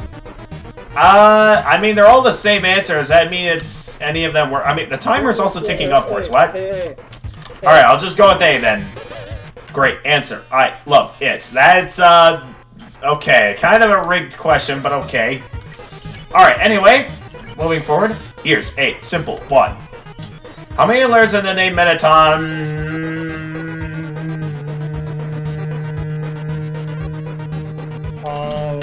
in this fourth one. Ah, sorry, I didn't react fast. I thought I consumed the CT to make me go faster. Alright, the quiz show continues. I guess, let's just keep going. Time to break out the big guns. In the dating simulation video game, Mew Mew Kiss a Kitty, what is Mew Mew's favorite food? I noticed when Snail Ice Cream goes 4 chapter, she buys ice cream for all of her friends. Snail favorite, she's the only one who wants it. It's one of my favorite parts of the game because it actually is a very powerful message about friendship and Alphys. You aren't helping our contestant, aren't you? Oh, you should have told me. I'll ask a question. You'll be sure to know the answer to. Who does Dr. Alphys have a crush on? Uh-oh. What? Human. Alright, you're going with human? Alright, we're selecting human as our answer. Seriously? My, how conceited can you get? I love it. And while you are completely wrong, you deserve some credit. I've seen her watch you on her computer screen, smiling when you succeed, shrieking when you fail, and always whispering, "No, wrong, you have to go that way," in its own way. Is this not love? Well, with Dr. Alphys helping you, the show has no dramatic tension. We can't go on like this. But, this was just the pilot episode. Next up, more drama, more romance, more bloodshed. Until next time, darlings. And there he goes. So yeah, as pointed out in that second to last question, if you were paying attention to Alphys when the questions were being asked, Alphys was actually giving away the answers by forming her hands into the shape of the correct answer. So, had you been paying attention, you would have realized that Alphys was giving away the answers. Yeah, I realize that now. Yeah, something that some players don't notice, others maybe. For me, it was kind of given away to me when the game was first introduced to me by Elizabeth. Oh yeah, I remember Elizabeth. Yeah, nice friend. Interestingly, I actually have interacted with her recently. Right now, I think she's currently studying abroad over in Japan, last I heard. And last I heard, she was like interested in getting into game development. Like, I'm not sure if you remember on the channel, but I did a video on a game that she actually helped make called Sunstaff. Like, if you go back and look at the list of videos I made on the channel, I did do a video where I played Sunstaff, a game that she helped make. It was a fairly simple and short game, but the fact that she managed to make a game, it was quite impressive. Cool. Yeah, but I remember, yeah, she mentioned how, she would actually be interested in, hanging out with me again next, when she returns home down to our nice little town in Wisconsin. Yeah, because I remember, I think there was like a point where she kind of stopped interacting with me much, and I didn't think much was going on. I just thought that, she was taking her life in a different direction or something. It turned... At the high school? Yeah, she was a friend since middle school, and it turned out that one of the reasons why she didn't interact with me much in the last year of my high school and like after that was because apparently one of her other friends apparently had been like manipulating her or something to like stop. Yeah, they were manipulative and they were like trying to distance her from her other friends such as me, and it was one of those things where nowadays, she's able to realize that I was a true friend, and yeah, when she does return home, she'd be down for, coming over again sometime.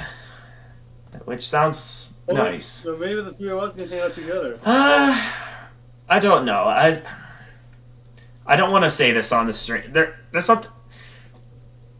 I don't know if there's a way I can mute... I'm gonna turn off, the mic input on OBS so no one can hear this. So one moment, everyone.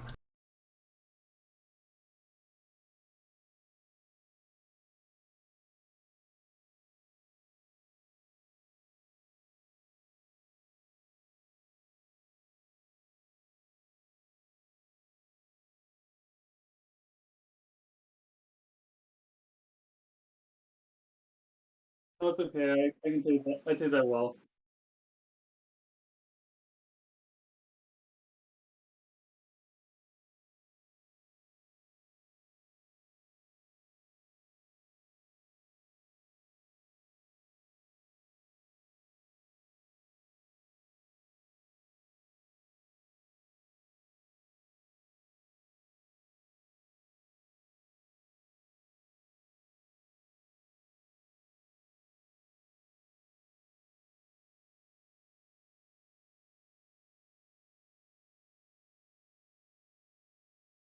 Okay.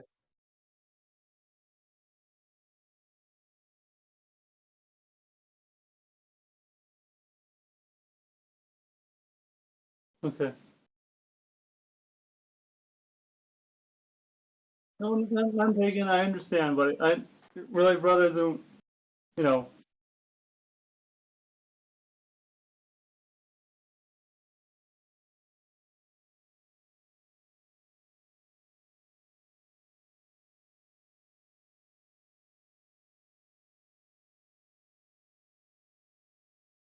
Yeah, sounds good. Okay, I'm back, Yeah. everyone. I just needed to quick talk about some things with my buddy here. I just realized I forgot to turn off the desktop audio, so they were probably hearing things on you. Well, then again, you didn't say much. It was mainly me who was doing the talking. Anyway, let's get back to the game.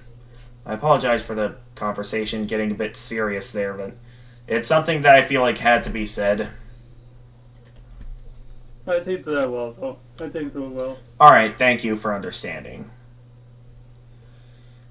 Alright. Well, that was certainly something. I mean, if you're referring to our conversation there, absolutely. Anyway. That last question, he wasn't supposed to ask that one. Alright, that's all you'll have to say. Hey guys, check it out. I'm at Dr. Alfie's. You're at Alfie's lab? Is she there? Hey, tell her I said hi, okay? And tell me how she's doing. And tell me if she needs anything and... Wait, no, don't ask any of that. But she's fine, right?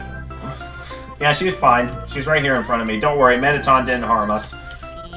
Oh wait, I just interacted with her. If you either try to go back in this direction and check out the lab, or go in this direction to continue forward, Alfie shall go. Wait!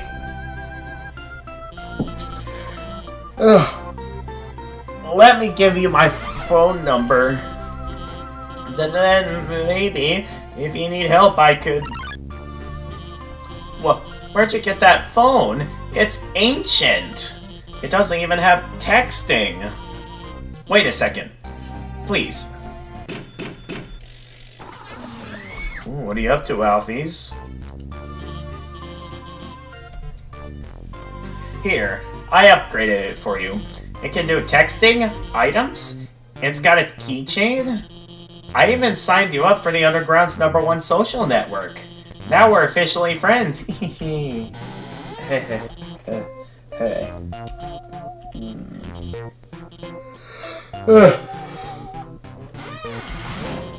I'm going to the bathroom. And there she is, just like tapping her feet on the ground. Yellow feet are tapping just behind the door. It's a bathroom sign. Yeah, I mean, as we eventually find out later on, it eventually turns out that that's not actually a bathroom. That's actually something else, as we'll learn later on. For now, though, yeah, we now have our phone upgraded. So, as Alfie's mentioned, it now has texting, a keychain, and we can access the dimensional box that we could initially only access much earlier. So we can take out items like these, which we can be free to use anytime now. Let's put away items I know will be useful later on, like these ones, because I know these particular items can be used to fully restore your HP, including the cinnamon bun. Let's start by holding on to... Well, I guess I should hold on to at least one full heal item, or a couple, just to be sure we, you know, still have some space in the inventory, but also have some space for something else. In terms... We also have an additional dimensional box you normally can't access, so that's going to be useful, because now we basically have some more inventory space. Anyway, scientific books, they seem very dusty. All these books are labeled Human History. Let's see what kind of human history we got here. You look inside a book, it's a comic of a giant robot fighting a beautiful alien princess. This doesn't strike you as very accurate. Over here, VHSs and DVDs of various cartoons. They're all labeled Human History. Interesting. All these books are labeled Human History. You look inside a book. It's a comic book. Two scantily clad chefs are flinging energy pancakes at each other. This doesn't strike you as very accurate. Oh geez, wrong button. I have control on the other end. That also works for opening up the pause menu? Okay. All these books are labeled Human History. Let's go ahead and read some. You look inside a book. It's a comic book. A hideous android is running to school with toast in its mouth. It seems like it's late. This doesn't strike you as very accurate. Over here we have a pink goop drips from this strange machine. If you pay attention, that's the, like, seaweed that's, like, or, like, the tall grass from Waterfall that's being used to make ice cream. A neat little detail there. Over here we have, it looks like Alphys' work table. Seems dusty. I think if you pay attention, it shows how, like, it's, like, turning the soul upside down, which I think is supposed to be, like, showing details on a way that, like, a little hint as of how Alphys created Mettaton. Over here, the wardrobe is full of dirty lab coats and a single clean dress. There are letters from many monsters here. Frogget, Snowy, Doggo. They're all unopened. And for those of you who know that the game and stuff, there's a good reason for that. Over here we have, it's a lamp with a pink fish on the lampshade. There's no light bulb. Interesting. Over here we have a strange cube. An incredible invention. When not in use, this bed folds into an extremely easy to draw box. Oh, wow. Anyway, we also have this poster over here. It's a promo poster for Mettaton's TV premiere. On the flap, it says, "Thank you for making my dreams come true." I mean, we know that Alphys was the one who created Mettaton. Interacting with the screen here. It's a video feed of your location. So yeah, this is how Alphys is always able to know your location. A garbage can, but it's pretty cute. Let's see here. It seems like notes to something, but it's all written in chicken scratch. It seems like a walkthrough to a game, or... It's a computer. It's accessing some kind of puzzle in Snowden. It's a teacup shaped like a yellow lizard. It's full of soda. And it's a beat-up figurine of a female human with cat ears. Okay. The fridge is filled with instant noodles and soda. Take a package of noodles. What do you think? Should we grab a package of noodles from Alphys' fridge? Sure. Alright. You got the instant noodles. Oh wait, wrong button. We want to go into the item menu and check out the instant noodles. Instant noodles heals HP, comes with everything you need for a quick meal. Alright, nice. So, it doesn't really say how much HP it heals though, it just says comes with everything you need for a quick meal. Let's see, the fridge is filled with instant noodles and soda. We can only take one, unfortunately. Okay, it's a bag of dog food. It's half full. There is a good reason why Alphys has dog food here, you'll see. If we look at the wall here, the space behind the wall is only a few feet wide, which basically means that Mettaton was specifically waiting behind here to emerge in front of us. And there's a good reason for that, as we'll find out later. So yeah, there's that. Should I access the dimensional box? No. I think, yeah, let's keep the instant noodles out. think we'll not come across that many items. Continuing forward. Oh yeah, we never called Papyrus and Undyne up in Alphys' room. We called them in the lab, but never up here in their room. Calling Papyrus and Undyne. What? You're in her room? Get out of there! Unless, she invited you. No way! That did not happen. Stop that! Alright, we won't come back here.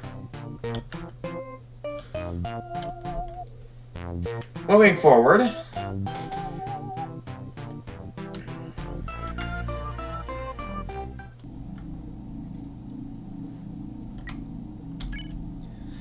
Calling Papyrus and Undyne here. Neither of us know anything about Hotland, so we'll just have to combine our power. 0 plus 0 is still 0. Yeah, but it's a big 0. The biggest 0. Alfie's updated status. Just realized I didn't watch Undyne fight the human version 5. Hey, Angela, welcome to the stream. We're beginning our adventure in Hotland. Alright, so Alfie's updated status. I just realized I didn't watch Undyne fight the human version 5. Alfie's updated status. Well, I know she's unbeatable. I'll ask her about it later. Alfie's updated status. For now, I gotta call up the human and guide them. Alright, we know it. We're going into Hotland, an area with a lot of treadmills. Vulcan strolls in. Vulcan, attack 25, defense 0. Mistakenly believes its lava can heal people. Ah, I'll help healing magmas. Oh, I just realized I forgot to recover my health. Vulcan is making coffee in its crater. Why don't we quick heal with something just to be safe? Let's go ahead and use the instant noodles we just picked up. You remove the instant noodles from their packaging. You put some water in the pot and place it on the heat. You wait for the water to boil. Okay, it's gonna take a moment for this, for the instant noodles to be ready. So go ahead.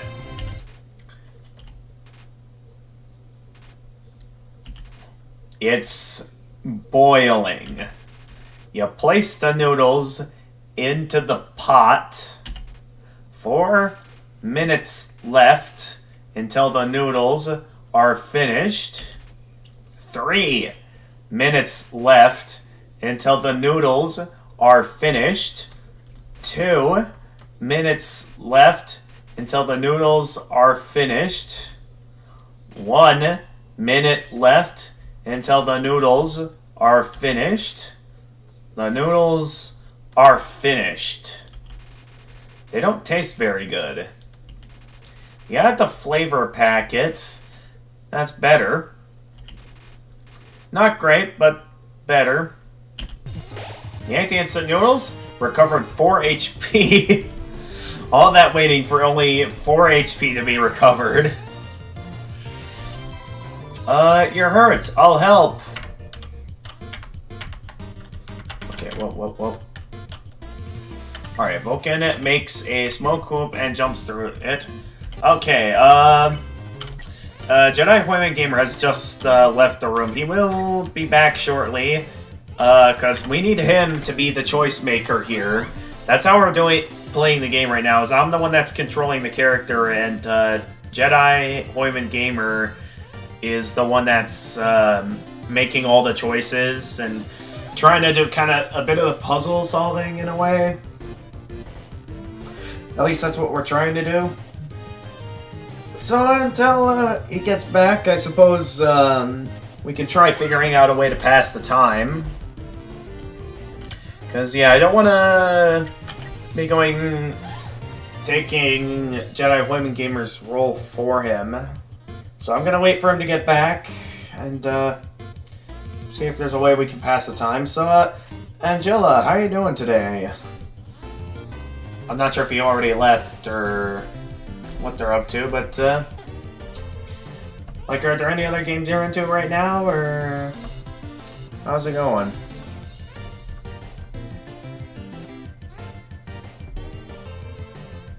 I'm seeing how they're... Let me see. Oh, they're still here. At least according to Restream. Though then again, the numbers might not always be accurate. Well, I suppose in the meantime, while we're waiting on Jedi Women Gamer to get back, I suppose I can take a look at some more phone notifications while I'm waiting on him. Let's see here. Oh, I got a ton of YouTube notifications. Okay, what's going on here?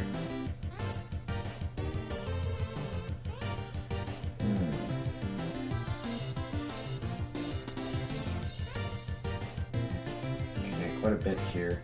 Oh wow! One of my comments in a video got over 100 likes.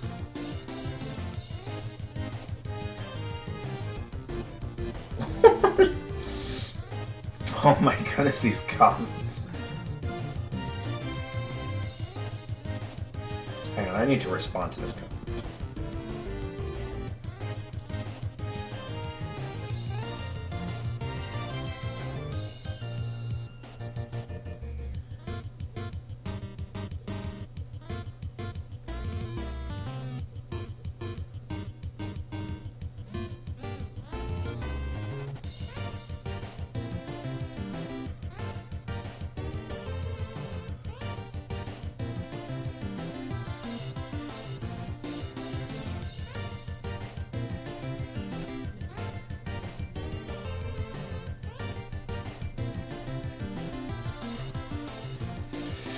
Alright, just waiting on Jedi Women Gamer to get back. We can't continue without him.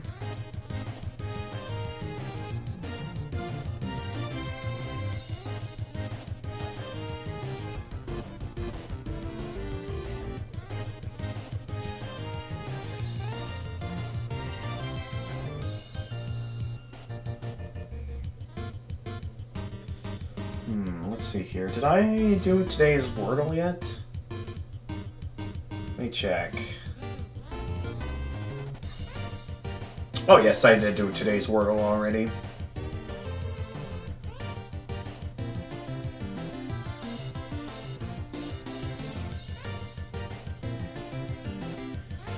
Okay, let's see here. Nothing there.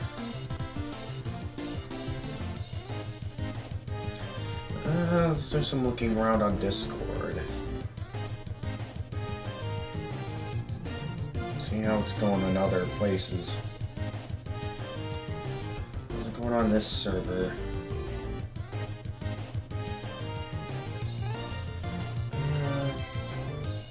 Oh yeah, that.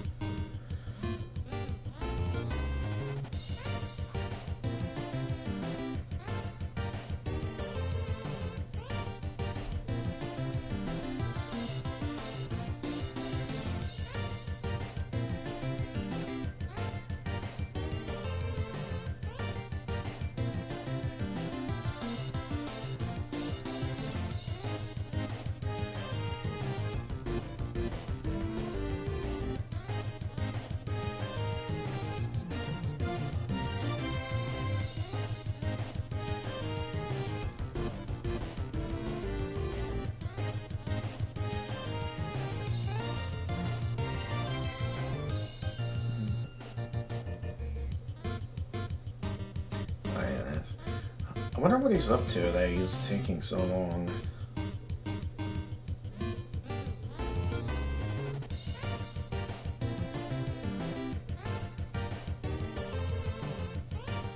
Oh my goodness. Oh yes, something far scarier than haunted houses.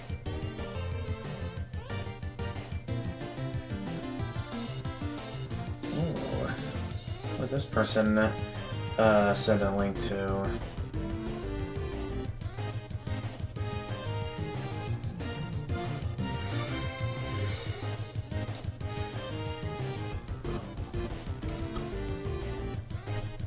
Alright, I am kind of curious what he's up to. What? Okay, then what is the name of this video? Just, you know what this reminds me of? This reminds me of, I remember when Jacksepticeye first played this game, one of the constant things that he knows he's, like, never gonna live down is the iconic Hey! The Great Idiot, welcome to the stream. So we're currently waiting for Jedi Boyman Gamer to get back, because he is the choice maker in our playthrough here. And he is currently busy doing something right now. I have no idea how long it's going to take for him to get back, but we can't exactly continue playing if he can't make any choices. So, in the meantime, we're kind of stuck here until he gets back. So I guess if you really are it's a choice maker. Alright, if you want to see some gameplay, I suppose I can just continue with the game on my own. You tell Vulcan it's doing a great job, its attacks become extreme. That's my best, but yeah, we have my buddy Jedi Boyman Gamer is with me here. Well, they were, but they're not now. So, I suppose until he gets back, I suppose I'll just be playing on my own now that I have an audience. Alfie's updated status. Gonna call them in a minute. Oh yeah, we didn't call Pirates and Undyne in this room yet. I rode on a conveyor belt once. I learned pretty fast that they make me sick. Did you hurl? Yeah, like 9,000 times. It was awesome. Oh hey, welcome back to Boyman Gamer. Unfortunately I finished one of the fights without you. Mainly because we're starting to get a bit of an audience in the chat, so I decided to start to keep the game moving. Stop calling and make her say gross things. What? I'm just having a snack. Okay, just having a snack. That took strangely long to get a snack. I mean, I understand if like there was some other things you had to do. Imagine she did over 9,000. It's over 9,000! That is a classic meme. I don't care if that meme, people ever think that meme gets annoying. To me, that's still a classic meme. Yeah. Plants vs. I did not on the channel, but on my own time, I did at one point play Plants vs. Zombies 2 back when it was popular. I kind of didn't like it, mainly because it was kind of ruined by the EA's influence, so the game ended up not being fun, unfortunately. But yeah, I did play at one point. I mean, story-wise, there were some interesting directions with like the fact that they're going across time just to re-eat a taco, and then it like goes in a pit. EA didn't have anything. What? They had absolutely everything to do with Plants vs. Zombies 2. I mean, are you telling me that, like, PopCap of their own will decided to put microtransactions in a Plants vs. Zombies game? Then again, maybe I'm wrong. Maybe I haven't done my research. You could be right. Who knows? Anyway, Alfie's update says, I hate using the phone. I don't want to do this. Whatever the case, apparently it was confirmed by PodCap themselves that it was of their own will that they decided to have microchat. Well, who knows? Maybe if that's the case, maybe it was PopCap that inspired EA to put loot boxes in Star Wars Battlefront 2, which I heard was so bad that, like, nowadays they've updated the game to get rid of that mechanic. That I hear that nowadays Battlefront 2 is a bit more, like, worthwhile to play, apparently. That's what I've heard. Anyway, we've got the Sundar plane. Check. Sundar plane. Attack 25, defense 26. Seems mean, but does it secretly like you? No way! Why would I like you? Okay, I'm good. I'm good. I hope there ain't towers around. Okay. everything you said so far has been tame, but please do not go into any offensive humor. This is trying to be a bit of a family-friendly channel, so please try not to go into any offensive humor, or I may see it necessary to ban you from the chat. So please just try to keep it family-friendly. Please do that. Because I really don't want to have to ban you if necessary, but if necessary, I will ban you. This isn't the first time I've had an interaction like this on the channel. I remember one time I tried to play Jackbox Party Pack on the channel, and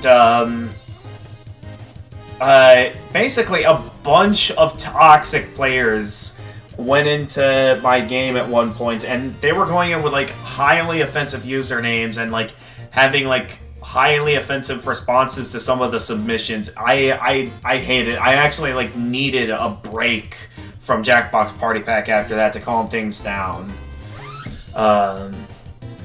Yeah, that's not a laughing matter, great idiot. Please do not go into any offensive humor on this channel. I'm being 100% serious here.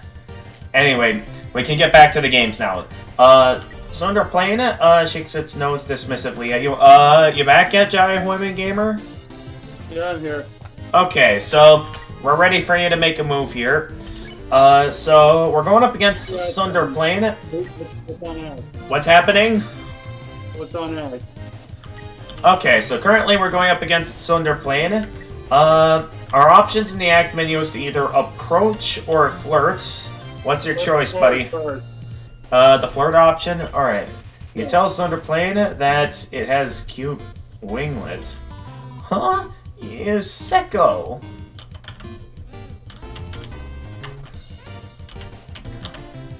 Okay, Sunder playing gives you a condescending barrel roll. Is it a barrel roll or an aileron roll? That very much gets mixed up very often, just so you know. Anyway, what's our next move, Jedi? Let's approach it. Approach, okay. You get close to Sunder Planet, but not too close. Eh? Human? Okay, close but not too close. Alright, Sunder Planet accidentally bumps you with its wing. Alright. Alright, we're able to spare them. Alright, 160 gold. Alright, then, I believe down here, there's a little something we can find. We got this arrow going back and forth, and we want to wait for it to be pointing in this direction. Or we can find a fry pan lying on the ground. Will you take it? Absolutely. You got the burnt pan. So this is the burnt pan. Checking this. Burnt pan, weapon attack 10. Damage is rather consistent. Consumable items heal 4 more HP. So that could be kind of... What? So I'm looking at the description of the burnt pan. I'll gladly read it again if necessary, Jedi Women Gamer. Burnt pan, weapon attack 10. Damage is rather consistent. Consumable items heal 4 more HP. Now, I know the current weapon we have equipped is the Torn Notebook, which increases our invincibility frames. So, we can have it to where items that don't restore the full 20 HP... that's unless you use healing items above... Yeah, exactly, great. So, Burnt Pan probably isn't all that useful compared to the Torn Notebook, unless you think you would prefer having that item equipped, Jedi. If not, I'm just gonna keep the game moving. Yeah, Maybe keep the game moving. Alright. Maybe I'll sell that to the Demi Village later. Coffee's updated status. Oh my gosh. With a bit of popcorn. Sure, go ahead. Just, I'm gonna continue the game without you if, we encounter any more monsters, okay? Because I do have an audience now and I'd like to keep the game moving. Alright, that useless if you use... Oh, yeah. I read that already. Oh my goodness. I've had my claw over the last digit for 5 minutes. Okay, I'm just gonna call... I'm just gonna call. Alright, whoever was calling hung up before you answered it. Oh boy. Hi, so, the blue laser is... I mean, Alfie's here. Hi. The blue lasers won't hurt you if you don't move. I would like to ask, how did Alfie's get this number? Because before, Alfie said she was gonna give you her number, but then at the same time, like, then she took the time to upgrade your phone. I guess she figured out our number as she was setting up our phone upgrade, maybe? When it was like being our new phone service provider or something. That maybe she got our number, but like, that's an interesting little details that she never gave us her number. She only bothered to upgrade our phone. Orange, it's obvious that it was Alfie's earlier who called us. Orange ones, you have to be moving and they won't, move through those ones. Bye. Oh, I forgot to call, Papyrus and Undyne in the other room. They always have unique dialogue for every room. Steam vents? I think Alfie's told me about those. The core cools off by releasing steam through those. And at the same time, it doubles as transport. Pretty cool if you aren't wearing a dress. Ooh, yikes. Nah, that needs to be confirmed yet. Alright, if you say so. Did you put on a dress? No, right now we have equipped the, I think it's the old tutu we have equipped. We never got to call them over here in the room with the burnt pan. Let's see what they have to say in that room. Oh, except we got a monster encounter. Pyrope bounds towards you. Pyrope, attack 29, defense 14. This mischievous monster is never warm enough.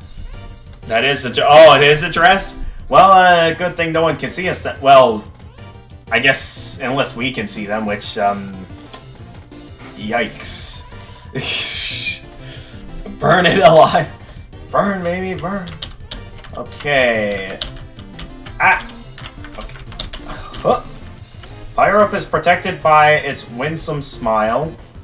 Alright, so Pyrope. You there, Jedi Hoyman Gamer? Yes. Alright, so for Pyrope, we have the option to cool down, heat up, or invite. What do you think should be our first hang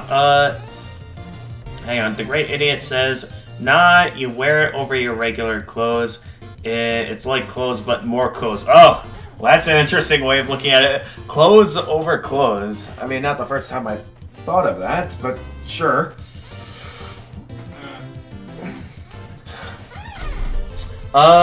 What do you think, Jedi Hoyman Gamer? Which move shall we make? Let's cool it down. Cool down? Okay. You blow on Pyrope, its flames die down. Pyrope's attack drop. Brr, what's the deal? Okay, it's throwing bombs up. Bombs. Lamp oil. Rope. Bombs. Fun fact, you are naked under your clothes right now. I mean, you aren't wrong about that. You are technically naked underneath all your clothes. Wait, with airplane food? Wait, what? Wait, what about airplane food, Great Idiot?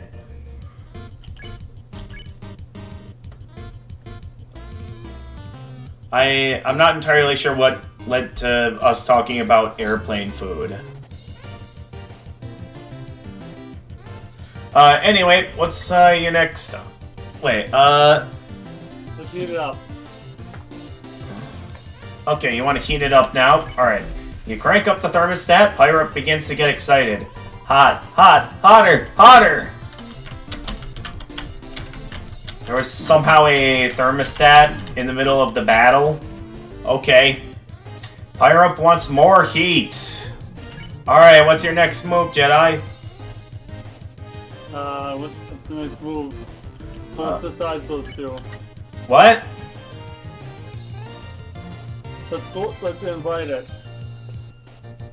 Alright, try inviting. Okay, you invite Pyrope to hang out. Sorry, I'm all tied up. Okay, we got this attack again. Ow! Ah, I keep hitting the rope. Pyrope wants more heat.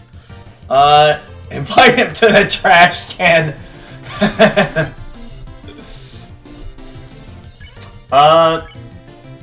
Okay, so invite. We did that. What do you think the next move should be, knowing that Pyro wants more heat? Let's heat it up. Alright, heat it up more. You crank up the thermostat. It's super hot. Pyro looks satisfied. Hot, hot, hotter! Oh! Get out of the way. Oh, watch it.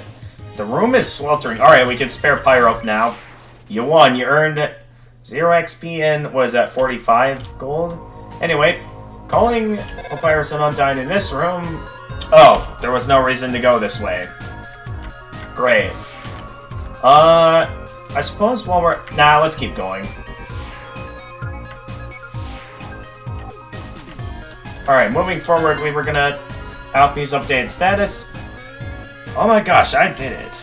Claws haven't shook like that since Undyne called me to ask about the weather version 5. No, it's gold 45 times. Okay. Alright, what does Papyrus and Undyne have to say about this one? What? Why did I call Alphys about the weather? Who cares? Isn't it natural to love meteorology? Zoinks! I thought that was just an excuse to talk to her. I didn't know there was weather down here. Yeah, there is? And I'm forecasting an incoming front of... Shut up! Wowee! Will I need an umbrella? Oh, Papyrus! I can't stay mad at you. It's okay, I forgive you. Psst. When was she mad at me? When you wanted to... When you realized there was... Wait, there was a Scooby-Doo reference there? Wait, where was there a Scooby-Doo reference? Wait, there's no weather down here. Why did she call me? He said so. Oh, you're right. Zoink Scoob.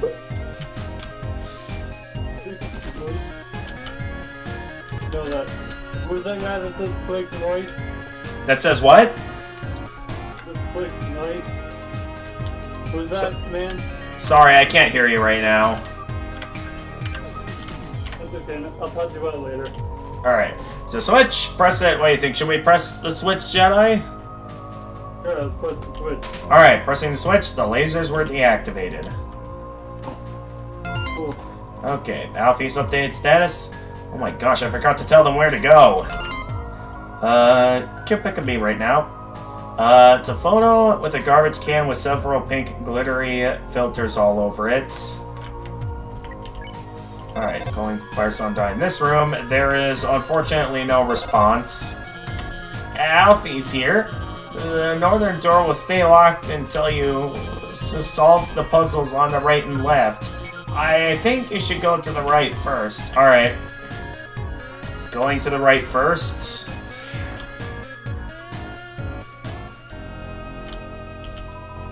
The way it works is blocked, so I had time to catch Mettaton's show on my phone. The special effects were amazing today. That human almost looked real. Of course, an experienced viewer like me knows CGI when they see it. Mettaton? Yeah, he's the most popular star in the underground. His fan club probably has 3 dozen members. And that's not even counting me. Alright, let's see what we got here. Oh no! The puzzle's reactivating! Cause those people to miss their work! Yep. That's why I'm missing work too. Oh my gosh! Sans, go do your jobs! Job? Okay. Play Undercards. There's a game called Undercards. Hang on, let me look this up on Steam real quickly. There's a game called Undercards? Give me a moment to look this up on Steam real quickly. Undercards. Is this a real game? I'm searching it up as we speak. There does not exist a game called Undercards, unfortunately. I mean, it does seem to be a Japanese title that matches my search, but I have no idea what that is. I don't think that's it. So, sorry, unfortunately that game does... I mean, maybe it's not on... It's a browser. Oh, so I'll be able to find it on, like, Armor Games or something. Alright, we're doing a bit of a search on the internet here. Undercards. The good old in-browser game. Oh, mobile game.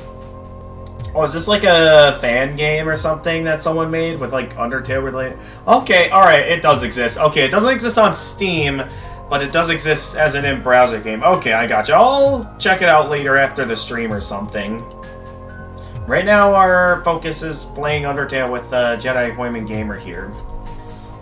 Glad I don't live in Hotland. Me too. Then why are you skipping work? Nah, it's its own website. Okay. I found it. I'll check it out later. Alfie's updated status. Wonder if it would be unfun if I explained the puzzle. Alright, no response in this room. Okay. The door leading through this area is closed, so I tried the puzzle, but I kept running out of ammo, and it kept restarting. And my 2 coworkers won't help. It's like they don't even want to go to work. Why don't you try? Try using the console. Shoot the opposing ship, move the boxes to complete your mission. Okay, so you're given 2 bullets, which would be enough to move one of the boxes out of the way and shoot the opposing ship. Wow, you solved it? I'm impressed. You must be a total nerd. Okay, that's all he has to say. He doesn't have anything else to say after that. Moving onward. Going this way. Alfie's here. That blue laser seems totally impassable. But as the royal scientist, I have some tricks up my sleeve. I'll hack into the Hotland laser database and take it out. Alright, there we go. Thank you very much, Alfies. Huh, those kids are skipping school? Well, I can't blame them. School's bad. We need to find some way to make it cooler. Hey, what if I visited their school? Then I could beat up all the teachers. That's the same idea that Monster Kid had. Just walk through it. It deals like 4 damage. I mean, you're not wrong. I could just walk through it for 4 damage. Well, actually not 4 damage, because technically it puts me into an encounter where I have to get past 3 lasers, whether it be by holding still or moving through the orange lasers. And it could be possible for me to get through it without taking damage if I'm smart enough. So technically, I might be able to get through it without taking 4 damage. We were hanging out when suddenly a bunch of puzzles reactivated out of nowhere. This is a huge problem. It rules. They gotta cancel school over this. Wait a second. It's summer vacation. You have a door in the background. Yeah, I see the door. Don't worry, I'll get to it. Finally, someone turn... Or do you mean, like, in the background as in, like, my webcam? Like, are you talking about my closet over there or something? You got... See, Well, can you see some of the bins I had back when I lived in my college store? You can see a couple of shirts and a jacket hung up there. You got a few clothes I pretty much don't even wear up anymore, stored up there on the top shelf. I should do something about that at some point. Anyway, back to the game. Eat your clothes. But sure, why not? Let's just...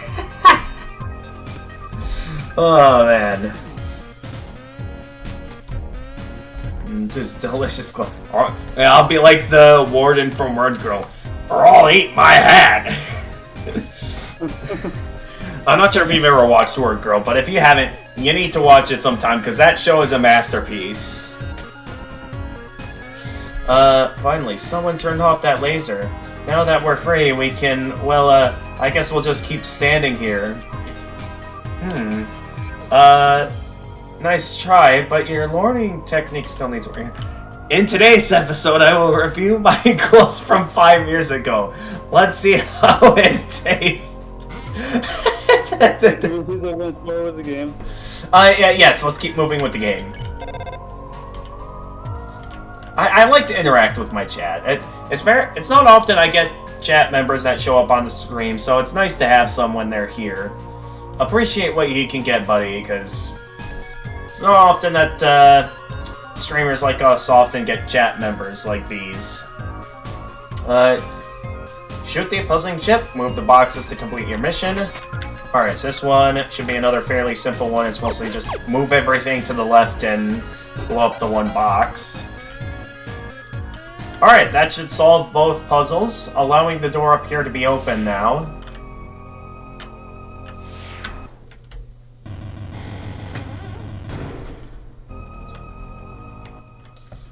Alright, updated status. Whatever, I'll just explain it. Alright, what do we got here? I heard you got to meet Mettaton. Really? Careful, that dude gives me bad vibes. But what? But he's so popular. I don't care about people just because they're popular. Have you already played?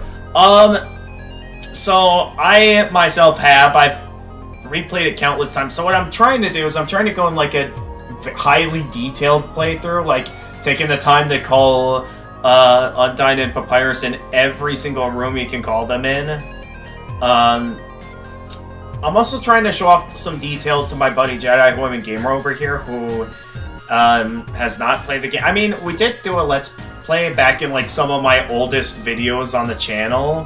Of course, that Let's Play's old. Also, there was a lot of elements to it with the programs I was using that was bad at the time. So, in a way, you could say we're kind of doing a remake of our Let's Play. So initially... It's exactly a remake. Yeah, it's basically like a remake of my initial Let's Play. Going back to the game, and rather than mainly just introducing my friend to the game, it's kind of me going into a lot of the details that some people might not notice playing this game. So I try my best to try and explain a lot of this stuff and like talk about the stuff while trying to keep it true to how the initial Let's Play was, with me controlling Frisk and Jedi Women Gamer making our choices. That's how I'm trying to go about it.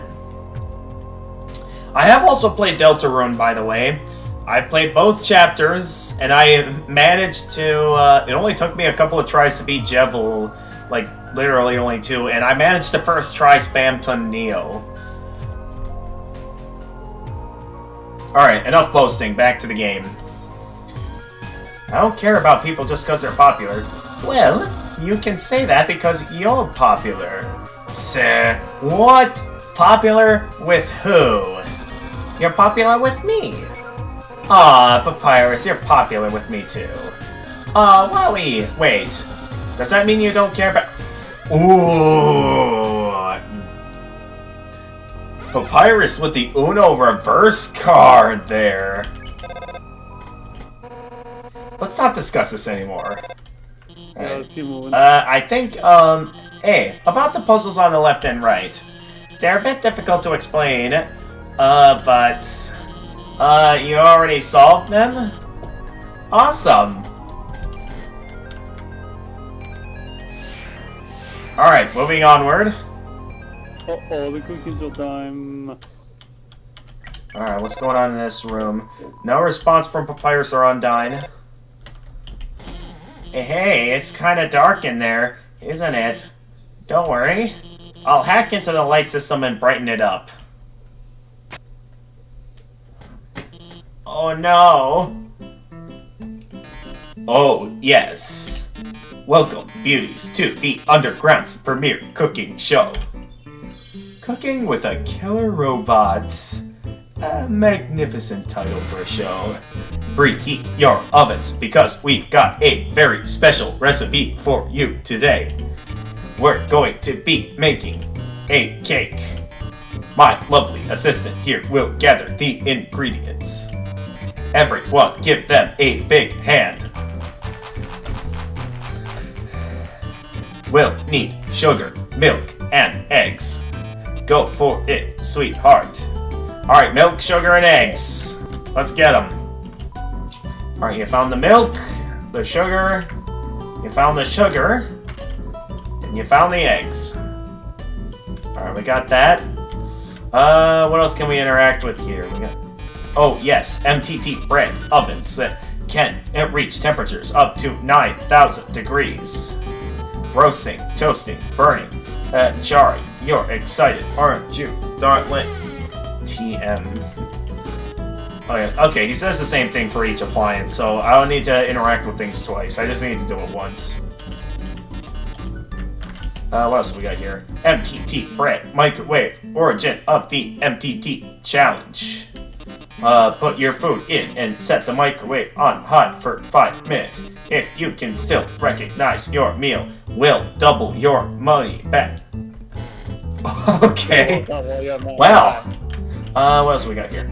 Milk, eggs in the fridge? No, wait, darling, they get cold. They get cold if left in the fridge, and that's a bad thing to them. This isn't a show about washing your hands, darling. That's on Wednesdays. Great job. Just put them in the middle of this counter. Perfect. Great job. Beautiful. We've got all the ingredients. We need to bake the cake. Me who ordered ice cream. Yeah, have nice hot ice cream. I did actually have some ice cream earlier. I think it was sometime. And me who ordered ice cream and does the MTT challenge. Oh no. I hope you got double your money back then, great idiot. I hope you did. Milk, sugar, eggs. Oh my, wait, a magnificent moment. How could I forget? We're missing the most important ingredient. A human soul. Uh-oh. Okay. Also, I just noticed that, I'm sure it's probably just a green screen or something, but I'm noticing there's like clouds out the window there. How's it possible for them to have a glimpse of this? Nah, I knew I ordered a burned bowl with a melted piece of metal. Oh, yikes. Well. Alright. Hello? I am kind of in the middle of something here. But wait a second. Couldn't you make a substitution in the recipe? No. A substitution. You mean use a different non-human ingredient? Why? What if someone's being a teacher origin story? Oh man. Vegan? Vegan. Oh, well, I mean, that's a brilliant idea, Alphys. Actually, I happen to have an option right here. MTT brand, always convenient, human soul flavored substitute.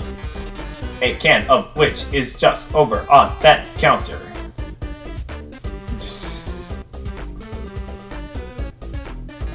Well, darling, why don't you go get it? Alright, sure. What's the matter? Not a can fan? That's too bad. MTT brand uses only the freshest artificial ingredients and chemicals. Alright, let's go get it.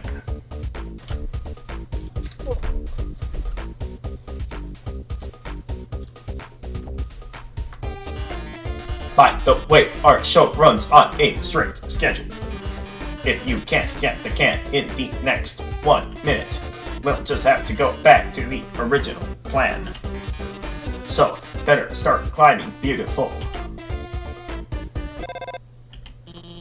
Oh no, there's not enough time to climb up. Fortunately, I might have a plan. When I was upgrading your phone, I added a few features. You see that huge button that says Jetpack? Watch this. So bad, I would just use the 1 minute to run away. Unfortunately, you can't run away because there's an energy field preventing you from escaping that Mettaton has set up. There, you should have just enough fuel to reach the top. Now, get up there. So yeah, your only real option to get out of this is to get up to the top. Also, I'm not sure if that's supposed to be a cake as the timer, but that looks more like a pizza than a cake.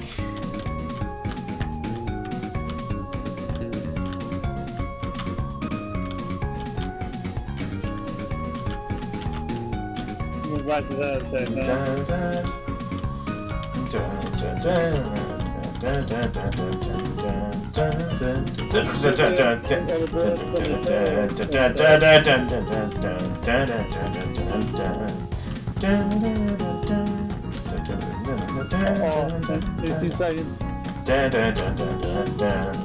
worry, we made it. Clean run too. We didn't get hit by anything there. Jump into the lava so you can't get. Yikes. It is a pizza. Why else would they call it a pizza time? There are timers like that exist? Okay. Alright. My. It seems you've bested me. But only because you had the help of the brilliant Dr. Alphys. If there is such a thing as pizza timers, I need one. Oh, I loathe to think what would have happened to you without her. Let me Google. Alright, show me a pizza timer when you get back. Well, Toodles. Oh, yes, about the substitution. Haven't you ever seen a cooking show before? I already baked the cake ahead of time, so forget it. Alright. Wow, we did it. We really did it. Great job out there, team. Well, anyway, let's keep heading forward. Alright, go on. Oh yeah, what happens if I call Papyrus and Undyne in this room? Okay, still no response from them in this room, so nothing. Oh yeah, another neat little details if you try to interact with the can here. It's glued to the table, so you would have never even been able to pick it up. Closest thing I've found. Alright. We have a nice view in this room. An ominous structure looms in the distance. You're filled with determination. See that building in the distance? That's the core. The source of all power for the underground. Yeah, that's also where those ice blocks are going, as it was explained earlier in our phone calls. It converts geothermal energy into magical energy by... anyway, that's where we're going to. In the core is an elevator directly to Asgore's castle. Yes, the core of the pizza maker. I bet it's the Pizza Maker 2000. Yes. Oh, now I'm in the... I know I already had dinner earlier, but I'm getting to be in the mood for pizza. Even though we had pizza yesterday because it was taking too long for them to make chili. I know... Yeah, that's what we did. We were planning on having a chili cooking thing, and then things ended up taking too long that they just cooked up some pizza. Maybe I'll have some of the leftovers tomorrow for dinner. In the core is an elevator directly to Asgore's castle. And from there, you can go home. Calling Papyrus and Undyne in this room. There's no... Oh, no response? If you are hungry... Oh, no, I couldn't possibly do that. I like to have my specified times to eat food, and I have already had dinner, and with that, I am satisfied. Interesting how there's no response in this. Maybe it's the next core room up or something. The elevator says R1, but what does the R stand for? Come on, Pyrus, think about it. It stands for red, because that's the color of the lights. Oh, good point, guys. I guess that makes sense. So at this time, we can select a location going to either left floor 1, which I believe brings us back to the... So should I mute it for now? Yeah. No, that's right. Yeah, I mean, it starts out red. I mean, it's for a brief moment red, but then it turns kind of orange, then yellow is what it does. Or mandarin. The elevator says L1, but what does the L stand for? Come on, Papyrus, think about it. It stands for elevator. Duh. Ah. Can I show you my birthday? Wait, what's happening? My name tag. Yeah, did I ever show you my name tag for work? Oh, that's your name tag for your workplace, Giant Hoyman Gamer? Okay, Yeah. pretty cool. I mean, the people on the stream can't see it, but yeah, that looks pretty cool. Is elevator really spelled that way? Probably. Alright, but this route takes us back to the entrance to the lab, which is a good way of light operating machine. Ah, yes, that's what the L stands for. Light operating machine. Alright, let's go to right floor 2. I do want to go back to Temmie Village later to sell a couple more things. There is an opportunity I think we'll get to go to Temmie Village, though. Hey, I'm Heat Flames Man. Remember my name. Alright, we'll be sure to remember that. Wait, Undyne. If the R stands for red, what color does the L stand for? Light green? Oh, of course. Wait, isn't that 2 words? Light sea green. 3 doesn't fix the issue.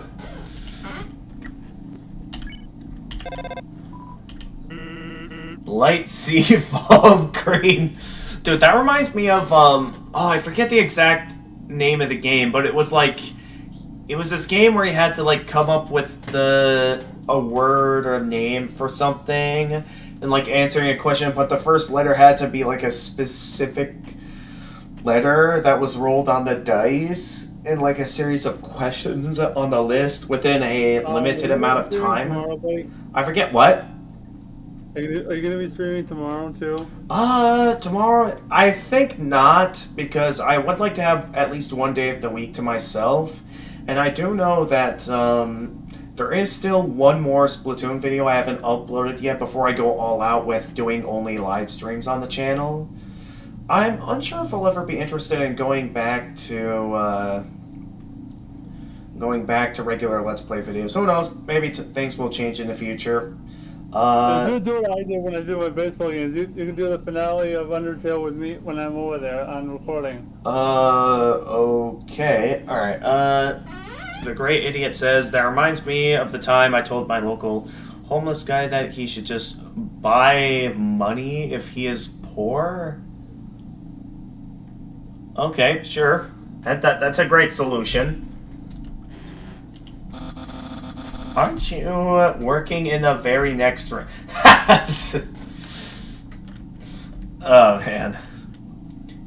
Anyway, another great room. Oh, yep. What? My brother's actually at his station? What? I thought he only had 3 stations. No, he has at least 4. Who the heck keeps hiring this guy? Seriously.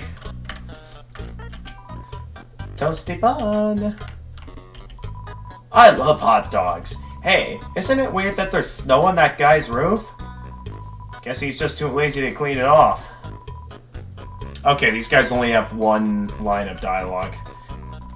Alright, I would like to, at this time, go ahead and, clear up some space in my inventory for this. Let's go with going into Dimensional Box A, put away a couple items, like we don't need the burned pan right now, and then let's put away the cinnamon bun and astronaut food for the time being.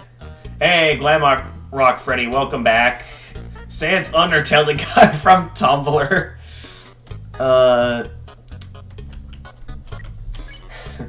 Okay, and then let's go ahead and buy ourselves some items. Hey, buddy, what's up? Want to buy a hot dog? Only 30G. Of course, Sans, let's go. Thanks, kid. Here's your apostrophe dog. Yeah, apostrophe dog. Apostrophe dog. It's short for hot dog. Alright, this is the hot dog. Hot dog, question mark. Heals 20 HP. The meat is made of something called a water sausage. Everyone's going all out for. Honestly, I think the Sans theme here is much more enjoyable than the than Megalovania. I'm gonna be perfectly honest right now. Just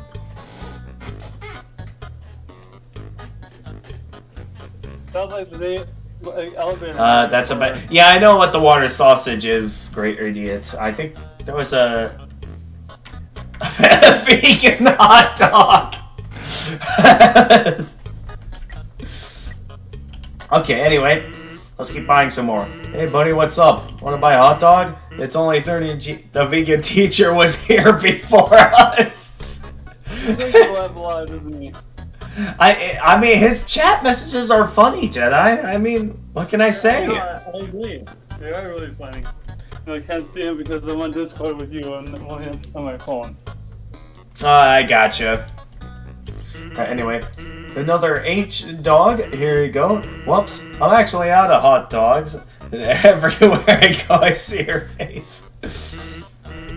Here, you can have a hot cat instead. So yeah, you actually get a unique item called the Hot Cat. Hot Cat deals 21 HP, like a hot dog, but with little cat ears on the end.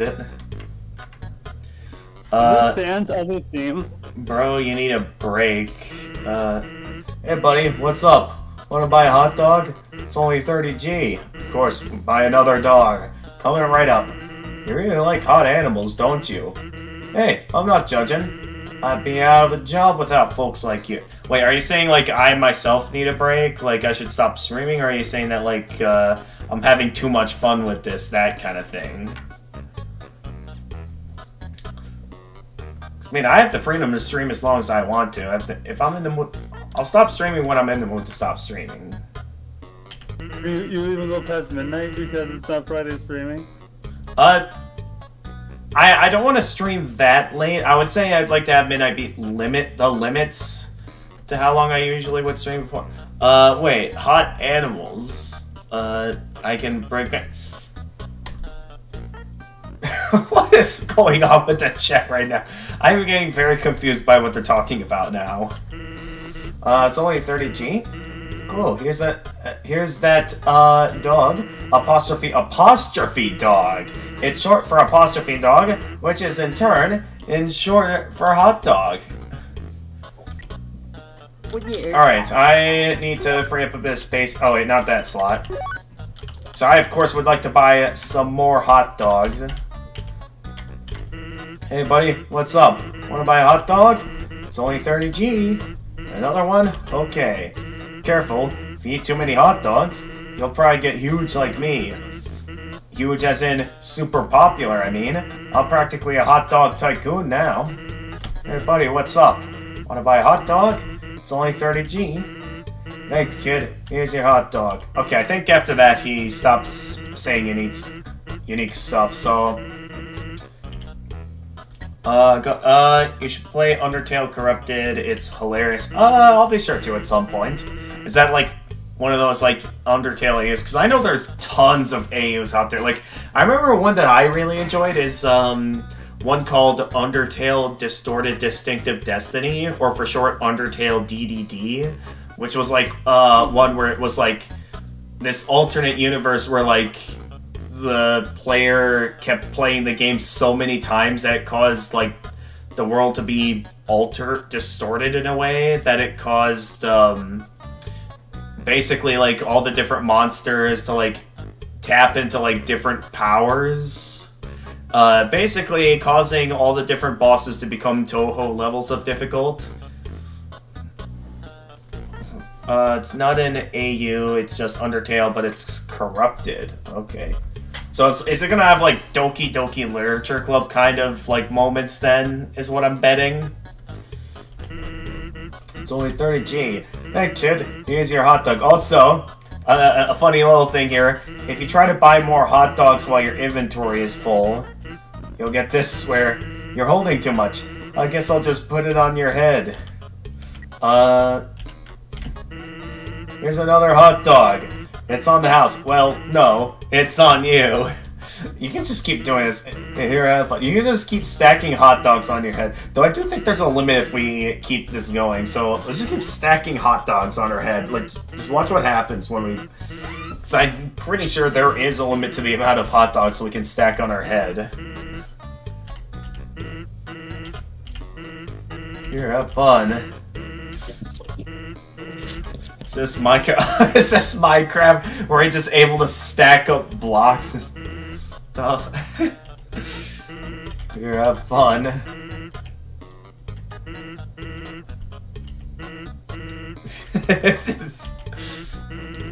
Here, have fun. Would there be a limit now? Hang on, there is a limit to the amount of hot dogs he can stack on his, on your head, and I'd like to show it. Here, have fun. There you go, keep it going. Keep going, Sam. Alright, here we go. I'll be frank with you, as much as I like putting hot dogs on your head, 30 is just an excessive number. 29, now that's fine, but 30, doesn't look like my arms can reach that high. Totally, the monster is bigger than our character in the game. I mean, it looks like some monsters might be shorter, some monsters bigger. Also, running around left or right will usually cause all the hot dogs to go flying off your head like that. It is quite enjoyable to watch. Gotta get going. Okay, thank you for coming in, the great idiot. Your interactions with me today have been quite enjoyable. Anyway, adjusting my set of items now that I've got loads of hot dogs and a hot cat. Let's go ahead and put all that in an entirely separate box since we know we won't be needing much for that. Also, at the same time, maybe also a couple of other items I might not be needing very much. So let's go with, like, in this dimensional box, put in, like, the abandoned quiche and the cinnamon bun. So have all that food stored in there and ready for when we need it. Then, for dimensional box A, I still want to hold on to the cinnamon bun CT because we're going to need that later. So let's whip out burnt pan and our astronaut. Well, actually, am I going to be needing the astronaut? Let's whip out the astronaut food. And then I think there's going to be one more point let's whip out the spider cider. Why don't we? This should be a pretty good balance of items.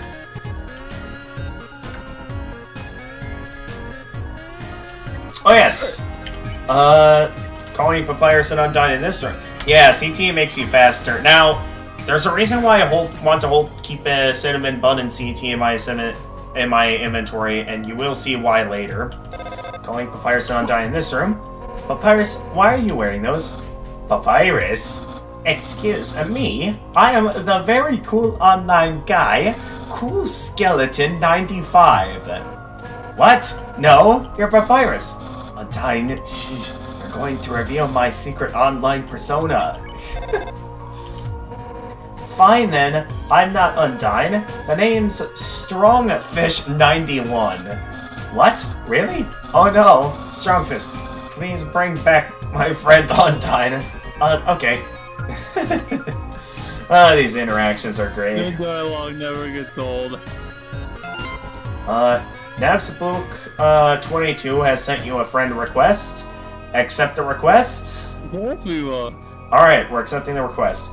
Seems to have already rejected itself. Oh, okay. Alright, calling Papyrus and Undyne in this room. An apron lying in Hotland. That makes sense. Yeah, cooking is definitely fire elemental. Unless you can cook a popsicle. Would you really call it cooking a popsicle? Yes. That's what you called it last time we, oh man, I almost forgot about that. What a mess. Okay. It took forever to hose everything off. What, the fire? There's an apron lying on the ground. Will you take it? Absolutely. Good. You got the stained apron. So the stained apron. Armor defense 11. Heals 1 HP every other turn. That is, without question, the most useful armor in the game. Well, right underneath the Temi armor, basically, because I'm pretty sure the Temi armor had a similar ability, though it didn't have as much defense. So obviously we have what's probably the second best armor in the game. Then we can go ahead and open up the cell phone and open up the dimensional box so we can put away the tutu, since we aren't going to need that anymore. And then, alright, we should be good for now on items. Yep, keep going then. Yeah. Hi, it's Dr. Alfie's. This puzzle is kinda, timing-based. You see those switches over there? You'll have to press all 3 of them within 3 seconds. I'll try to help you with the rhythm. Also, in case you guys, for those of you who knows about the secret path, I will be getting back to that later. There's going to be a hint I want to go for first before doing that. Anyway, we got a puzzle, flip the 3 switches, and... Okay, now press the 3rd one. Hey, looks like you only needed to press 2 of them. Well, at least you tried to help, Alfies. What? You have to solve a puzzle on the conveyors? Oh man, did I ever tell you about my conveyor puzzle idea? What is it? Imagine 4 basketball hoops on the sides of a conveyor loop. The conveyor keeps speeding up until you get sick, then you have to puke in all 4 of the hoops in a row. I hate this. You have to time the pukes. I'm interested in this now. Oh man, you want to hear more of my grand idea? I'm gonna hang up now. The virus. What do we got about this one? What? How's this puzzle work? Whoops, I think it's Undyne's turn to talk. What? No, I hate puzzles. Papyrus, you do it. Well, Alphys made the puzzle, right? You should just call her up. And say in a hot voice, Alphys, I need help with a... audible wink. Puzzle. Oh my gosh. No, shut up. Fine, give me her number. I'll do the hot voice. No, that's even worse. Audible wink. Wait, whose number is this? Alright, let's see if Alfie's what. Alright, Alfie's updates desk. That's the last time I try to help with a puzzle. Hey, I'm going to the bathroom, so I'll be MIA for a bit. I'm sure he can handle this puzzling. I do kind of find it funny on how Alphys basically tries to help us with the easy puzzle, but then no one bothers to help us with the legitimately challenging puzzle. Because I've seen quite a few people struggle with this puzzle first time around. Because, I mean, once you know the solution, as I do here, the solution to this puzzle isn't that bad.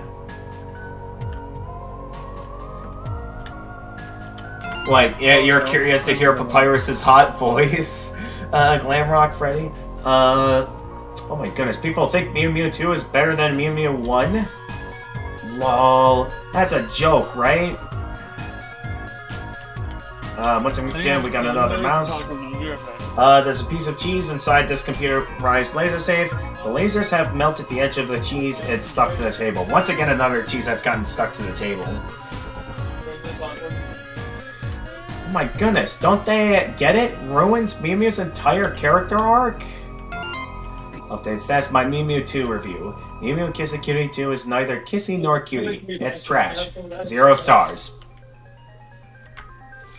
Alright, I just wanted to quick get those out of the way before saving. Knowing the mouse might one day hack the computerized safe and get the cheese, it fills you with determination. Alright, the bad opinion zone. I could also go back and do the secret boss at this time, though I think I want to wait until I show the hint up in MTT Resort before doing that. Moving onward. Hey you, stop. We've, received an anonymous tip about a human wearing a striped shirt. They told us they were wandering around Hotland right now. I know, sounds scary, huh? Well, just stay chill. We'll bring you someplace safe, okay? Huh? What is it, bro? The shirt they're wearing?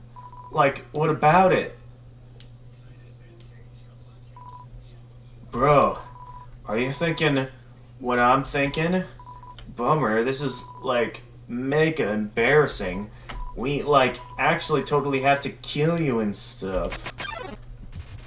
Royal Guard's attack.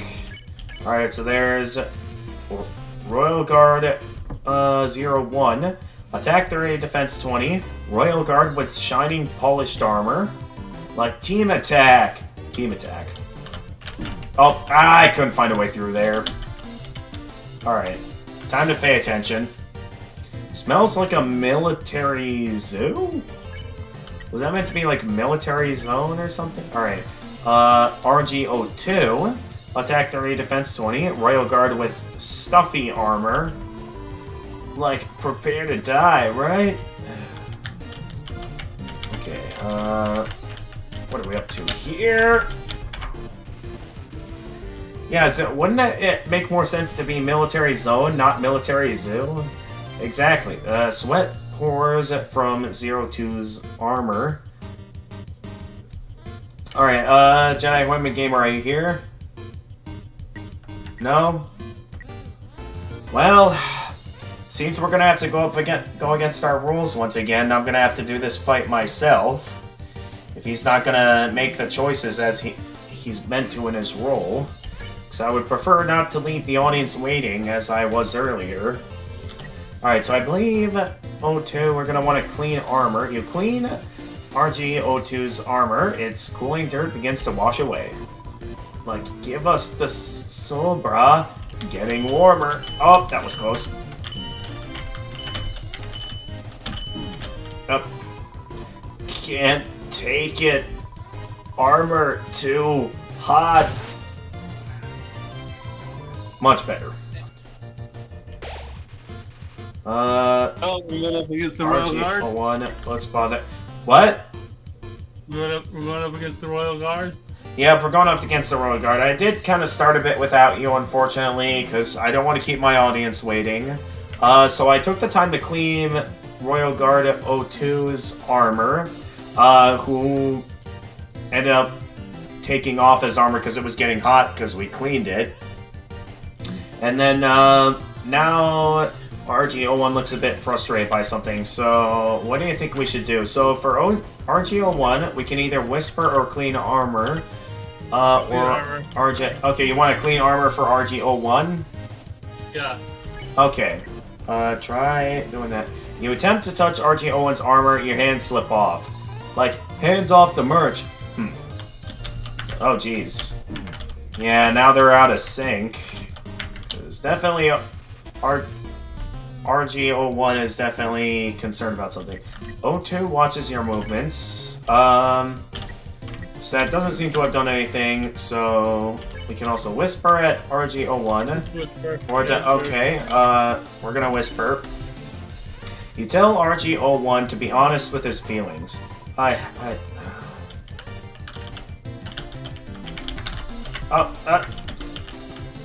Okay, I got it. Dude, I can't take this anymore. Not like this.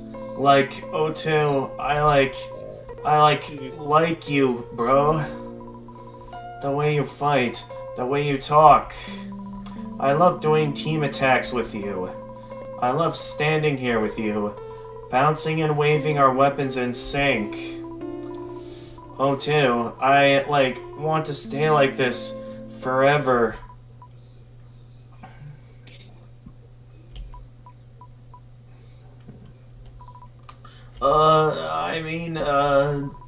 Ooh, bro, that human put me under, mind control. So, an interesting little detail here. Normally, if you didn't take the time to call Undyne when they were guarding the L1 elevator, they would, he would, in this particular interaction, he would, respond by saying, gotcha, bro. But he'll actually say that as, consistency with the phone call, which is a really neat detail when you pay attention. What was I just saying? It's all blurred, dude. Whoops. 01. Yeah, bro? Do you want to get some ice cream after this? Boys, we got the sniff. Sure, dude. Haha. 01, 01 and 02 are looking at each other happily. We can now spare them at this time. You want it? You earned 0 XP and 100 gold. Alright. Alfie's updated status. Oops, wait, how's the human doing? Oh yeah, I also didn't call Papyrus and Undyne in this room. Careful, the Royal Guard patrols that area. I think it's RG-01 and RG-02 today. It's funny, the bunny actually requested to be with the dragon guy. It's nice when people are platonic friends like that. It's nice when people... Okay. Oh, that's nice.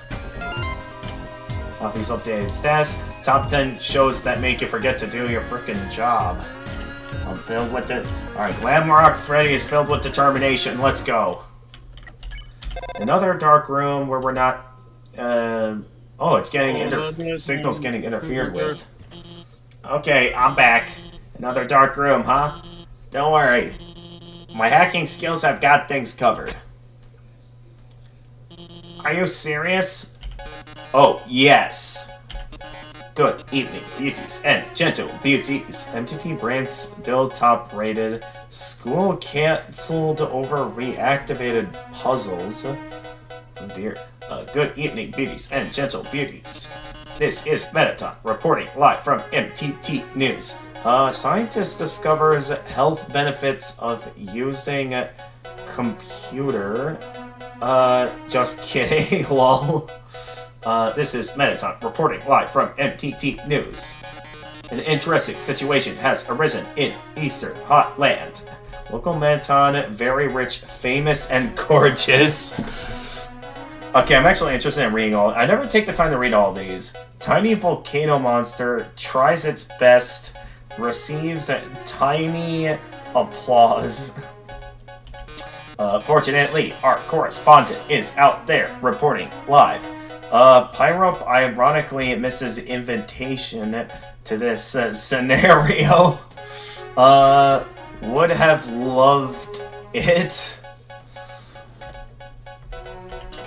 Brave correspondent, please find something newsworthy to report. Local plane creates huge line at store by saying, "It's not like I want to buy these products or anything." Cashier confused. Our 10 wonderful viewers are waiting for you. Let's see, what else we got here? Hotland technical malfunctions, a seed and reseed in linear progression throughout area. Washoa cleans up local crime. Literally finds criminals and douses them in soap. Crime doesn't go down, but it smells amazing. So, historic news ticker headline. How many of these are there? That's what I want to know. Like, how many on news ticker headline shortage? Did they only have a limited amount of them? They only had so it just says, yeah, we got this shortage on headlines, and they just stop. That's actually pretty funny. Basketball's a blast, isn't it, darling? Too bad you can't play with these balls. They're MTT brand fashion basketballs for wearing, not playing. You can't get rich and famous without beautifying a few orbs. Report this one. Okay, do you want to report the basketball or look for more? Sure. What? Yeah. Okay, you want to report this? Alright, let's report it. Attention, viewers. Our correspondent has found a basketball. Basketballs. Circles of fun. Orbs of joy. Spheres of amusement. But you shouldn't play with this one. It's an MTT brand fashion ball. Proper maintenance is required to keep it looking good. As you can see, even exposure to human body heat causes the paint to slog off. I have never heard of that word before. I'm sorry, despite growing up with the English language, I seem to have found a word that I do not know about. Wait a second. That's not a basketball. That's a bomb. Oh no, this sport review is turning into a short review because it'll be over after you blow up. But don't get too excited. You haven't even seen the rest of the room yet. Oh dear. That might be a bit of a problem. Oh my. It seems everything in this area is actually a bomb. Wait, did he mean melted? Maybe. That dog's a bomb. Oh yeah, the tail is a fuse. That present's a bomb. Even my words are. Oh dear. Brave correspondent, if you don't defuse all of the bombs, this big bomb will blow you to smithereens in 2 minutes. Then you won't be reporting live any longer. How terrible, how disturbing. Our 9 viewers are going to love watching this. Oh boy, he lost a viewer. Good luck, darling. Don't worry. I installed a bomb defusing program on your phone. Use the defuse option when the defuse is in the defuse zone. Bomb is in the defuse zone. I am not reading that correctly.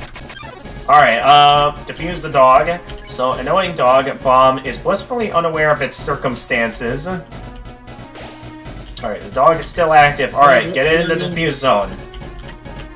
Alright, go, go, go. Great job. Keep heading around the room. Try to go for the one in the bottom left next. Okay, gotcha. I want to go for some of these up here, actually. Defuse extremely agile glass of water. Extremely agile glass of water. All things considered, it's an extremely agile glass of water. Okay, defuse. Okay, get the basketball. Okay, defuse the basketball. Or basket bomb. Even if you explode, you'll at least look good. Okay, we need to get it into the defuse zone. There you go, you got it. Okay, go, go, go, go. We gotta keep moving. Alright, go, go, go, go. Okay, defuse the game. Game bomb, you really should have rented it first. Okay, and there. Bomb defused. Alright, keep moving.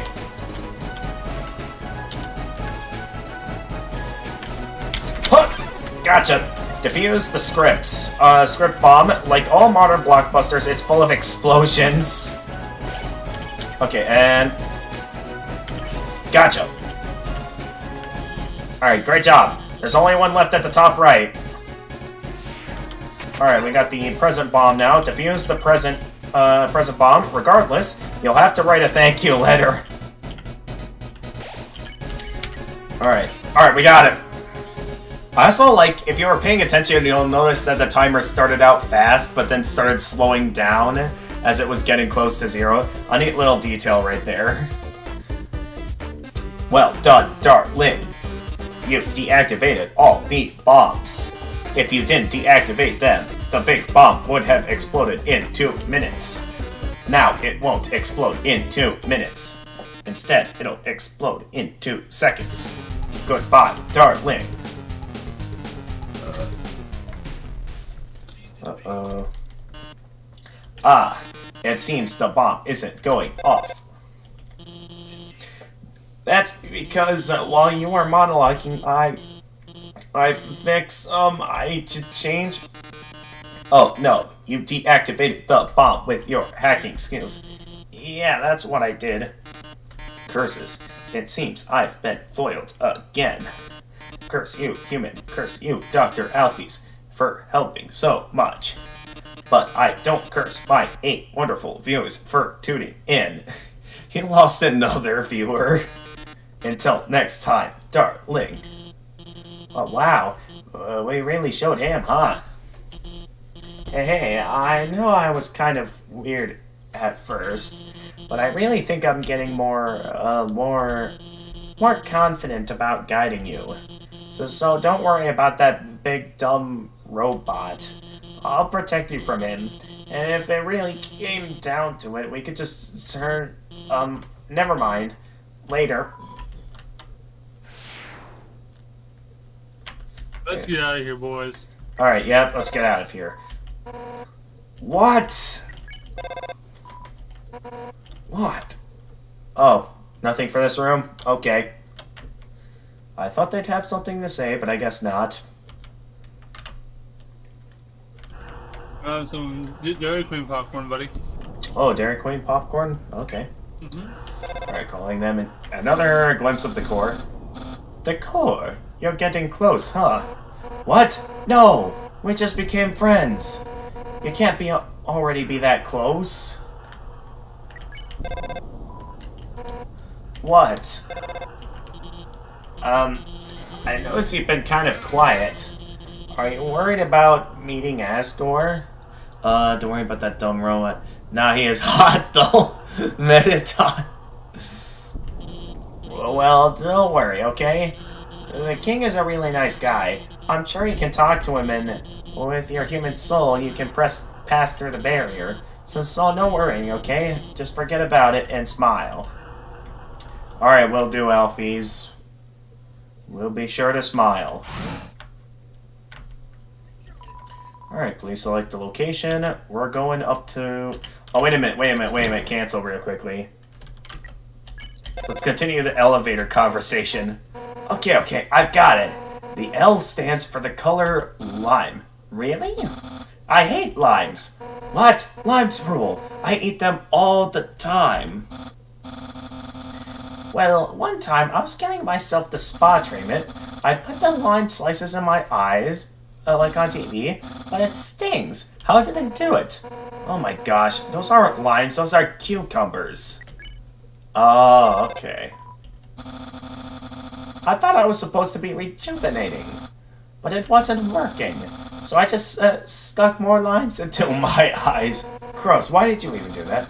I just want to have handsome, shonen eyes, like Mediton. He doesn't even have eyes.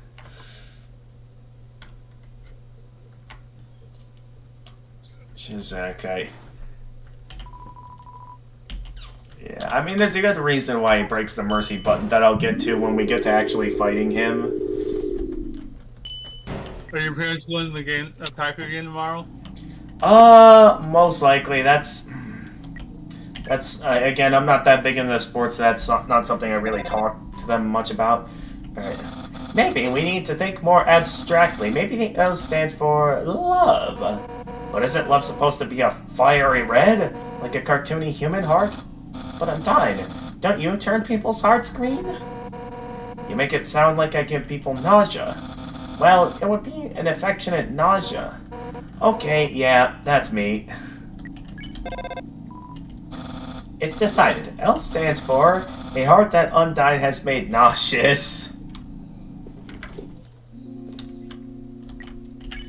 Alright, what do we got in this one?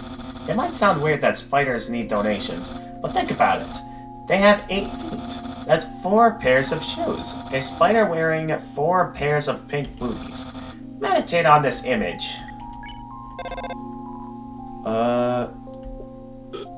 Yeah, Muffet. Welcome to our parlor, dearie. Interested in some spider pastries? All proceeds go to real spiders. Looks like some sort of powerful bracelet. Wait, it's just a croissant. It's a spider donut. It looks more rubbery than usual. Oh, it's probably a, these are probably just display items is probably what they are. My uncle's making croissants for a snack. Okay. I ended up buying a donut. I didn't want to, but that girl, even though I told her no, she kept staring at me in this creepy way and licking her lips. And now I'm out of cash. Maybe I can sell it online and double my money back? I don't know. I buy a spider donut for 9,999 gold. Yikes.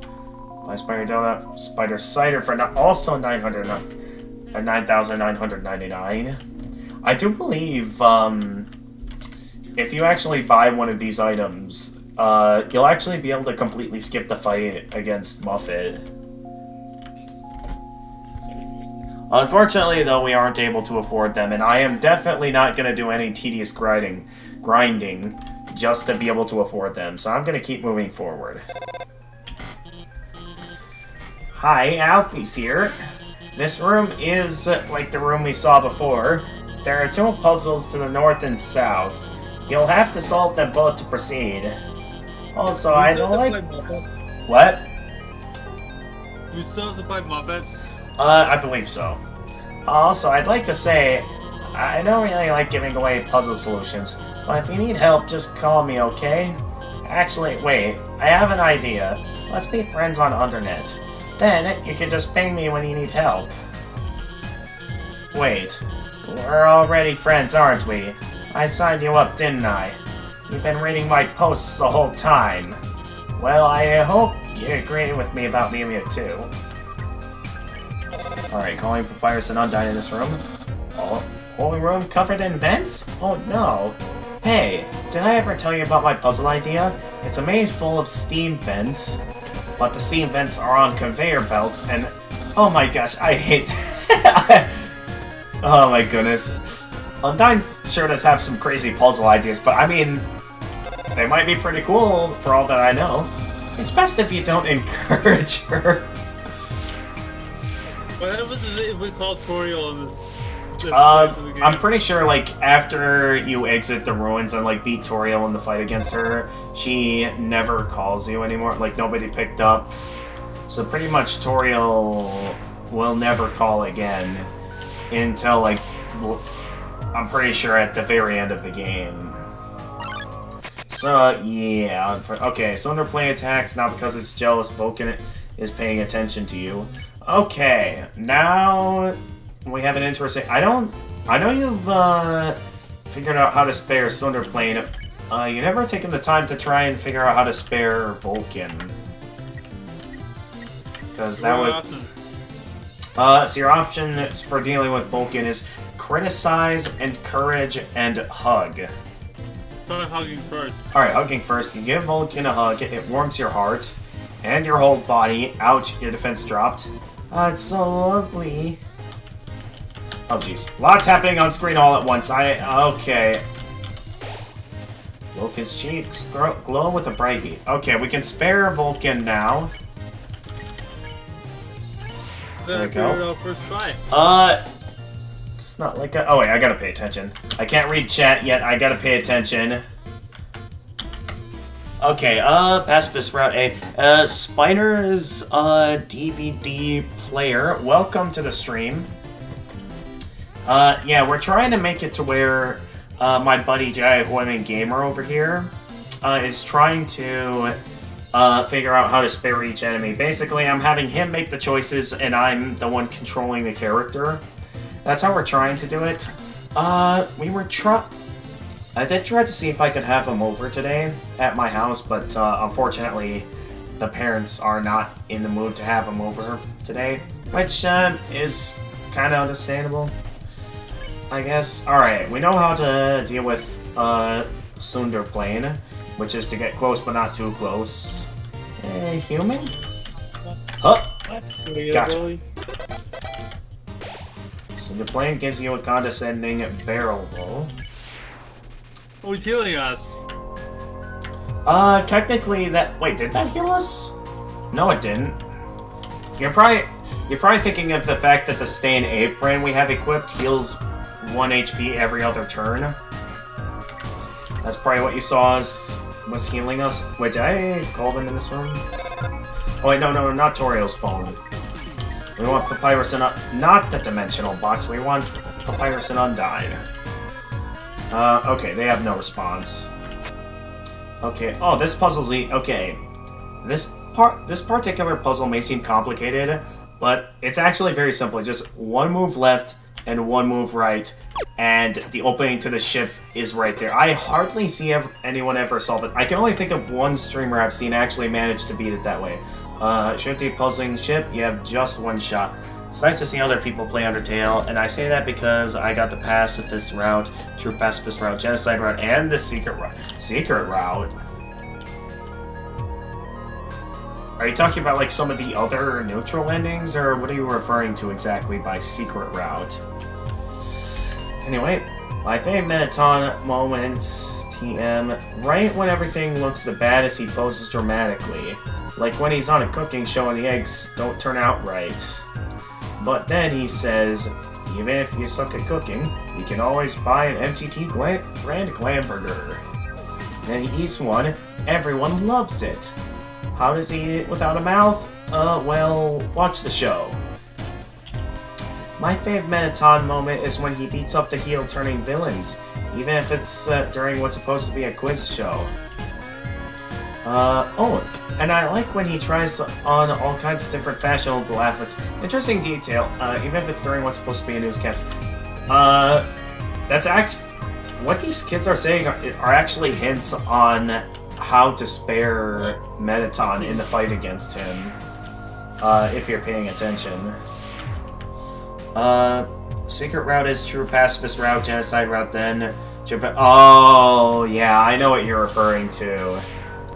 Okay, I know exactly. I would consider doing that, but at the same time, I have a bit of a heart in a way that where I just have this like standard that I can never bring myself to actually get the genocide ending. I've gone as far as to kill Sans because of, you know, the challenge that's offered, but I've never actually gone as far as to get the genocide ending.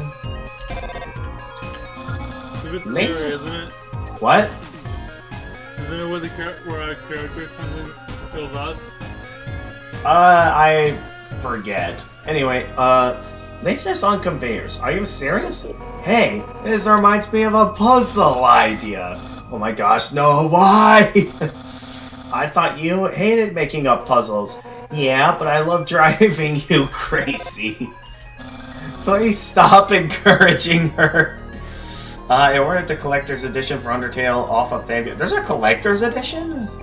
Like, was that like a reward from like the Kickstarter or something? Oh, I messed that up. At least I dodged the inward part correctly. But yeah, I messed up that one part improperly. You still think it hit, right? I technically did not take any damage there, despite getting hit by one of the lasers. Hey, this, doesn't have anything to do with guiding you. Fangamer is a website that makes official Undertale, / Delta rumors. Oh, okay. Guiding you, but, hey, would you want to watch a human TV show together sometime? It's called, the Mew Mew Kiss a Cutie. So, like, is, like, Toby Fox, like, the one that kind of made the website or something, or, like, part of his crew? Is that how it works?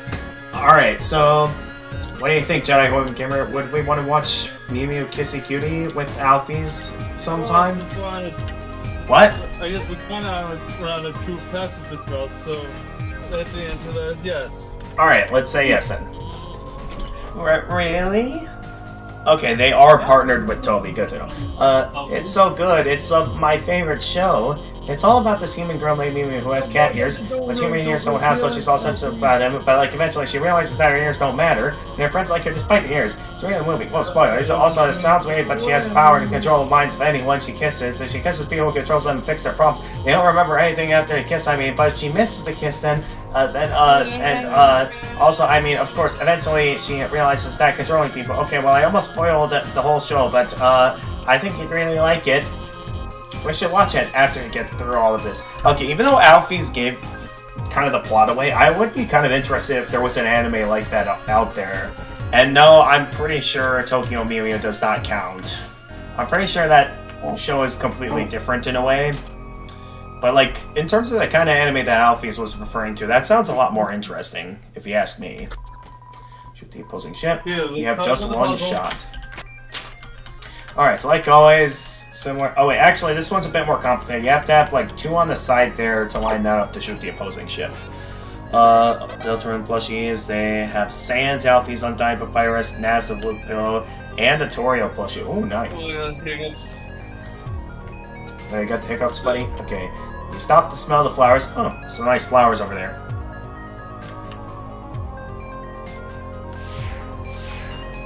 Anyway.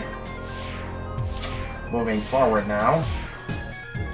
They even have Frisk's shirt and a Sans... Wait, they sell just a simple striped shirt and that's all they sell? Oh my goodness. And a Sans hoodie. Oh my goodness. I mean, that definitely makes it easy to cosplay as the characters, I guess. Anyway, moving forward, let me quickly check my inventory here. So, I'm gonna do a little bit of reloading my save file here because there's 2 ways you can beat this boss here. The smell of cobwebs fills the air. You're filled with determination. Calling a person undying on the phone. The signal's clogged with cobwebs. You can check it out. They're pretty expensive. Oh, they're expensive. I mean, I would think Undertale merch would be pretty expensive. Anyway. Did you hear what they just said? They said a human wearing a striped shirt will come through. I heard that they hate spiders. I heard that they love to stomp on them. I heard that they like to tear their legs off. Alright, Muffet fight time, let's go. Also, in case you guys ever get confused, in case you guys ever get confused by the chat messages, keep in mind I'm streaming this off Restream, which allows me to stream this on both Twitch and YouTube at the same time. So it's likely that any chat messages you guys don't see in your chat room is likely because I'm reading chat off another platform, because I'm reading it off Restream.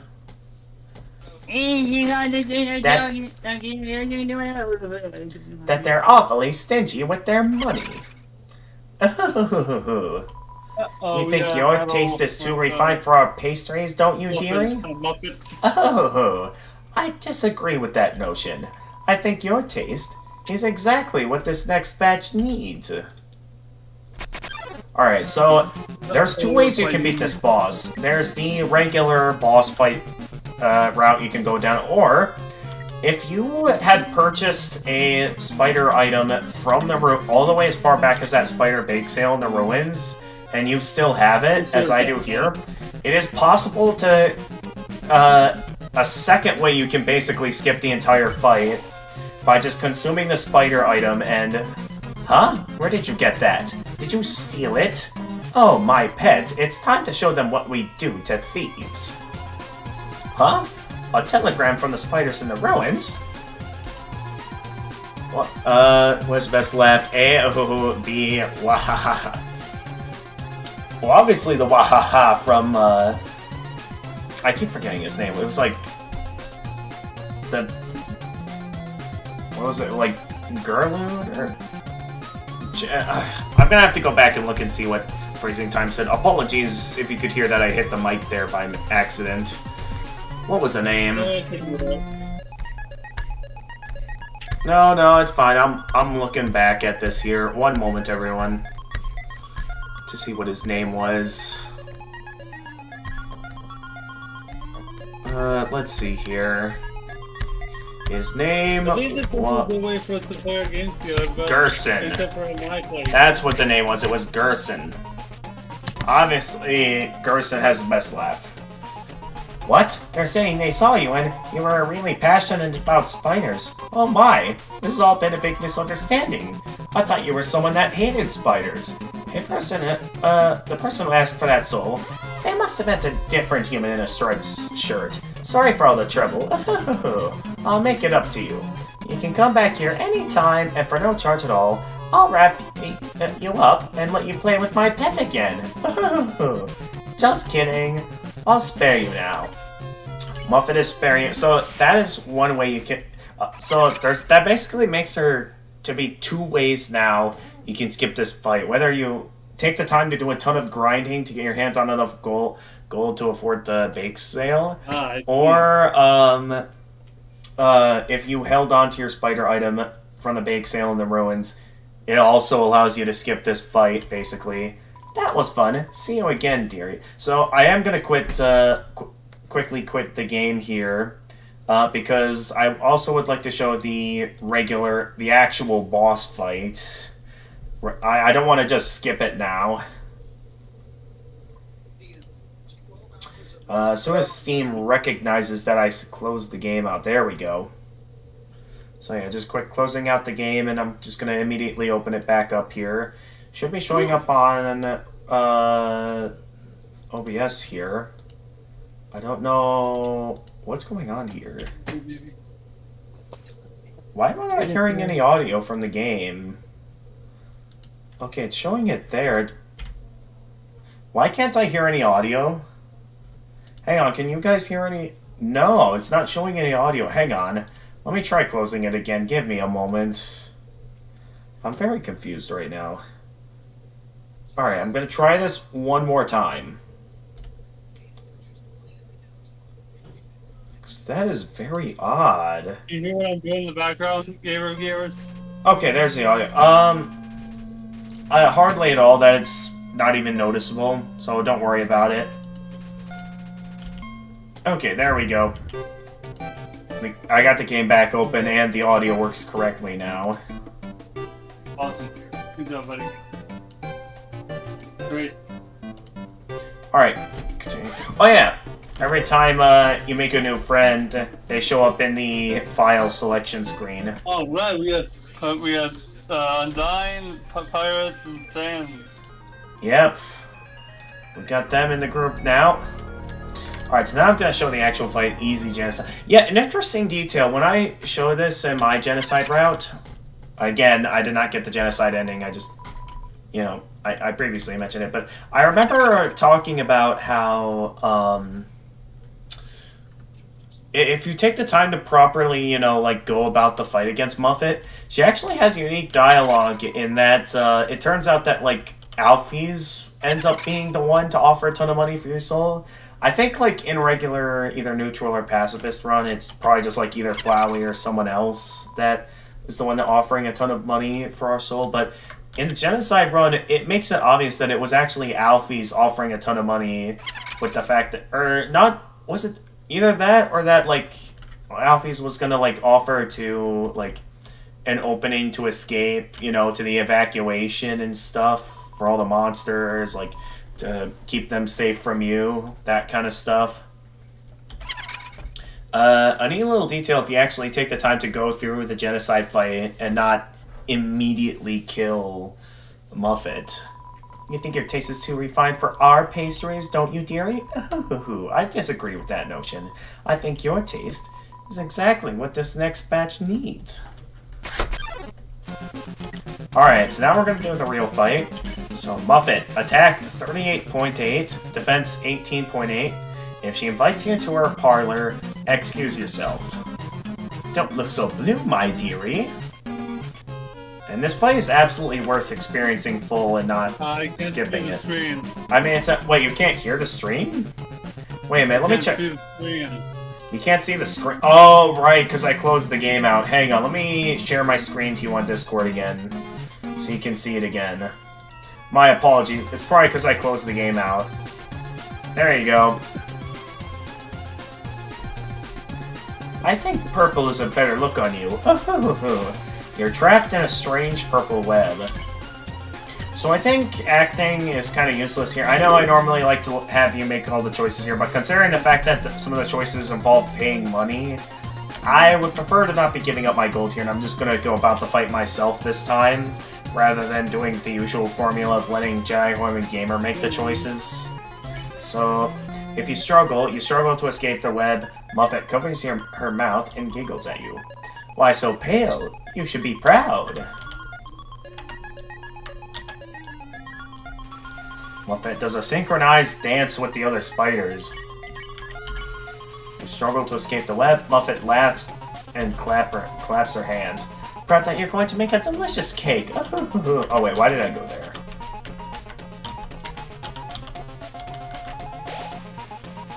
Muffet does a synchronized dance with the other spiders.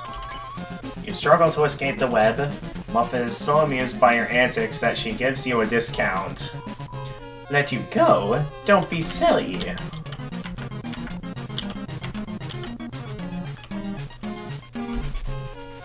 Muffet pours you a cup of spiders.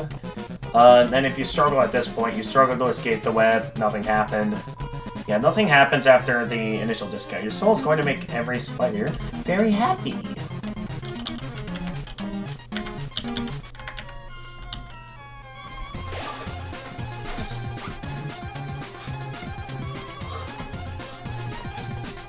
Muffet tidies up the web around you. So yeah, if you do decide to pay money in this fight, you pay 5G, Muffet reduces your attack. Yeah, it only reduces her attack for a single turn, which is, in my opinion, kinda not worth it since you're giving up gold. Oh, how rude of me. I almost forgot to introduce you to my pet. It's breakfast time, isn't it? Have fun, you two.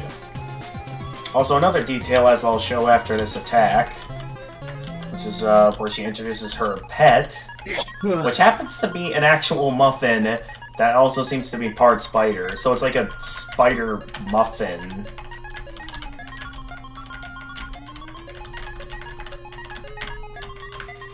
All the spiders clap along to the music.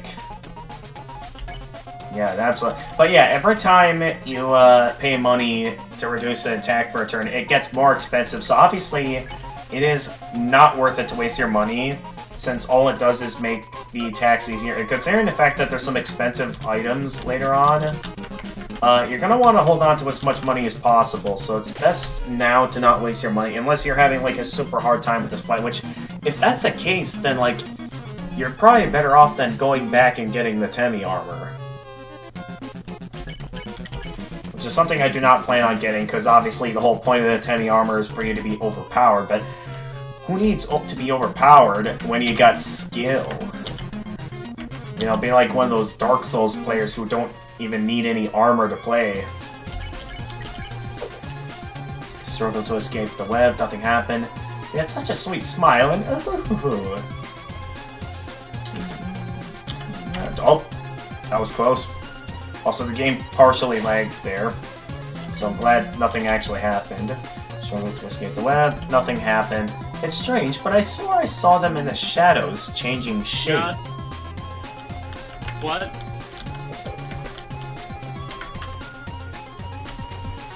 Muffet does a synchronized dance with the other spiders. Alright, you struggle to escape the web, nothing happened. Oh, is that lunchtime, isn't it? It's lunchtime, isn't it? And I forgot to feed my pet.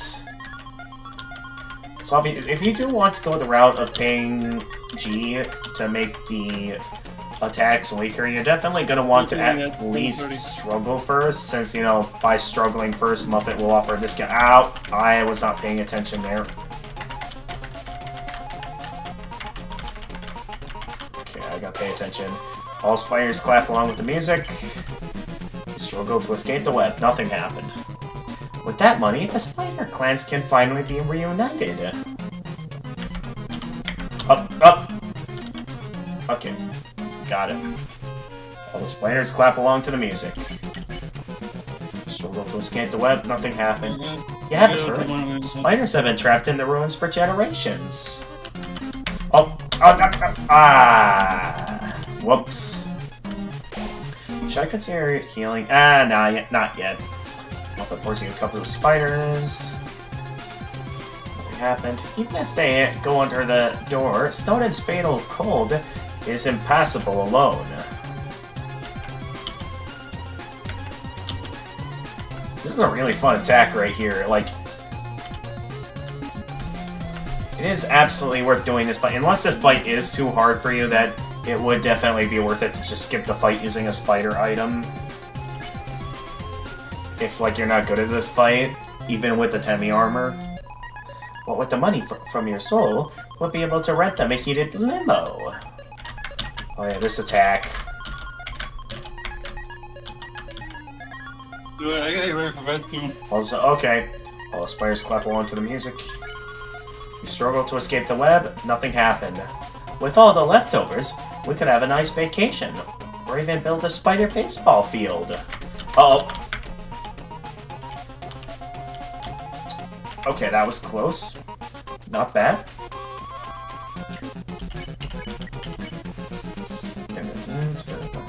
But enough of that. It's time for dinner, isn't it? We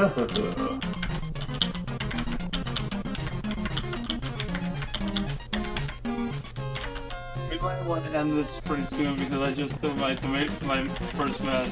Alright, yeah, I think after we get through the next Metaton moment, I think that's when I'm gonna go ahead and call it a stream, when we get, like, maybe close to the entrance to MTT Resort.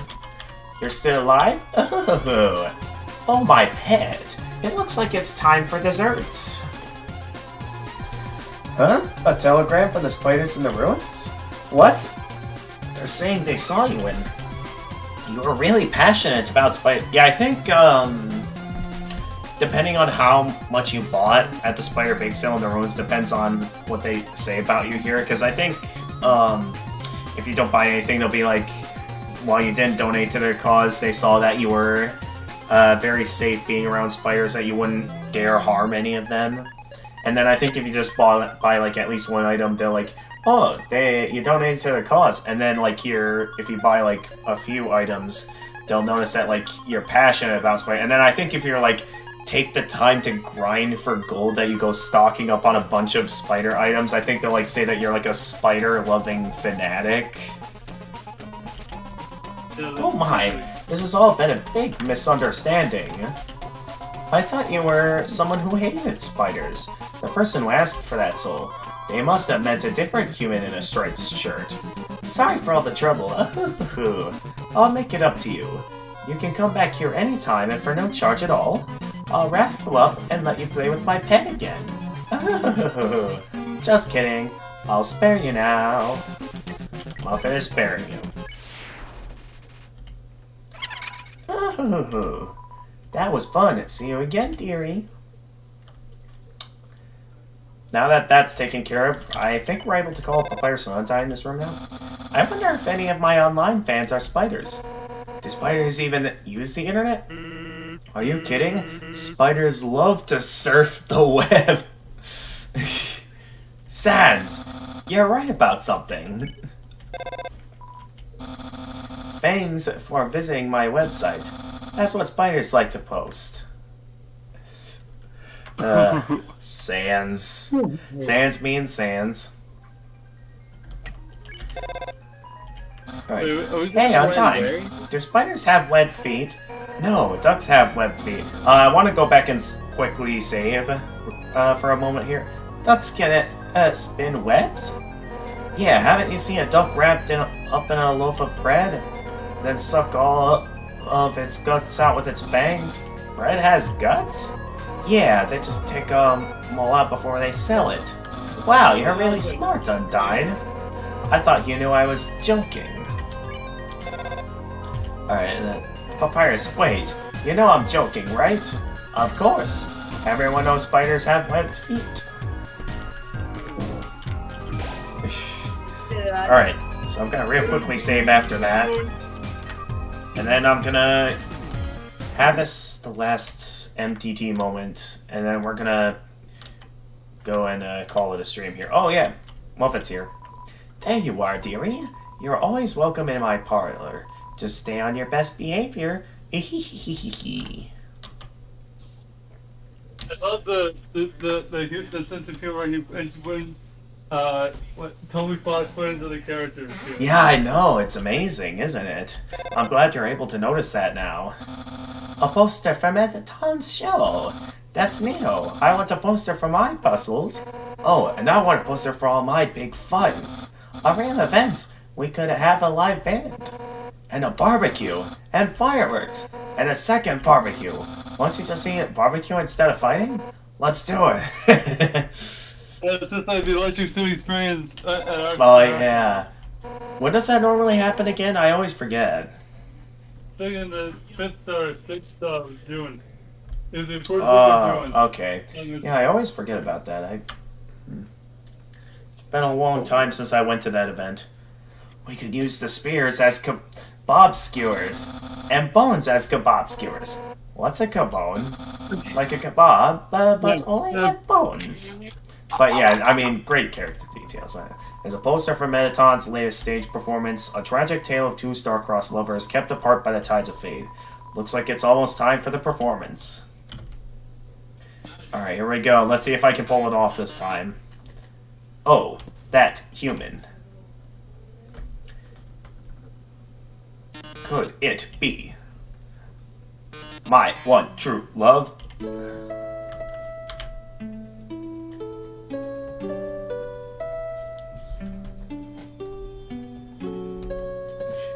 How majestic.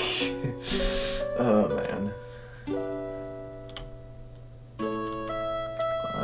My love, please run away. Eat Monster King forbids your stay. Humans must live far apart, even if it breaks my heart. They'll put you in a dungeon. It'll suck, then you'll die a lot. Really sad, you're gonna die. Cry, Not funny, Metalton. so sad it's happening.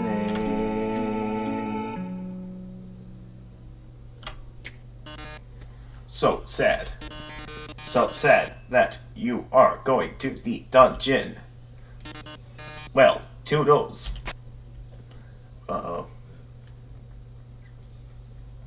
No. Does anyone find it strange here that normally when he's like in rocket mode like he usually is, usually the like blast from his rocket is usually like yellow and orange looking, but here it like looks purple. I always find that strange. I mean, I get he's wearing the dress, but still, it doesn't seem right.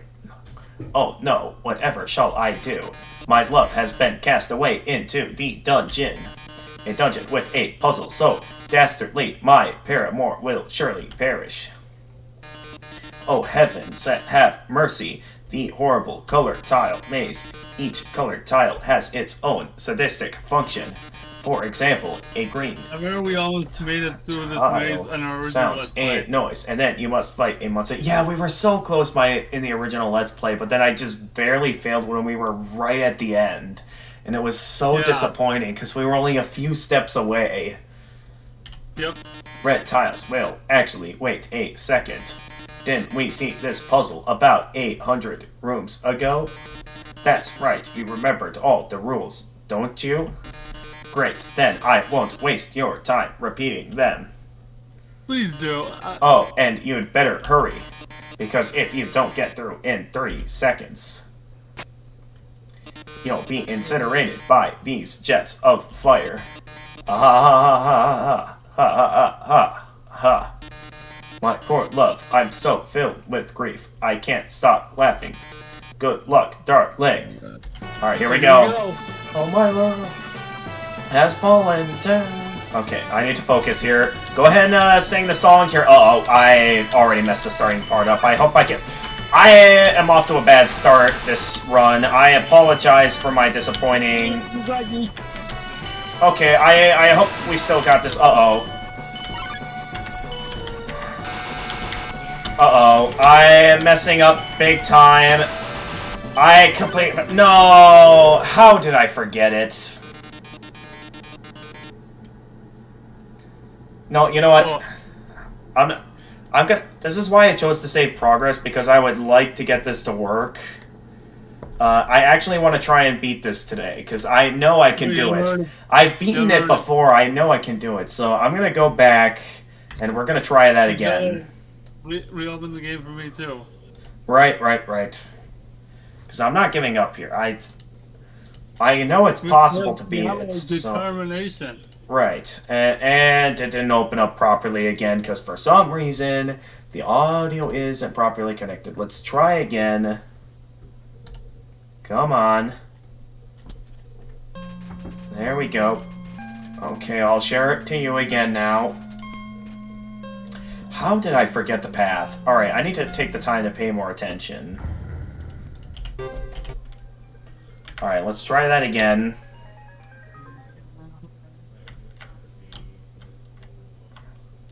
That's a good song, though, by Mettaton's part, wasn't it? Well, what is Muppet just doing sitting there? Mostly just being an interactable NPC, I guess. We're friends with her now. Oh, that human. Alright, we do kind of have to sit through this again, but I do want to try and beat it, because I know I've beaten it before. I just can't believe You look bored, darling. I want this to be a stellar performance, so if you won't give it your all, then I'll skip ahead for the audience's sake. Okay, I'm actually glad that I chose to do that because we can actually just choose to skip ahead. That's actually quite hilarious. Side, the show must go on. Oh, I'm so overwhelmed with tragedies. The king has ordered you to waste away in the castle basement, and before we even had time to sing a sweet song about it. My dear heart, I can barely look upon you, knowing what comes next. Well, okay, that's actually kind of funny how you can actually just skip the whole moment. That is hilarious. I am actually glad I took the time to go back, because that's amazing. Orbital color tile maze. Each color tile has its own specific function. Green tile sounds a noise, and you must fight a monster. Red tiles, well, yep. It's this puzzle about 100 rooms ago. That's right, you remember all the rules, don't you? Alright, but I won't waste your time repeating them. Oh, and you better hurry, because if you don't get through in 30 seconds, you'll be incinerated by these jets of fire. Ha ha ha ha ha ha. For love, both the grief, can't stop laughing. Good luck there. Alright, let's try this again. Alright. I won't lose this time. Okay. So, paying more attention this round.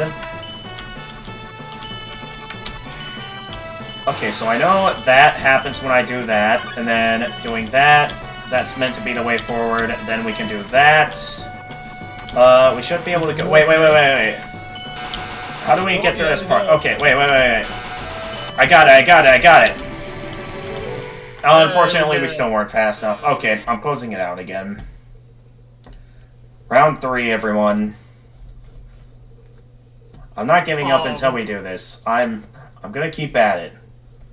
I just hope we don't have any audio issues again. Okay, so once again, share the screen on Discord so you can see it. Alright, round 3. Now that I got a better memory, we're gonna try this again. So I would like to beat the color tile maze. I don't know why I'm having such a hard time with this, because there was a point where I could easily beat the maze by memory. And I don't know why I'm having so much trouble today. Human. Could it be my one true love? And then you look forward. I want this to be a stellar performance, so if you won't give it your all, then I'll skip ahead for the audience's sake. Yes, please. It's just the sped up music on that part.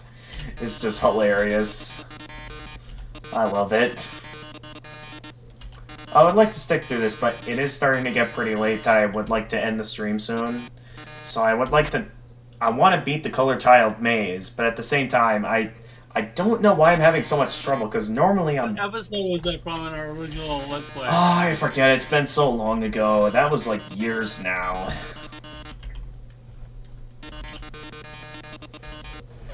I think that it's been so long since the last time we did this. Maybe that's why I'm having so much trouble, is because my memory has grown rusty on this. That's why Sans managed to succeed in killing me once, because my memory of this puzzle has gone numb.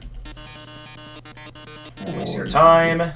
You better hurry, because you don't get through in 30 seconds. Yep, the fire. 5 jets of fire. Grave, can't stop laughing. Good luck, darling. Alright, trying this again. I've got this first part just about memorized.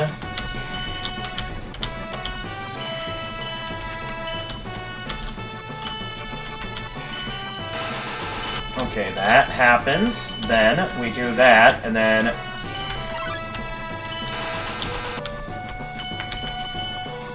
Okay, there we go. Got it? Alright, there we go! We Took 3 tries, but we finally made it. So yeah, it is possible, as you can see, to beat the color tile maze. It's definitely, like, super difficult, since it's like 30 seconds to remember the rules of a puzzle that did happen basically 100 rooms ago. I do wonder if you, like, take the time to count each room individually, I wonder if it actually is, like, exactly 100 rooms ago that... by the time you make it to the color tile maze. Someone take the time to do some counting here. I'm definitely not going to take the time to do it, but I would not be surprised if someone took the time to see if it actually was 100 rooms ago. that they saw the color tile maze. You made it through the puzzle. And now, without further ado, the flames will be deactivated. No more fire. But it's as the phrase goes. Out of the fire and into the frying pan. That's right, darling. Even if you manage to beat the heat, you'll never be able to withstand my hot metal body. Prepare yourself for my... Watch out, I'll save you. Flames, deactivate. Huh? The human finished the puzzle. I already turned off the flames. In fact, I was about to fight the human. What? That puzzle? I mean, great job. We've got him on the ropes now. That was impossible to do. What? Wait, what was the question? The color tile maze. So what's happens there, considering how Alfie's reacts there, and that he still tries to hack into the firewall and stuff, it is believed that you were intended to fail the puzzle. An interesting detail, is that... Okay, let me continue for a moment here. On the ropes, ha. I only deactivated the flames knowing that Alfie's would have anyway. Now, where were we? Oh, yes. I was going to eradicate you. So, yeah.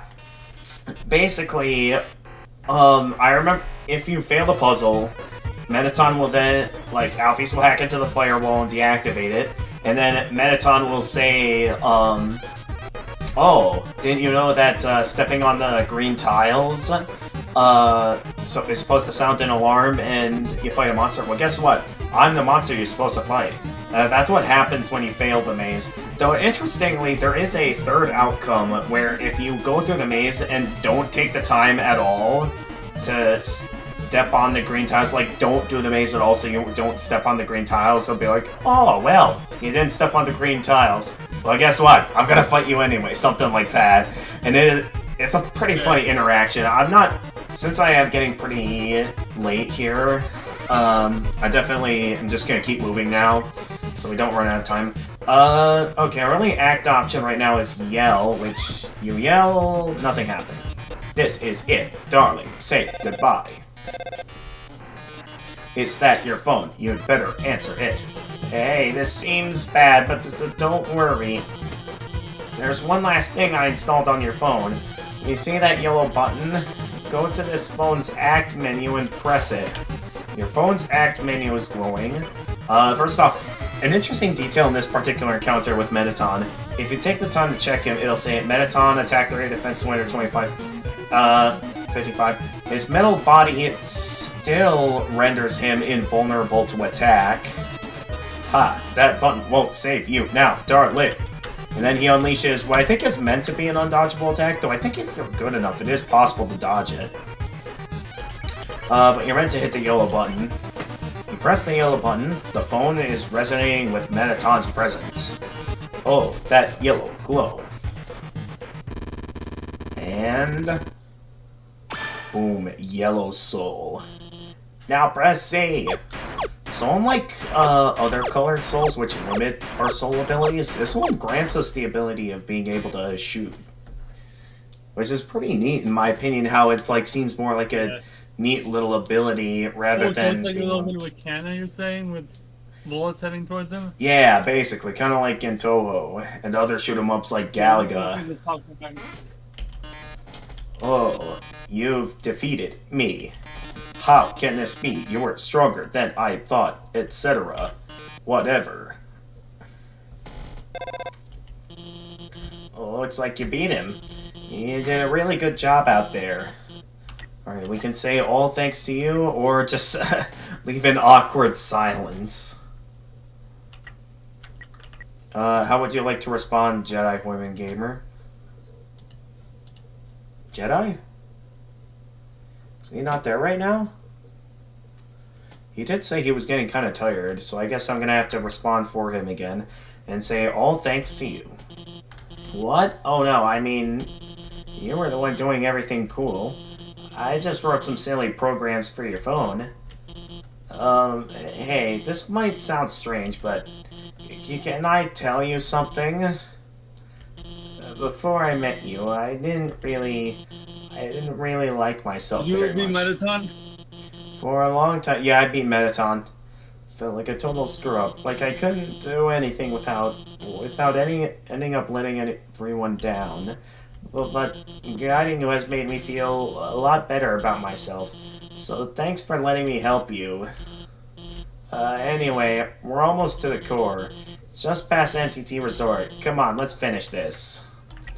Alright, so if you take the time to call Papyrus and Undyne in this room... Wow! I saw it! The multicolored tile puzzle! You did it! My directions helped you!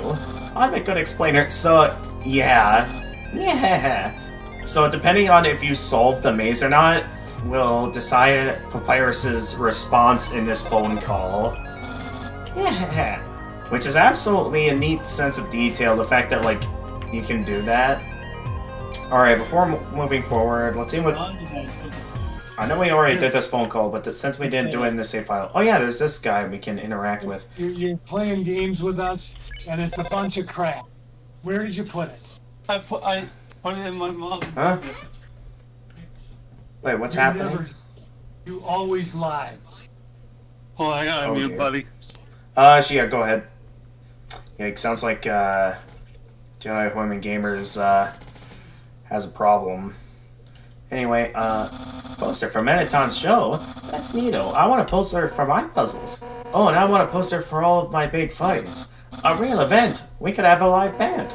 And a barbecue. And fireworks. And a second barbecue. Want to just eat a barbecue instead of fighting? Let's do it! Still enjoyable conversation. We could use the spears as kebab skewers. And bones as kebab skewers. What's a kebab? Like a kebab, but with only bones. You know what, let's interact with them since we see them here. Metaton looked really, really cool in that dress. It sort of makes me feel like I could wear one too. Okay, he has nothing new to say. Alright. And then, I can't believe you got to dance with Metaton. Big deal. Earlier, the human and I danced with Death. Wow, is Death cool? Yeah, she's like super hot. I want to meet Death. Jeez. These interactions are amazing. Alright, going over here. Hey, it's Flames Man from earlier. But first, we must fully finish our elevator conversation. Wait, what if R and L stand for right and left? No way, that makes no sense. Because if we face the opposite way, they'd be wrong. That is kind of true if you consider that kind of directioning. Makes sense to the player, but it doesn't to the characters. But if you face the other way, how can you know they are really still wrong? Let's not get philosophical over the alphabet. Then, here's Heat's Flames Man again. Hey, did you remember my name? Did you? Well, of course we remembered the name. What? You remember? How could I be so easily defeated? I'll always remember that you remembered. Alright, with that, there's, I think, a couple more things we can do. Calling Papyrus and Undyne in here. What? RGO1 and RGO2 are slacking off? Come on, they should be killing you right now. Not that I want them to, I mean. But they could at least try, you know? Don't worry, Undyne, they tried earlier.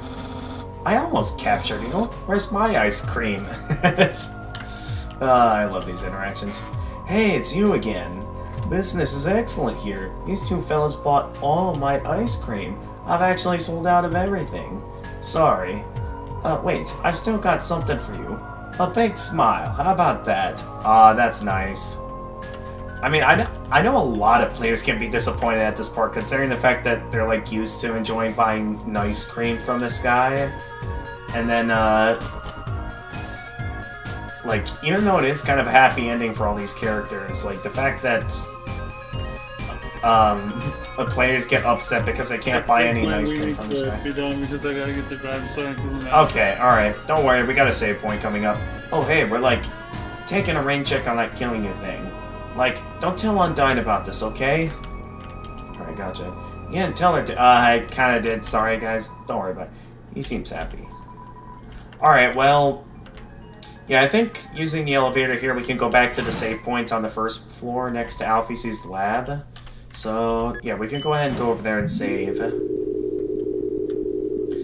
Because, yeah, this, I think this will be a good stopping point for the stream. Normally, I'd stream a bit closer to midnight, but I don't know when the parents go to sleep these days, and I would definitely like to make sure I don't accidentally wake them and make them angry.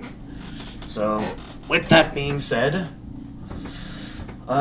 we're gonna go ahead and put the stream to a stop here.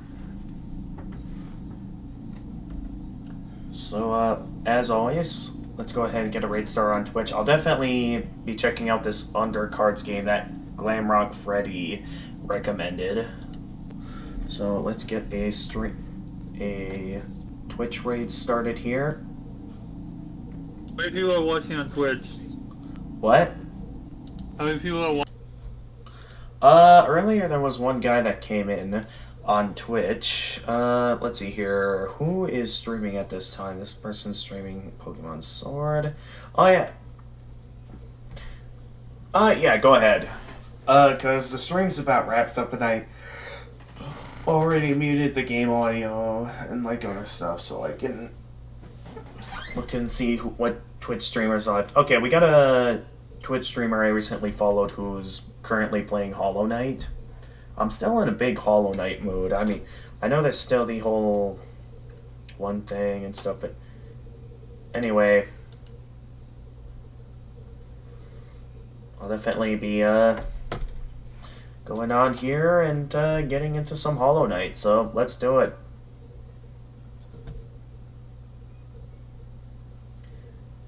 Getting a raid started here. Next stream, I do not plan on streaming Monday. I'm going to stream, I'll stream Monday, but Sunday I think is where I'm going to upload my last Splatoon 3 video, because then later this week I can focus all out on doing a live stream for Splatoon. That's something I can do. With that being said, let's go ahead and get a raid started for a streamer that I recently followed who was playing Hollow Knight.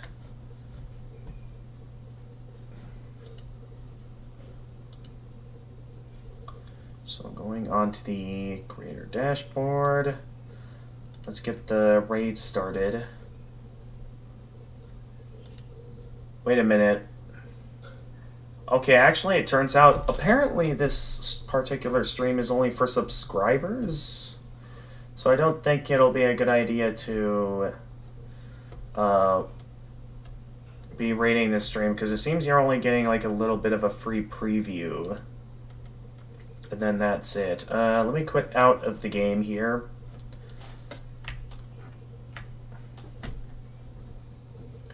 But yeah, it seems that I don't think it'll be a good idea to raid this streamer if they're only doing that. So let's look for someone else to raid. So doing a bit more looking around here.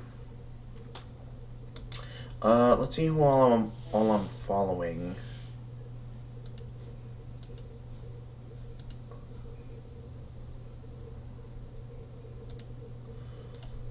Categories.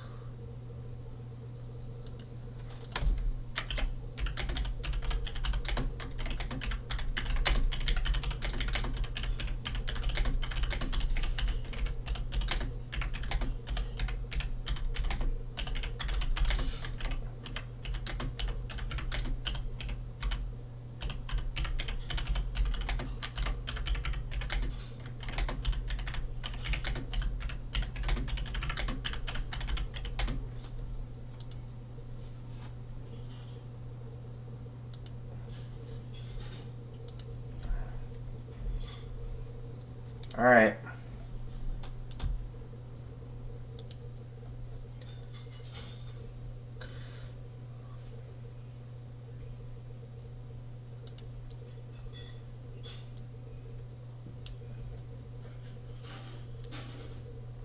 All right, so it's been fun, Jedi Hoyman Gamer.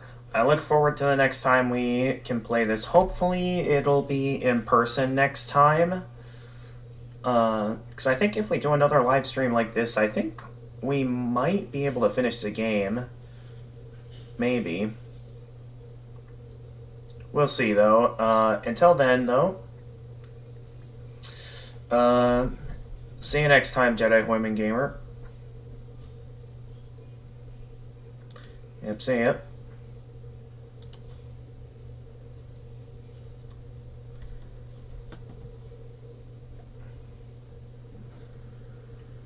Alright. So with that out of the way, let's continue preparing a raid on Twitch. Like always, I suppose we can look for some streamers on either my usual categories, either Hollow Knight or Dark Souls, or we can see if there's any interesting Undertale streamers as well. So let's see what we got here.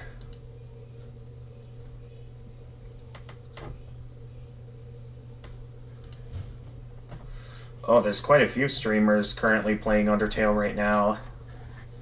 Okay, so we have a lot of options. Let's see here. Which one would be the most worth raiding at this time? Because we got a bunch of different options. Let's see. Streamer looks like they're having fun. Though, is it follower only, though? Because I know some streamers like to have their chat be follower only and other stuff.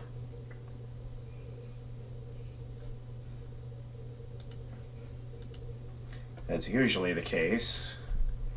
And yep, my free preview is about up for this streamer streaming Hollow Knight, so yeah.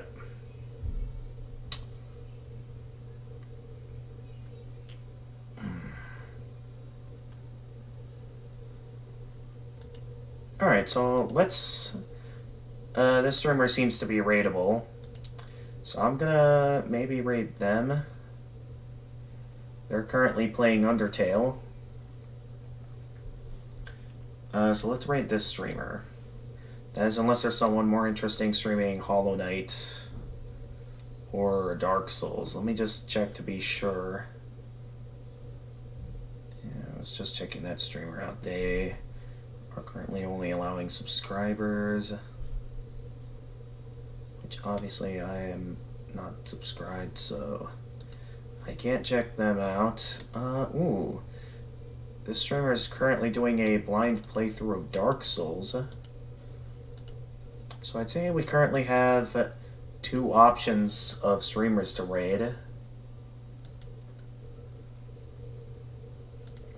Oh, 2 good options. Why don't we go for this streamer that's also playing Undertale, though, and I can check out this other streamer that's playing Dark Souls.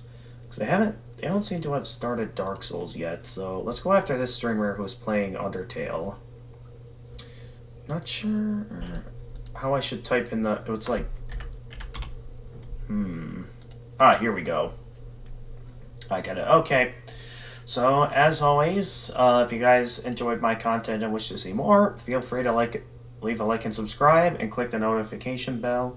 For those of you on YouTube, that is. For those of you on Twitch, be sure to leave a follow. For the if you're interested in seeing other platforms I'm on and want to interact with me, I do have a Discord server, as I was using to interact with the Jedi Women Gamer. I do also have a Twitter account. And until next time, this is the Gamer of Gamers, and stay excellent, everyone. Alright, let's get this raid started. Starting raid in 10, 9, 8, 7, 6, 5, 4, 3, 2, 1, go.